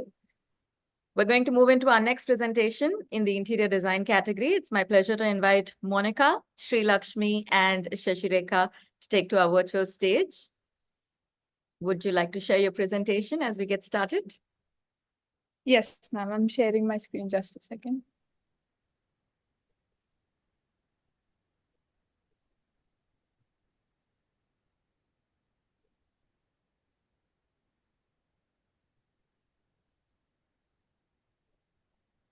All right, we can see your screen. We can hear you. Over to you. Good afternoon, everyone. I'm Monica. I'm Shri Lakshmi. I'm Shashira. And we are here from Oxford University to present on our concept of agriculture and built environment. From multiple user personas of people from the city who are concerned about food quality, or people who want to grow crops in the city, we want you to look at one such persona. Meet Pooja, a young woman from a small town who migrated to the bustling city after her marriage. Accustomed to the fresh and nutritious food of her hometown, she was not satisfied with the quality of food in the cities. Despite her efforts to adapt, she often fell sick and noticed a difference in the freshness and taste of the produce available. Surprisingly, her husband suffered more severe health issues compared to Pooja, as he lived in the city his whole life. Reflecting on their experiences and after further awareness, Pooja realized the importance of fresh and healthy food in maintaining well-being, especially after she compared her parents' food habits to her child's. This brings us to our problem statement. More than half of the world's population is now urban. In India, nearly 40% of the population is urban, facing many challenges, and one of them being food insecurity due to the shrinkage of agricultural land within the urban areas. This leads to issues such as undernutrition, higher healthcare costs, lack of awareness about the food quality being consumed. There are several issues of food quality in urban areas, such as access to fresh produce, contamination, use of pesticides, lack of nutritional value, and adulteration of food. So our concept is to tackle food quality and loss of agriculture in urban areas through farming in built environment, which includes open farming on the open land in the site, indoor farming, rooftop farming, and inclusion of green strategies to make the building sustainable and self-sufficient in itself. To give you the insights on the farming techniques, various methods of indoor farming are implemented in the design. The first one is hydroponic farming, which involves growing plants using a water-based nutrient solution instead of soil. Suitable plants for this method include tomatoes, chili peppers, and leafy greens. Next is vertical farming, where hydroponic farming techniques are utilized. Plants like leafy greens, herbs, and medicinal plants can be grown here. In tower farming, plants such as herbs, peppers, beans, and cucumbers can be grown. The next is aquaponic farming, which is similar to hydroponic farming with the addition of fishes. Crops like broccoli, melons, peas, and carrots are commonly grown in aquaponic systems. Lastly, rooftop farming, which is suitable for plants that cannot thrive indoors and require direct sunlight and soil, such as potatoes, garlic, and onions. Moving on to site analysis, the site selected is in Afzalgunj, which is one of the bustling areas in the old city. It is located centrally in the capital city of Hyderabad, making it a favorable site due to its well-connected road network and proximity to public transportation. The main roads and highways passing through Afzalgunj serve as a vital transportation corridor connecting it to different parts of the city. Afzalgunj, being a mixed-use development area, helps to create a vibrant marketplace for locally grown produce, promoting food security and supporting local economies. The site experiences a tropical savanna climate, which is characterized by hot summers, moderate winter, and a distinct monsoon season, which affects the amount of sunlight and rainfall of the site. The staple diet of the localites is diverse as it is influenced by the economic and cultural factors. But the common food items include rice, wheat-based flatbreads like roti or chapati, vegetable and meat-based curries, mainly using vegetables like tomato, potato, onion, ladyfinger, amongst other spices and herbs. Afzalgunj, like many urban areas in Hyderabad, attracts migrants from different parts of the state and country, which is also a common place for tourists and can have a huge impact on the impression of the city. Primarily driven by trade and commerce, the area is home to numerous retail shops and trading establishments, which form the backbone of its economic activity. The area is densely built up with multi-story buildings such as housing shops, offices, and residential units. We are using already existing abandoned spaces than making new ones for the design. All these factors help Afzalgunj be a favorable site for our design. Moving to our program analysis, the Urban Agri Labs are designed to facilitate indoor farming in controlled environments, along with a retail interactive commercial store to sell the produce that is cultivated within the building itself. The built-up area of our design is 9,982 square feet, and the carpet area being 8,360 square feet. Looking at our layout, the ground floor consists of the experience center and store, along with other semi-private provisions like washroom, staff rooms, storage, and an office. The customers have an entrance and exit into the store from the front side of the building, and the staff have a back door for the same. The store has a glass facade towards the outside of the building to let in the sunlight for the plants to grow, which can be controlled through blinds during different times of the day. Moving to our first floor, the majority of farming happens in the first floor. It also includes an equipment room for the machinery and equipment storage and a nutrient preparation room. It has glass on all four sides except for the non-farming area to let in as much light as required, which again can be controlled through the use of blinds. In the morning from east, there is more horizontal light coming, and in the evening from the west. Plants needing indirect sunlight like leafy greens and herbs can be positioned on the north side of the buildings, while those requiring ample sunlight such as tomatoes and peppers can be grown on the south side. For balanced light exposure, plants needing moderate sunlight can be placed on the east and west facing sides. The plants placed in the center will also be provided with a growth light where the sunlight cannot reach. Let's look at our sections. The ceiling height of our floor is 12 feet and 10 feet being the maximum height of the last hydroponic rack. The vertical hydroponic farming systems use the same mechanism as movable library shelving through the provision of racks which are flushed into the floor to maximize the usage of space. The store on the ground floor is where the produce from the above floor is accessed by the customers. The customers can come, pick and buy their required fruits and vegetables in the store. The interactive plucking stations in our store help enable customers to harvest and pick the vegetables they like on their own. This helps them to interact with the space while also connecting them to the feeling of freshness and healthy food. An additional type of creeper farming is also used to grow creepers which cannot be grown through hydroponic farming. The plants grown in the site are decided by mapping the food habits of the people living in that region. Since the farming is done in controlled environments like controlling humidity and temperature through proper ventilation systems, it might also enable people to grow non-local foods locally.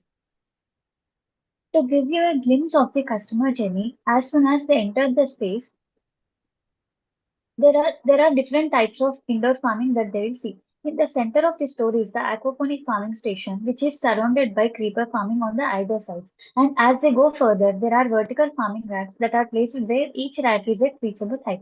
On the other side of the store are already harvested produce place where the customer can pick, get their billing done, and exit. We have incorporated few Griha parameters in our design. Griha parameters are a set of guidelines and criteria used to assess the sustainability and environment of the building and habitats in India. We have implemented practices like drip irrigation in the rooftop farming and rainwater harvesting, which are water efficient and reduce reliance on municipal water supplies. The energy required to run activities like irrigation system and lighting in the building is harnessed through the installation of solar panels, reducing reliance on conventional grid-based electricity.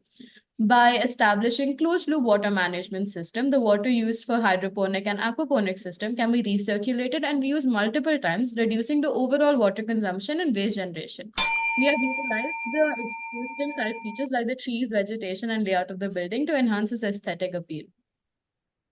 So what does our design provide? It provides access to fresh and good quality agricultural produce and provides customers with the awareness of the food that's being consumed. Since the produce is harvested within the urban environment itself, it helps reduce transportation costs and provides fresh produce within the urban cities itself. The design brings a systematic intervention of space by initiating the start of a completely new typology of building, which can act like an epicenter for people to engage and start farming and can be multiplied in various parts of the cities. When compared to organic food, the food that is grown in this type of design concept helps in reducing transportation costs and also providing freshness within the cities. Where city meets harvest, Urban Agri Lab initiates transformation. Thank you. Thank you so much, team. I'd like to open the floor to comments and questions from our jury.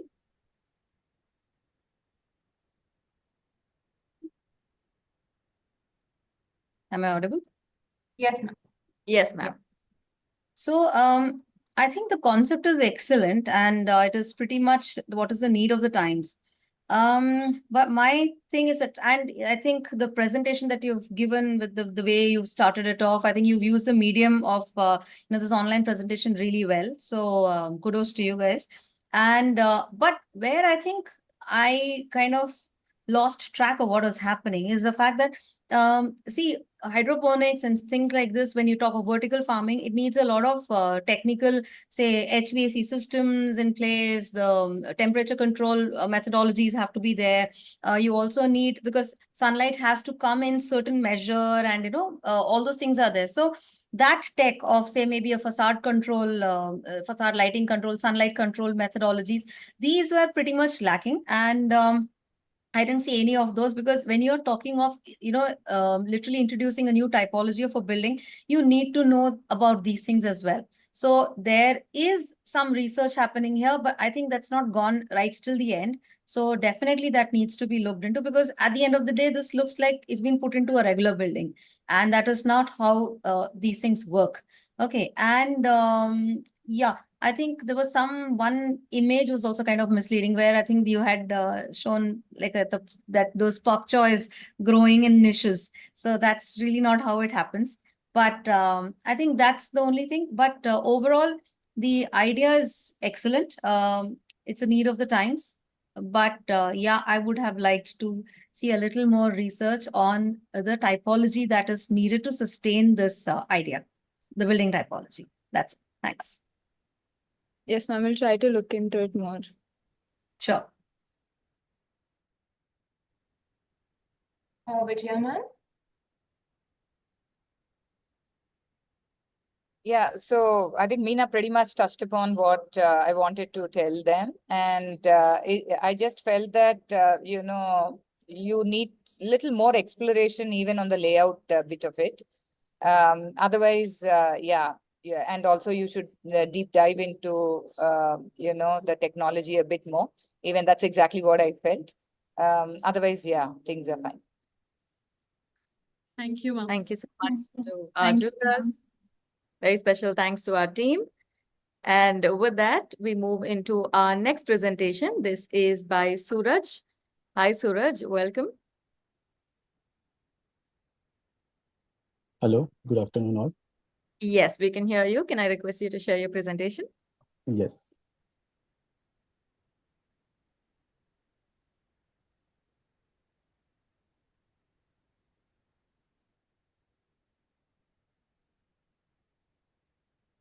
We're in the interior design category here at Transparence 18.0. We have Suraj taking to our virtual stage.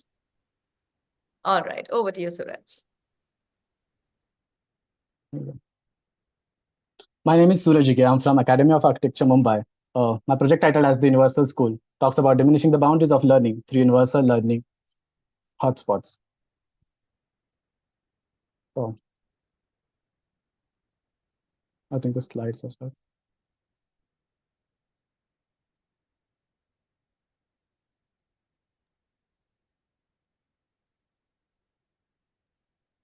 Hi, Suraj. Do you need help? Yeah, I think there's some problem with slide switching. All right, we'll take a quick second. See if you can Oh. share your screen once again. I think I'm back. Okay. Right.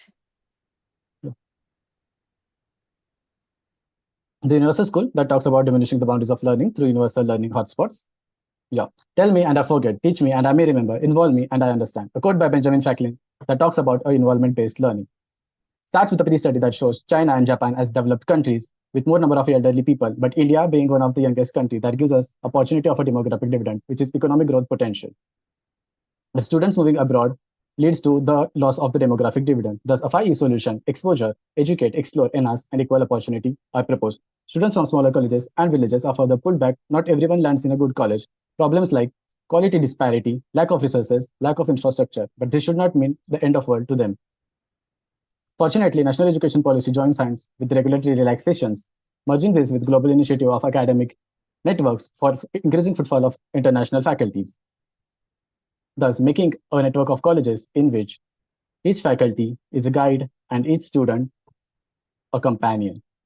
In this network, there's a host college that ensures the smooth functioning. Yeah, chosen is the site of the VJTI college, well-established existing college at the Mumbai, centrally located and easily accessible. The three types of user groups are existing college students, the visiting college students, and the remotely located students. The central spine cuts the college at the center, thus ensuring the connectivity throughout the site. At one end lies the gate, which is the 11th gate that gives access to the Vidya Mandir. Multi-level connectivity and heritage structure is the highlight. The structure that sits at angle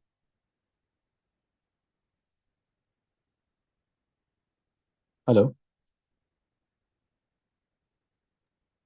Yes, Suraj, you're audible. Oh, Oh, but I think screen lost the connection. all right, we'll give you a quick second to catch up.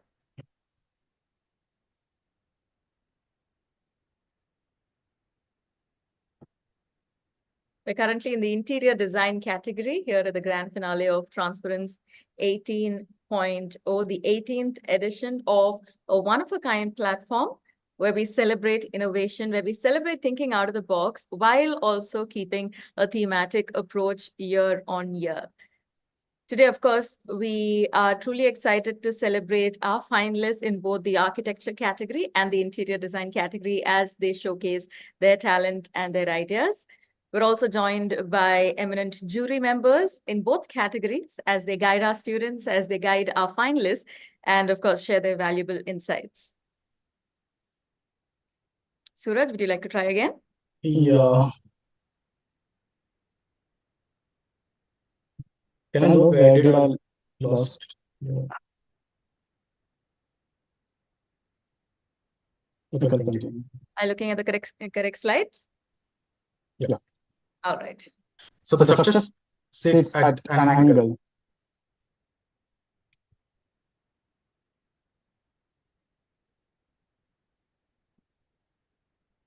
Yeah. Structure sits at an angle with red highlighting in the contrast Suraj, of white. we're hearing a double layer of your voice. If you have another device, can I request you to either mute it Oh, yeah. adjust your mic accordingly? Yeah. Okay. Yeah. All right. Over to you. Best of luck. Yes. So the structure sits at an angle with with red being highlighted in the contrast of the white, whereas the glass staircase becoming the welcoming gesture. The two atriums, two entries leading to two different atriums. The volumetric play with the steel staircase, a space frame, and the elevators being the elements of the interior. The breakout spaces becoming the design strategies. The concept are including natural light and colors, steel and technology, transition and connections, while as mood board with a neutral color palette but textured, emphasizing the red color with a bold statement of steel with play of light and shadows and natural elements. The grand glass entrance lobby with the circular floors as the differentiators. The straight walls sit on the circular floorings for showing the internal exterior connect. The four different colored and textured floorings for different four zones with flooring such as the IPS, granite, as well as soft EPDM flooring. As we move up, the two different user groups merge on the top, the staircase being witness of it. A parametric ceiling made of wooden blocks by the local artist has an integrated spotlight detail. The telescopic seating system that allows the one-way learning system to interactive sessions for 50% higher retention rate, as well as during the situation, the flexible space allows the emergency situations like COVID, YouTube learning, podcasts, and seminar live for the students that are remotely placed. The wall murals made from the lime plaster works as the element for wait, look back, and feel. The most inviting space with the natural light, landscape, bright colored seatings, minimalistic but impactful ceiling. A larger workshop area spill over to the landscape for the workshops like potteries and local cultural collaborations. The staircase that sits at the center enlivens the space by fostering the interactions, unexpected conversations, and thriving the creativity. The staircase, made from the salvage steel, has a texture and with a red berry low VOC paint with the seating scarred out in between cushion. The space suits up for exhibition during the day and at night. On the steel staircase are carved out the steel embossings for the curiosity generators. Yeah. The median floorings at different angles allows the overlooking, thus giving flourishing the conversations, new bond formations, cheerful environment. The galleries have the most exciting space with the informal work zones with colorful carpets, seatings, couches, and planters. The passive cooling strategies with natural ventilation, cross ventilations, cooling the air through the layering of trees, water body, and fins, and the warm air passing out at the top. Sunband glass for increasing the further heating. The amount of electricity required, approximate, fulfilled through solar energy harvesting and major sunlight capturing. The formal and informal disconnection between the spaces. A large screen at the center for thought activation that flashes the images for a shorter attention span period, also double up for a larger video sessions. Second floor works as the resource floor, where we have a workshop areas that merge with the open areas to become one formal informal connected space. the most inviting space of the library with a double height and a common covered ceiling, natural light through fins, white setup for reflection of the lights with a stark wooden furniture, book reading, book writing with a glass or extrusion window, magazine corner, a site for record and connection of the students, cubicles for ideation, cubicles for the working with the polycarbonate partitions, fourth floor as the working labs and restrooms with the modular furniture, co-working zones, and growth-based learning as India moves from Make in India to Make for World, larger and mini-sized modules, IPS flooring that flows for connecting the extrusion that allows the visuality towards the college, a section through the central spine that activates the different nodes, a stilt area for demonstration and working, anti-skid tile, activating the various nodes, courtyards for learning, textile retrofitting department through a perpendicular glass box and a mezzanine floor, works as a checkpoint with various functions, thus activating the existing dead space. Yeah, as the user passes by, grabbing the information or can sit and stare at it. Yeah, towards the distance learning central, a transition space to the fluted glass. This space is marked by the prismatic reflections. Industrial setup with the truss roof and textured flooring with the glass and neon lights, creating a psychedelic space, tesseracted seatings. Yeah, using 3D holograms for 3D learning. VR for exploring unexplored part of the colleges. Retaining the exposed part of the blick and a glass extrusion for existing college through AR. Various glass applications that are ensured by the different requirements through Saint-Gobain glass. Cube inspired different seatings. Composting class as one of the sustainable programs, which also allows learn and earn for the students. Area statement. Thus, aligning 7 out of 17 objectives of UN in terms of education. Yeah, there's a small attempt towards innovative and inclusive learning opportunity for our and a short walkthrough. Thank you so much, Suraj. I'd like to invite our jurors to please share their thoughts.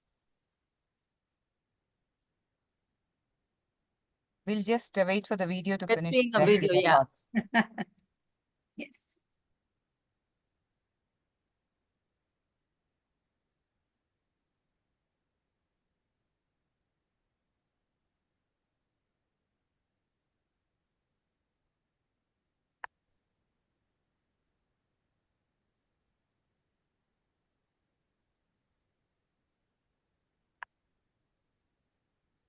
Okay, thank you. Thank you so much. The concept of the universal school. I'd like to hand the floor over to our jurors. Yeah, so Suraj, very nice work. And I think though the design intervention is more architectural, I think the characters have been they've stemming more from an architectural intervention as compared to an interior design intervention. But there's no denying that the spaces that are coming out as a result are looking very good to me. Light has been taken care of, functionality has been taken care of, material, technology, contemporary requirements, NEP, everything. I think I can tick all the boxes. So, and that's a lot of work in terms of Thank you, drawings. ma'am. I think that's phenomenal. So, very nice. Good work. I'm happy. Thank you.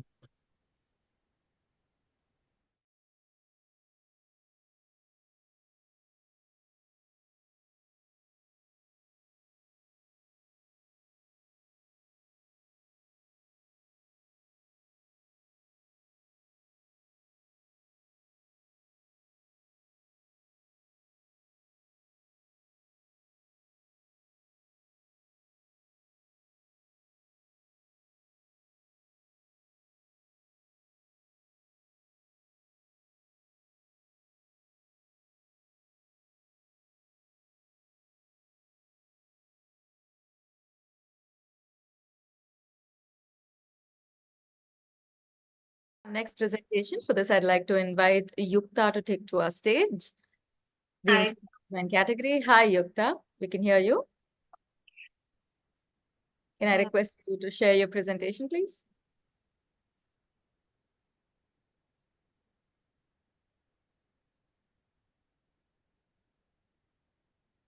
I hope the screen is visible. It's visible. May I request you to go full screen with your presentation? Yeah. Yes. All right. We're good to go. So I'm Yuka K, and today I'll be talking about the interior design for Nati, which is the Yakshagana puppetry studio. So starting with the project overview, Konati is a Yakshagana puppetry studio aimed at reviving the ancient art form of Yakshagana in Bangalore. The project merges tradition with innovation, crafting by puppets, captivating performances, and interactive workshops. By preserving and promoting the art form, the design contributes to Bangalore's rich cultural heritage and aims to bridge the generational gaps, ensuring the continuity of Yakshagana for future generations. So the program includes a cultural center, a temporal exhibit, and a permanent puppet museum. Moving on to the program study of the Yakshagana Gombeata. So Yakshagana Gombeata is a traditional string puppet theatre from Karnataka and Southwest India. It is predominantly in the coastal districts. The puppets are manufactured in workshops and are made out of light wood from the halimara or the blackwood tree. Wood is first sculpted, given shape to, and painted later. Each doll takes up to 3 to 4 weeks to make. 13 parts of the body of the doll move, and 6 strings are attached to each doll, and the main string is that of the head. These colorful puppets date back to at least 100 years and bring alive stories from Ramayana and Mahabharata. Yakshagana Gumbeata bring together puppetry and storytelling, and this tradition has been kept alive in parts of coastal Karnataka. There is evidence to believe that there were more than 30 string puppet troops in Dakshina Karnataka from between 1910 to 1915. However, due to reasons, the number of troops have severely declined. Thus, the revitalization and rejuvenation of Yakshagana puppetry, a traditional art form that has lost its prominence over the years, is important. To breathe new life into this age-old form of puppetry, creating awareness and engaging young people is crucial. Establishing Konnati can be instrumental in this endeavor. Moving on to site study. So MG Road in Bangalore has been a symbol of the city's dynamic spirit and openness to new ideas, trends, and experiences. This bustling thoroughfare, much like the city itself, stands as a beacon of opportunity, innovation, welcoming people from all walks of life to bring their aspirations and dreams to fruition. The Rangoli Art Center in MG Road, Bangalore, plays a significant role in influencing the art scene in this vibrant part of the city. This cultural hub serves as a catalyst for artistic expression and fosters a deeper appreciation for various art forms. With the advent of Konnati, the Yakshagana puppetry will make a mark on the very well-known street of Bangalore, MG Road, and the Rangoli Art Center will aid in enhancing the growth of the puppetry studio and act as a marker for the various puppet artists in and around Bangalore. The site and the Rangoli Art Center are in symphony, and unlike the famous quote, here all strings are attached. Coming to the objectives, the Rangoli Art Center will aid in enhancing the growth of the puppetry studio. Konnati will give the puppeteers a platform to showcase their talents, and it will also be a permanent exhibit for the various art forms and displays from the Rangoli Art Center. Coming to the logo evolution, the name Konnati is derived from the practice of street puppetry, where the puppeteers would entertain the local citizens at the corners of the streets, that is called konne in Kannada, and the puppets that are the actors that enact the scenes from the mythological context. Hence the name Konne plus Nati, which means Konnati. I also designed a brochure that I thought would create a branding image which aims to symbolize and bring awareness to the particular art form. So there are 6 folds which symbolize the 6 strings which are used to control a puppet. The strings are used to bring movement and functionality to the brochure. Moving on to the mood board. The mood board is heavily inspired by the Dravidian architectural style and consists of elements and colors native to the Karnataka region. The material board consists of textiles that brings out the fluidity of the design and brass rods that add to the traditional Dravidian architecture, and Athangudi tiles that bring about the rural and urban homogeneity, to name a few. Moving on to the conceptual stage. So this is an abstract conceptual sketch that aims to represent the repressed feelings and emotions of the puppeteers. The design aims to be strong, fearless, and expressive. One of the design strategy employed here is that users get to traverse through the fabrics of different transparencies in the exhibition space to understand the concept of light and shadow. The entire building can be metaphorized as a bookshelf where the puppets are showcased for guests to see when they visit one's place. Similarly, the design showcases a puppet at the exterior of the building to attract visitors inside the place. The puppet is bounded by a glass exterior showcasing its inability to escape from the wrath of humans. The exterior can also be closed with the help of curtains, similar to the fashion of drawing curtains during the end of a puppet show. These are a few concepts applied that show the contrast with the solid and void of the spaces, the free movement and circulation with a strong orthogonal structural grid, and the spiral staircase depicts the movement of visitors and shows the relationship with the built, unbuilt, and circulation. Moving on to the drawings. So we have the ground floor plan here. So here the users enter the reception area where they are greeted with the bold red and blue. The ceiling consists of hanging cloth with brass lighting fixtures. This space further opens up into a waiting area and a gallery walkway.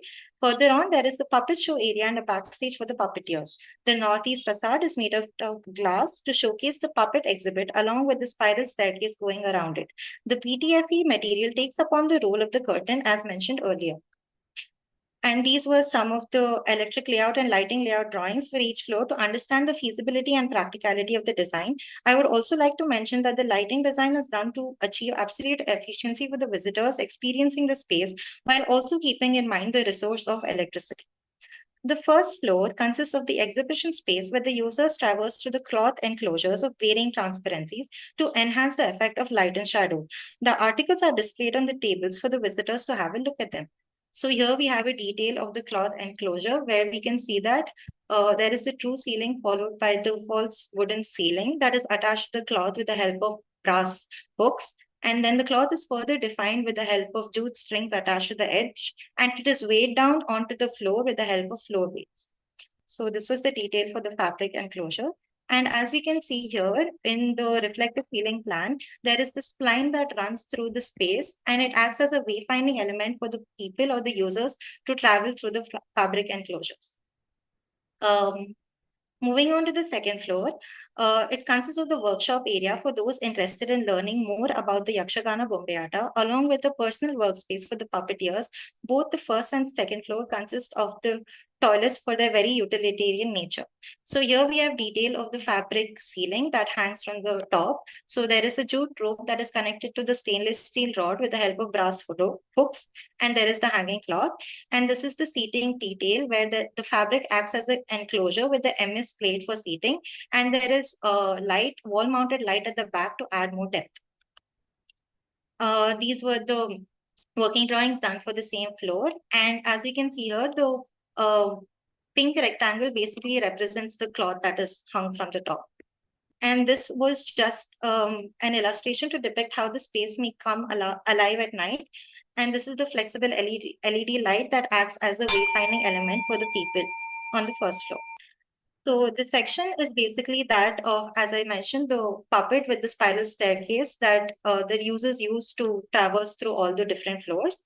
And this is the reception table that is also embodying the same spirit. With the exterior elevation, there is the curtain, which is made out of the PTFE membrane, and it's tied to the structure with the help of MS holding plate and girder. And the northeast facade is made out of glass to showcase the puppet, and the front elevation is inspired with the Mangalore tile roof of the Karnataka coastal region. The chosen glass for the front facade of the design is the Saint-Gobain glass vision light due to its following properties. And because of its performance levels and its availability in various thickness, it aids as the optimum glass solution for the design. With respect to today's day and time, waste is a concerning issue. So the idea here is that urban waste, which is in the form of plastic, can be reused in the design. So the plastic is collected, cleaned, cut into long strips, and then woven into sheets. This provides employment as well as makes the design circulatory and participatory. So the pivot, sheets plastic that is made into sheet is fit into the teak frame that acts as a pivot door for the space between the workshop and the workspace area. And this is just a small GIF to show how the space would function with the pivot doors that are made out of the plastic strips. I would like to also say that reusing the current unused building to provide the inhabitants of the city with a new and fresh perspective of art and culture. And I would like to end by giving my area statement. And yeah, thank you.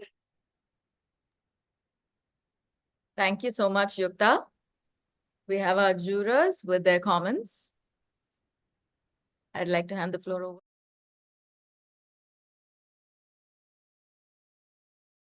It's a lovely project, and I remember seeing that at the stage level also, and I quite liked it even then. And so it's I think just a thought that you had that you need to kind of look at these dying arts, and your building intervention could be a source of joy, and to kind of bring those dying arts back. I think that's a very noble thought, so proposition full marks to that. And I think overall I quite like it. Just that couple of things I'm not too sure how especially the facade is going to be really functional or not. So just I think in terms of that, and you've tried to detail out a lot of stuff definitely, but I didn't buy the detailing of some of the elements inside. Was a little, I think probably a little weak, but overall I think it's a brilliant effort, and also the presentation was very good, be it the drawings or the general ideas. So very nice.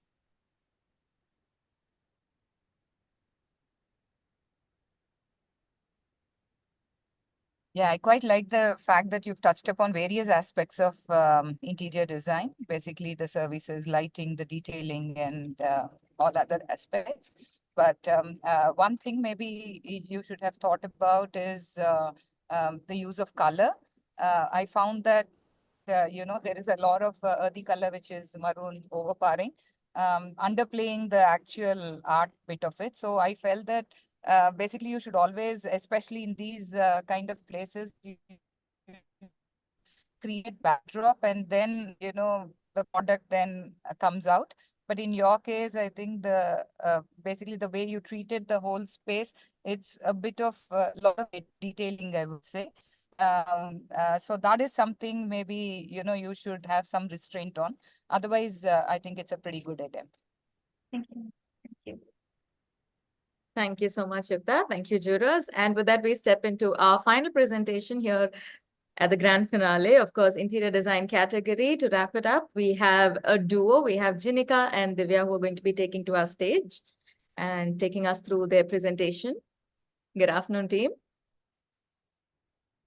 Hello, good afternoon. I will share my screen. Are we audible? Yes, we can hear you loud and clear.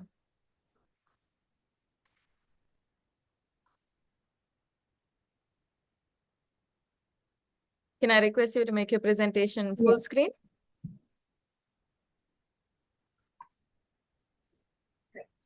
So, good afternoon, esteemed judges. My name is Janika and I'm Divya Thalenthal. We are from UID Kanauti University. So, today we present to you our innovative project, a harmonious blend of functionality and sustainability. Nestled in the heart of Ahmedabad's corporate complex, Shilp Epitome, a project aptly named Work Oasis, aims to revolutionize the traditional library workspace concept by integrating nature seamlessly into the corporate environment. At Work Oasis, we envision a space where individuals can thrive in their work amidst the soothing embrace of nature. Picture this: a sanctuary where the boundaries between indoors and outdoors blur, where the hustle and bustle of corporate life coexist harmoniously with the tranquility of nature. One of the key features of the Work Oasis is its multifaceted design. It serves not only as a library but also a co-working space. The library's design prioritizes adaptability and collaboration, offering flexible spaces that cater to diverse learning and community needs. Interactive learning zones, technologically equipped meeting rooms, and cozy reading corners, an environment that inspires creativity and knowledge sharing. So, as you can see here, we have chosen Ahmedabad's Shilp Epitome site. And you may be wondering why we chose this specific site in Ahmedabad for our project. So here's why. Located in the bustling areas of Ahmedabad, we chose this site for its popularity and to evolve the nature of work and lifestyle, making it more interesting and worth for the user's energy in relation to the corporate surrounding. Next, we would like to explain the inspiration that is behind the project. Drawing inspiration from tree houses, the structure diverges from traditional materials, opting instead for modern and sustainable alternatives. This approach seamlessly integrates with the corporate theme while evoking a natural work environment, blurring the boundaries between outdoor and indoor spaces. Emphasizing the theme of light is right, our design prioritizes natural illumination for a harmonious and eco-conscious library workspace. Working in natural surroundings can significantly boost productivity and creativity. Hence, we curated our space to incorporate elements of nature, offering individuals a rejuvenating atmosphere. One of the key highlights of our space is the variety of setup options available. Firstly, you can have an open collaborative area, a cozy private workspace, or a spot in our vibrant communal zones. There's something to suit every work style and preference. So as you can see, we have the zoning here. So in our library and co-working space, we have carefully divided the area into different zones to meet various needs. The library and workspace zones are dedicated to focused work and study, offering comfortable seating and access to resources. In contrast, the formal and informal workspaces provide flexibility for meetings and collaboration. Our cozy open lounge area serves as a retreat for relaxation, while the beanbag seating adds a casual touch. The eatery zone, featuring unique step seating, encourages social interaction during meals. Additionally, we have an interactive space for group activities and a shaded outdoor area for a refreshing change of scenery. We've also added personal pods to our space. And as you can see in the sketches, we have highlighted the spaces that we are giving. And these glass structures offer a private spot for work or relaxation, while still letting you feel connected to the nature. Whether you're focusing on tasks or taking a break, the personal pods provide a peaceful retreat in our vibrant co-working environment. These are the key activities that we wanted to provide in our space. So we kind of sketched it out through the process, and to give a brief idea of which zone are we going to highlight the activities in. Next, we would like to present the material board. Glass features prominently in our co-working space design, serving multiple functions across different areas. We chose glass bricks for the roof of the eatery assembly seating, balancing natural light with comfort for dining and socializing. This enhances both the aesthetic appeal and functionality of the space, ensuring occupants enjoy the benefits of natural light. Additionally, we added terrazzo glass, which is also known as recycled glass. Terrazzo is a type of composite material made from recycled glass chips. It is a great versatile building material that elegantly sculpts the curves of our formal workspace, adding sophistication and allowing for a mesmerizing play of light. Incorporating glass creatively, we have changed transparent library walls, maximizing natural light and creating an inviting atmosphere. Glass windows in the formal workspace maximize daylight exposure for focused work, while the glass fencing in the informal workspace maintain visual connectivity, and the pods, which are designed using glass to maintain a personal space of the user and also provide a connection to the nature and surroundings.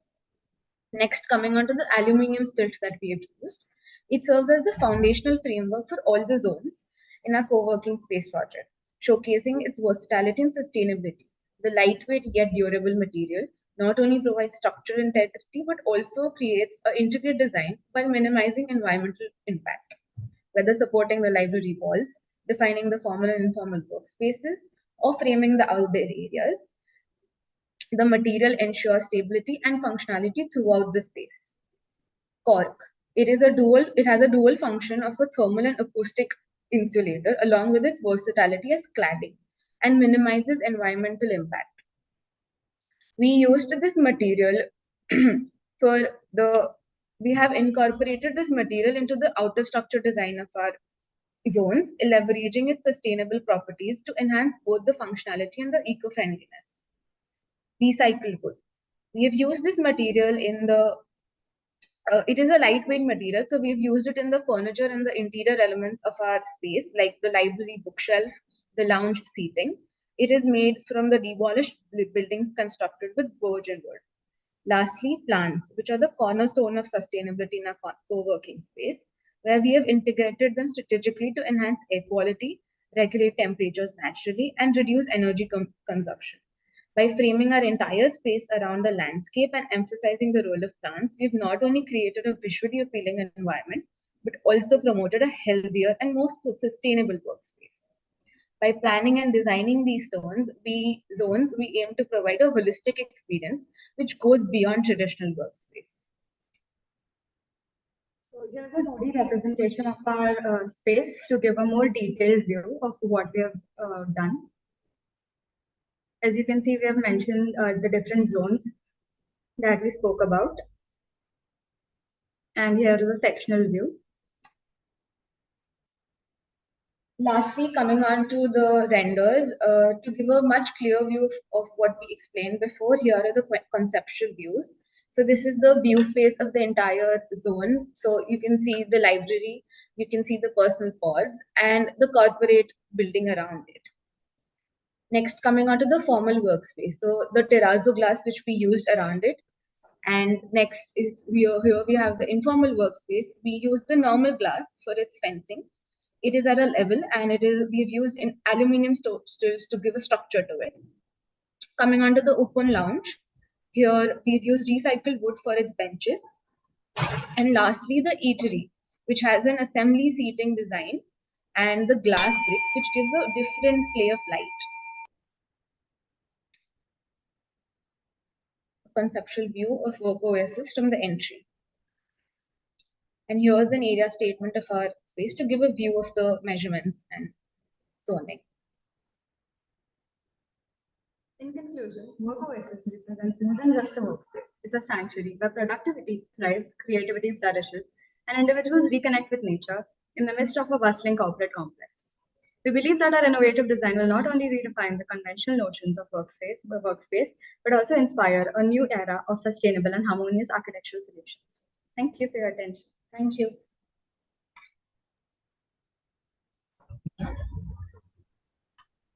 Vijaya, maybe you would like to start. Thank you. Yeah, over to our jurors. Yeah. I liked where you started off. But I just felt that, of course, you've touched upon various aspects, but a little more attention to the interior detailing would have been, welcome. Otherwise, I think everything is fine. Same here. I think the idea is nice, but I think in the execution, there could have been something more to it. It looked like it was like a very quickly done thing. So I think overall the idea is very nice, and that could definitely be taken up, and it's totally worthwhile. But it's all right, nice, but good. Thank you. Thank you, Janika and Divya. Thank you so much to our jurors. With that, we come to the final presentation of the interior design category. May I please request our jurors to join us in the breakout room for your internal deliberation and thought sharing. As our jurors kind of take to the breakout room and go ahead with their deliberation, I'd also like to take this particular opportunity to let you know that the next part is something that's very, very special to all of us here, because we're going to be highlighting the exceptional achievements of our studio project colleges. And this is in response to the Saint-Gobain Transparence 18.0 brief. Of course, these colleges have kind of integrated the brief itself within the curriculum. They've also empowered students to submit numerous entries. This year alone, the 18th edition, we're looking at 36 institutions who have embraced the brief. They're kind of setting a new standard for architectural education. Of course, their submission also showcases technical prowess. They've got a deep understanding of architecture when it comes to societal elements, environmental, and of course, its vast cultural impact. In recognition, each of the 36 colleges will receive the Saint-Gobain Studio Project Incentive for 2024, thereby fostering an exciting journey of inspiration and advancement moving ahead as well. With that, I'd like to extend our wonderful and heartfelt gratitude to all the colleges, the faculties who kind of shared their support to kind of take you through a journey of what it has been like so far. We have a short AV. May I please request your attention? Can we have the AV, please?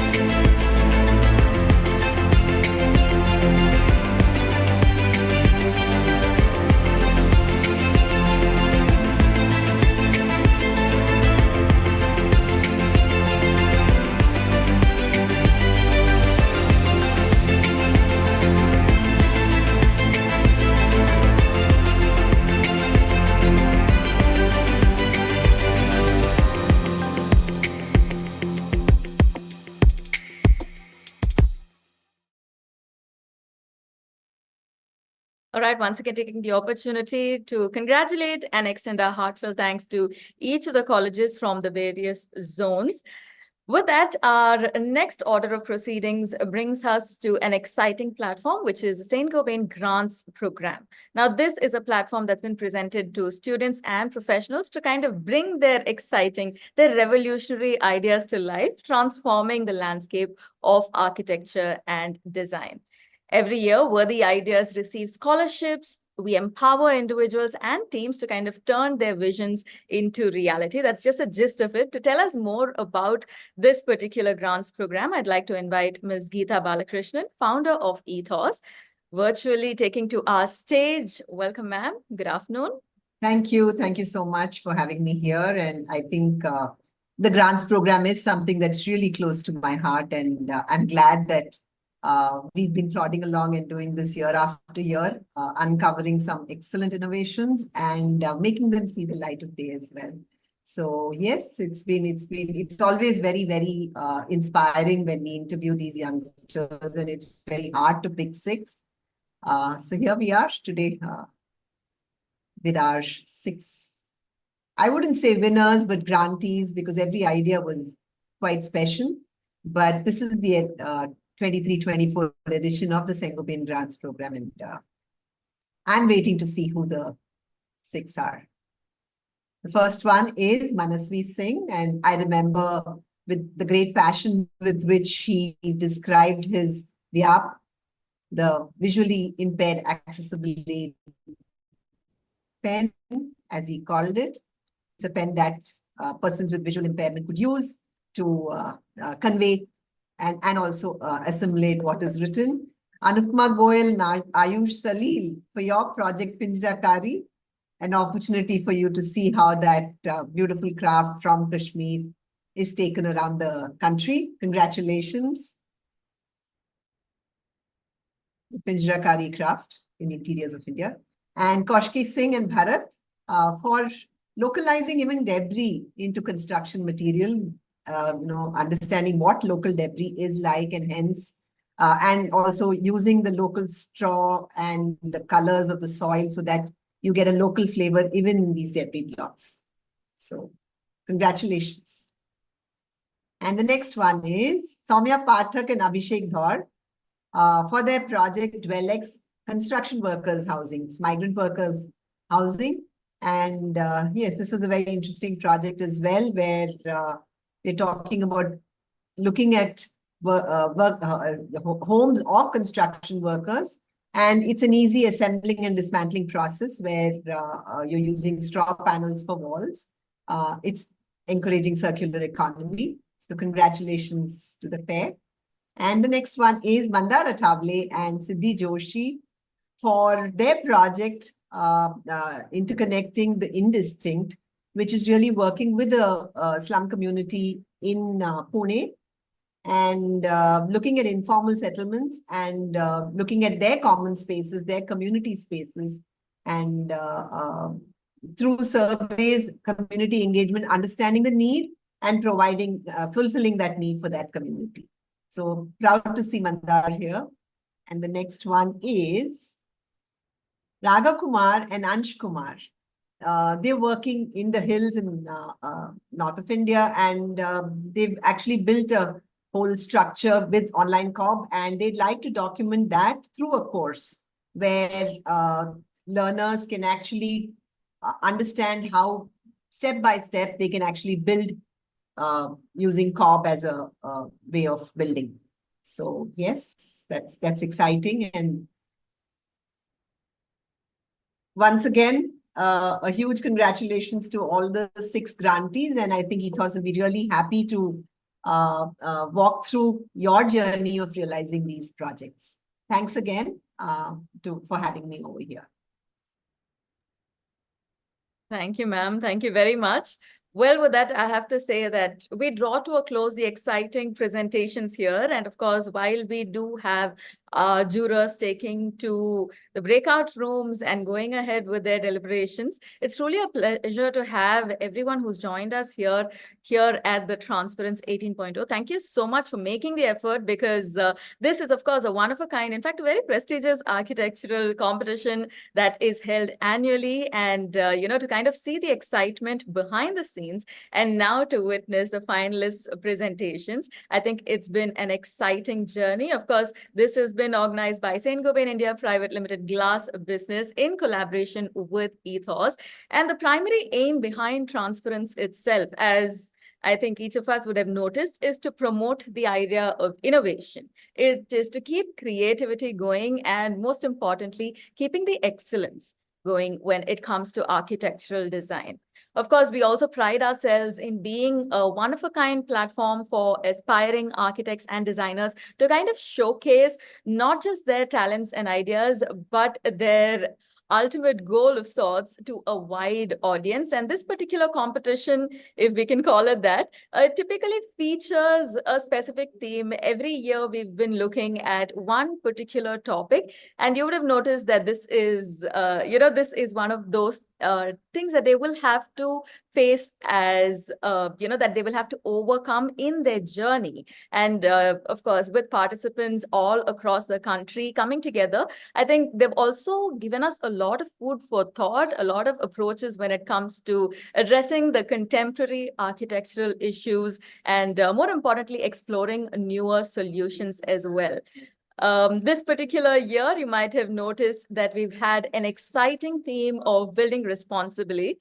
And of course, through the journey from sustainability to urban development, urban planning, cultural heritage, social responsibility, there's been a whole lot of thought that has gone into each of the themes that have been kind of set in place.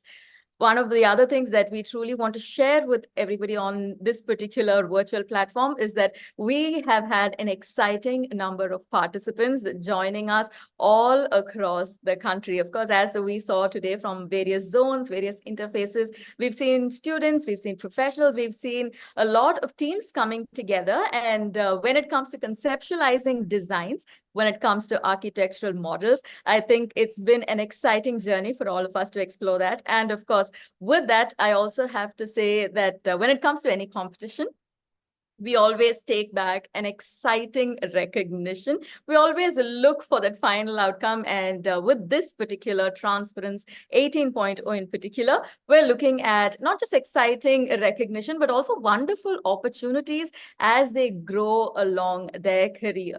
And also, I think taking the opportunity to extend our heartfelt thanks to our jurors, our judging panels, who typically consisting of renowned architects, industry experts, interior designers, and of course, we've also been very, very meticulous in how each of the categories have been crafted and how each of them have been presented to the final audience as well. And as you have seen today, our jurors truly have put their heart and mind, their soul into identifying who the final winners are going to be. So overall, I think it's safe to say that Transparence itself plays an exciting and a significant role when it comes to not just shaping wonderful careers, but also shaping the discourse of architecture within the country, kind of exciting and fostering talent, and most importantly, pushing the boundaries of design innovation, all of it in a very, very exciting environment.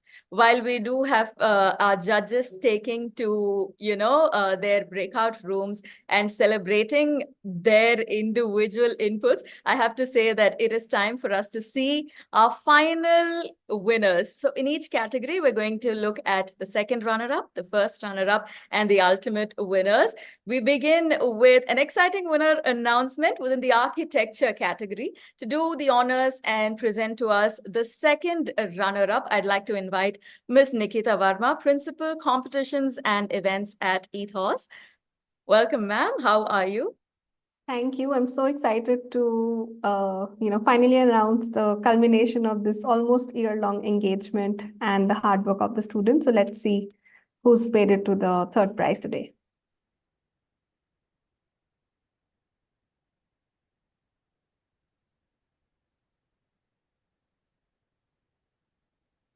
Congratulations, Swami, from BMS School of Architecture, Yelahanka, Bangalore. Good job with your project, and a heartfelt congratulations for getting the second runners-up today. Thank you. Are they allowed to say something? I think we might be running a little short on time given the longer presentations, but I think we all join Ms. Nikita Swami in congratulating you and extending our warmest appreciation. Thank you so much for your inputs. Congratulations and thank you, Ms. Nikita. Keeping our excitement going, we're looking forward to finding out the first runner-up. To do the honors, may I call upon Mr. Shoaib Sheikh, National Head, Infinity, Saint-Gobain India Private Limited, Glass Business. Welcome, sir. Good afternoon. Good afternoon to all of you. And the first runner-up for architectural category for Transparence 18.0 is also from the same college, BMS College of Architecture, Bangalore, Karnataka. And the winner is Kazi Shadman. Congratulations. Many congratulations, Kazi.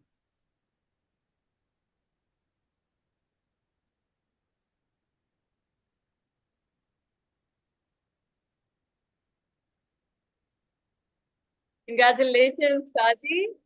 We're all rooting for you and, of course, wishing you a wonderful journey ahead as well. And with that, it is time to see our winner in the architecture category. It is my pleasure to request Mr. A.R. Unikrishnan, Managing Director, Glass and Glass Solutions, Saint-Gobain India Private Limited, to do the honors. Welcome, sir. Good afternoon. Good afternoon. Good afternoon. Thank you. First of all, congratulations to all the finalists for taking part in the final. That in itself is a recognition from 680 teams. You are the chosen few who made it into the final. So congratulations on that. Let me also thank all the jury members for really devoting their time in really guiding, grooming the future talent. So thank you for that. So now it's time for me to announce the winner. So last night was not very lucky for Mumbai in IPL, but looks like it's lucky for Mumbai in our final today. So the winner is from LS Raheja School of Architecture, Shri Wu Viraj. Congratulations, Shri Wu.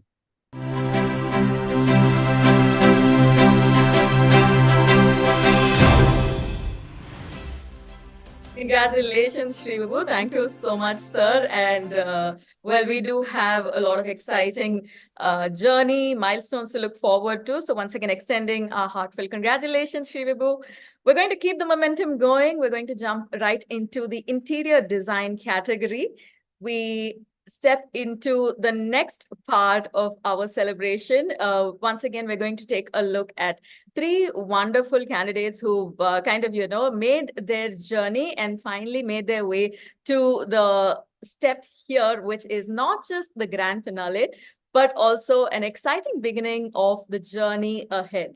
Of course, when we talk about Transparence itself, I think one of the most exciting part is that, we get to see firsthand talent, we get to see creative ideas, we get to see innovative ideas within the field of architecture. And when it comes to interior design, I think it is just the same, because we look at a lot of the contemporary challenges, a lot of, exploration of newer avenues when it comes to sustainable and responsible designs. Along with that, we've also seen how it kind of plays into a platform that provides participants with an exciting opportunity to not just give out their ideas and not just share their thoughts, but also engage with industry leaders, gain valuable insights, and most importantly, we get to see them contribute to shaping the future of our country itself. Also, as we kind of step into the next part of this journey, here's a quick reminder to everybody who's on the call that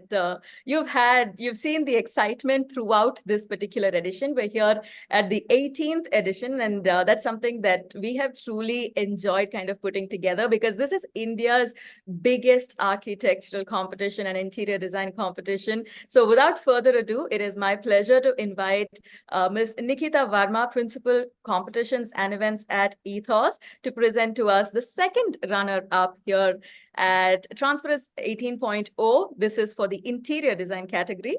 Welcome once again, Nikita. Yeah, thanks, Shilpa.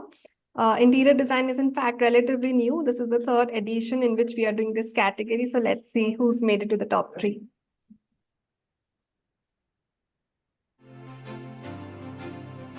Congratulations, SIT to Ujjwal, Chananya and Kushi for making it to the second runners up today. Very well presented and good teamwork, I must say. Congratulations on your achievement. Thank you so much, Nikita. And of course, congratulations to the team. I think today that's something we've witnessed firsthand as well. The working together, the collaboration with the teams, I think thinking on the ground, it's been an exciting journey. And of course, to kind of throw light on the first runner-up within the interior design category, I'd like to invite Mr. Bharat Goel to do the honors. National Head Projects Inspire, Saint-Gobain India Private Limited, Glass Business. Welcome, sir. Good afternoon. Yeah, thank you. Good afternoon. So the first runner-up is from RV College of Architecture, and the winner name is Yuka V. K.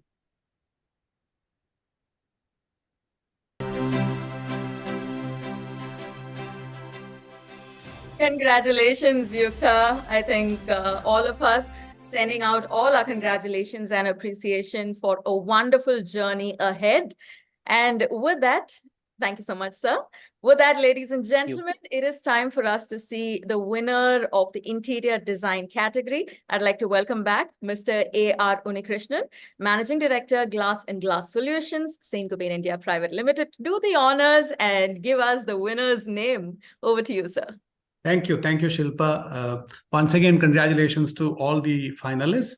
And the winner is from an institute that's been associated with Transparence right from the beginning. In fact, we had many jury members also from this institute. So I'm really happy to announce that the winner is Surj from Academy of Architecture, Mumbai. So it's double delight for Mumbai this time.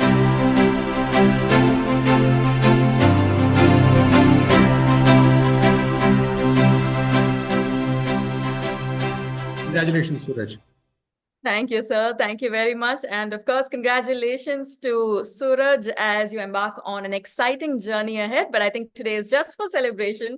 So well done. Congratulations. Ladies and gentlemen, it is time for us to kind of draw to a close Transparence 18.0. Of course, it is with a lot of excitement that I say that today we're kind of so happy to see the support that we have received, to kind of see the enthusiasm that we've witnessed throughout this journey. And today, with the amount of creativity, the passion that has come to the forefront, I think we truly want to say a big thank you. We've seen the spirit of innovation and collaboration shining through, and here's hoping that it continues as we move along. Once again, extending a very big thanks to everyone who's joined us today. Congratulations to the winners, and of course, heartfelt thanks to our jurors. Thank you once again for joining us. Have a fantastic day ahead.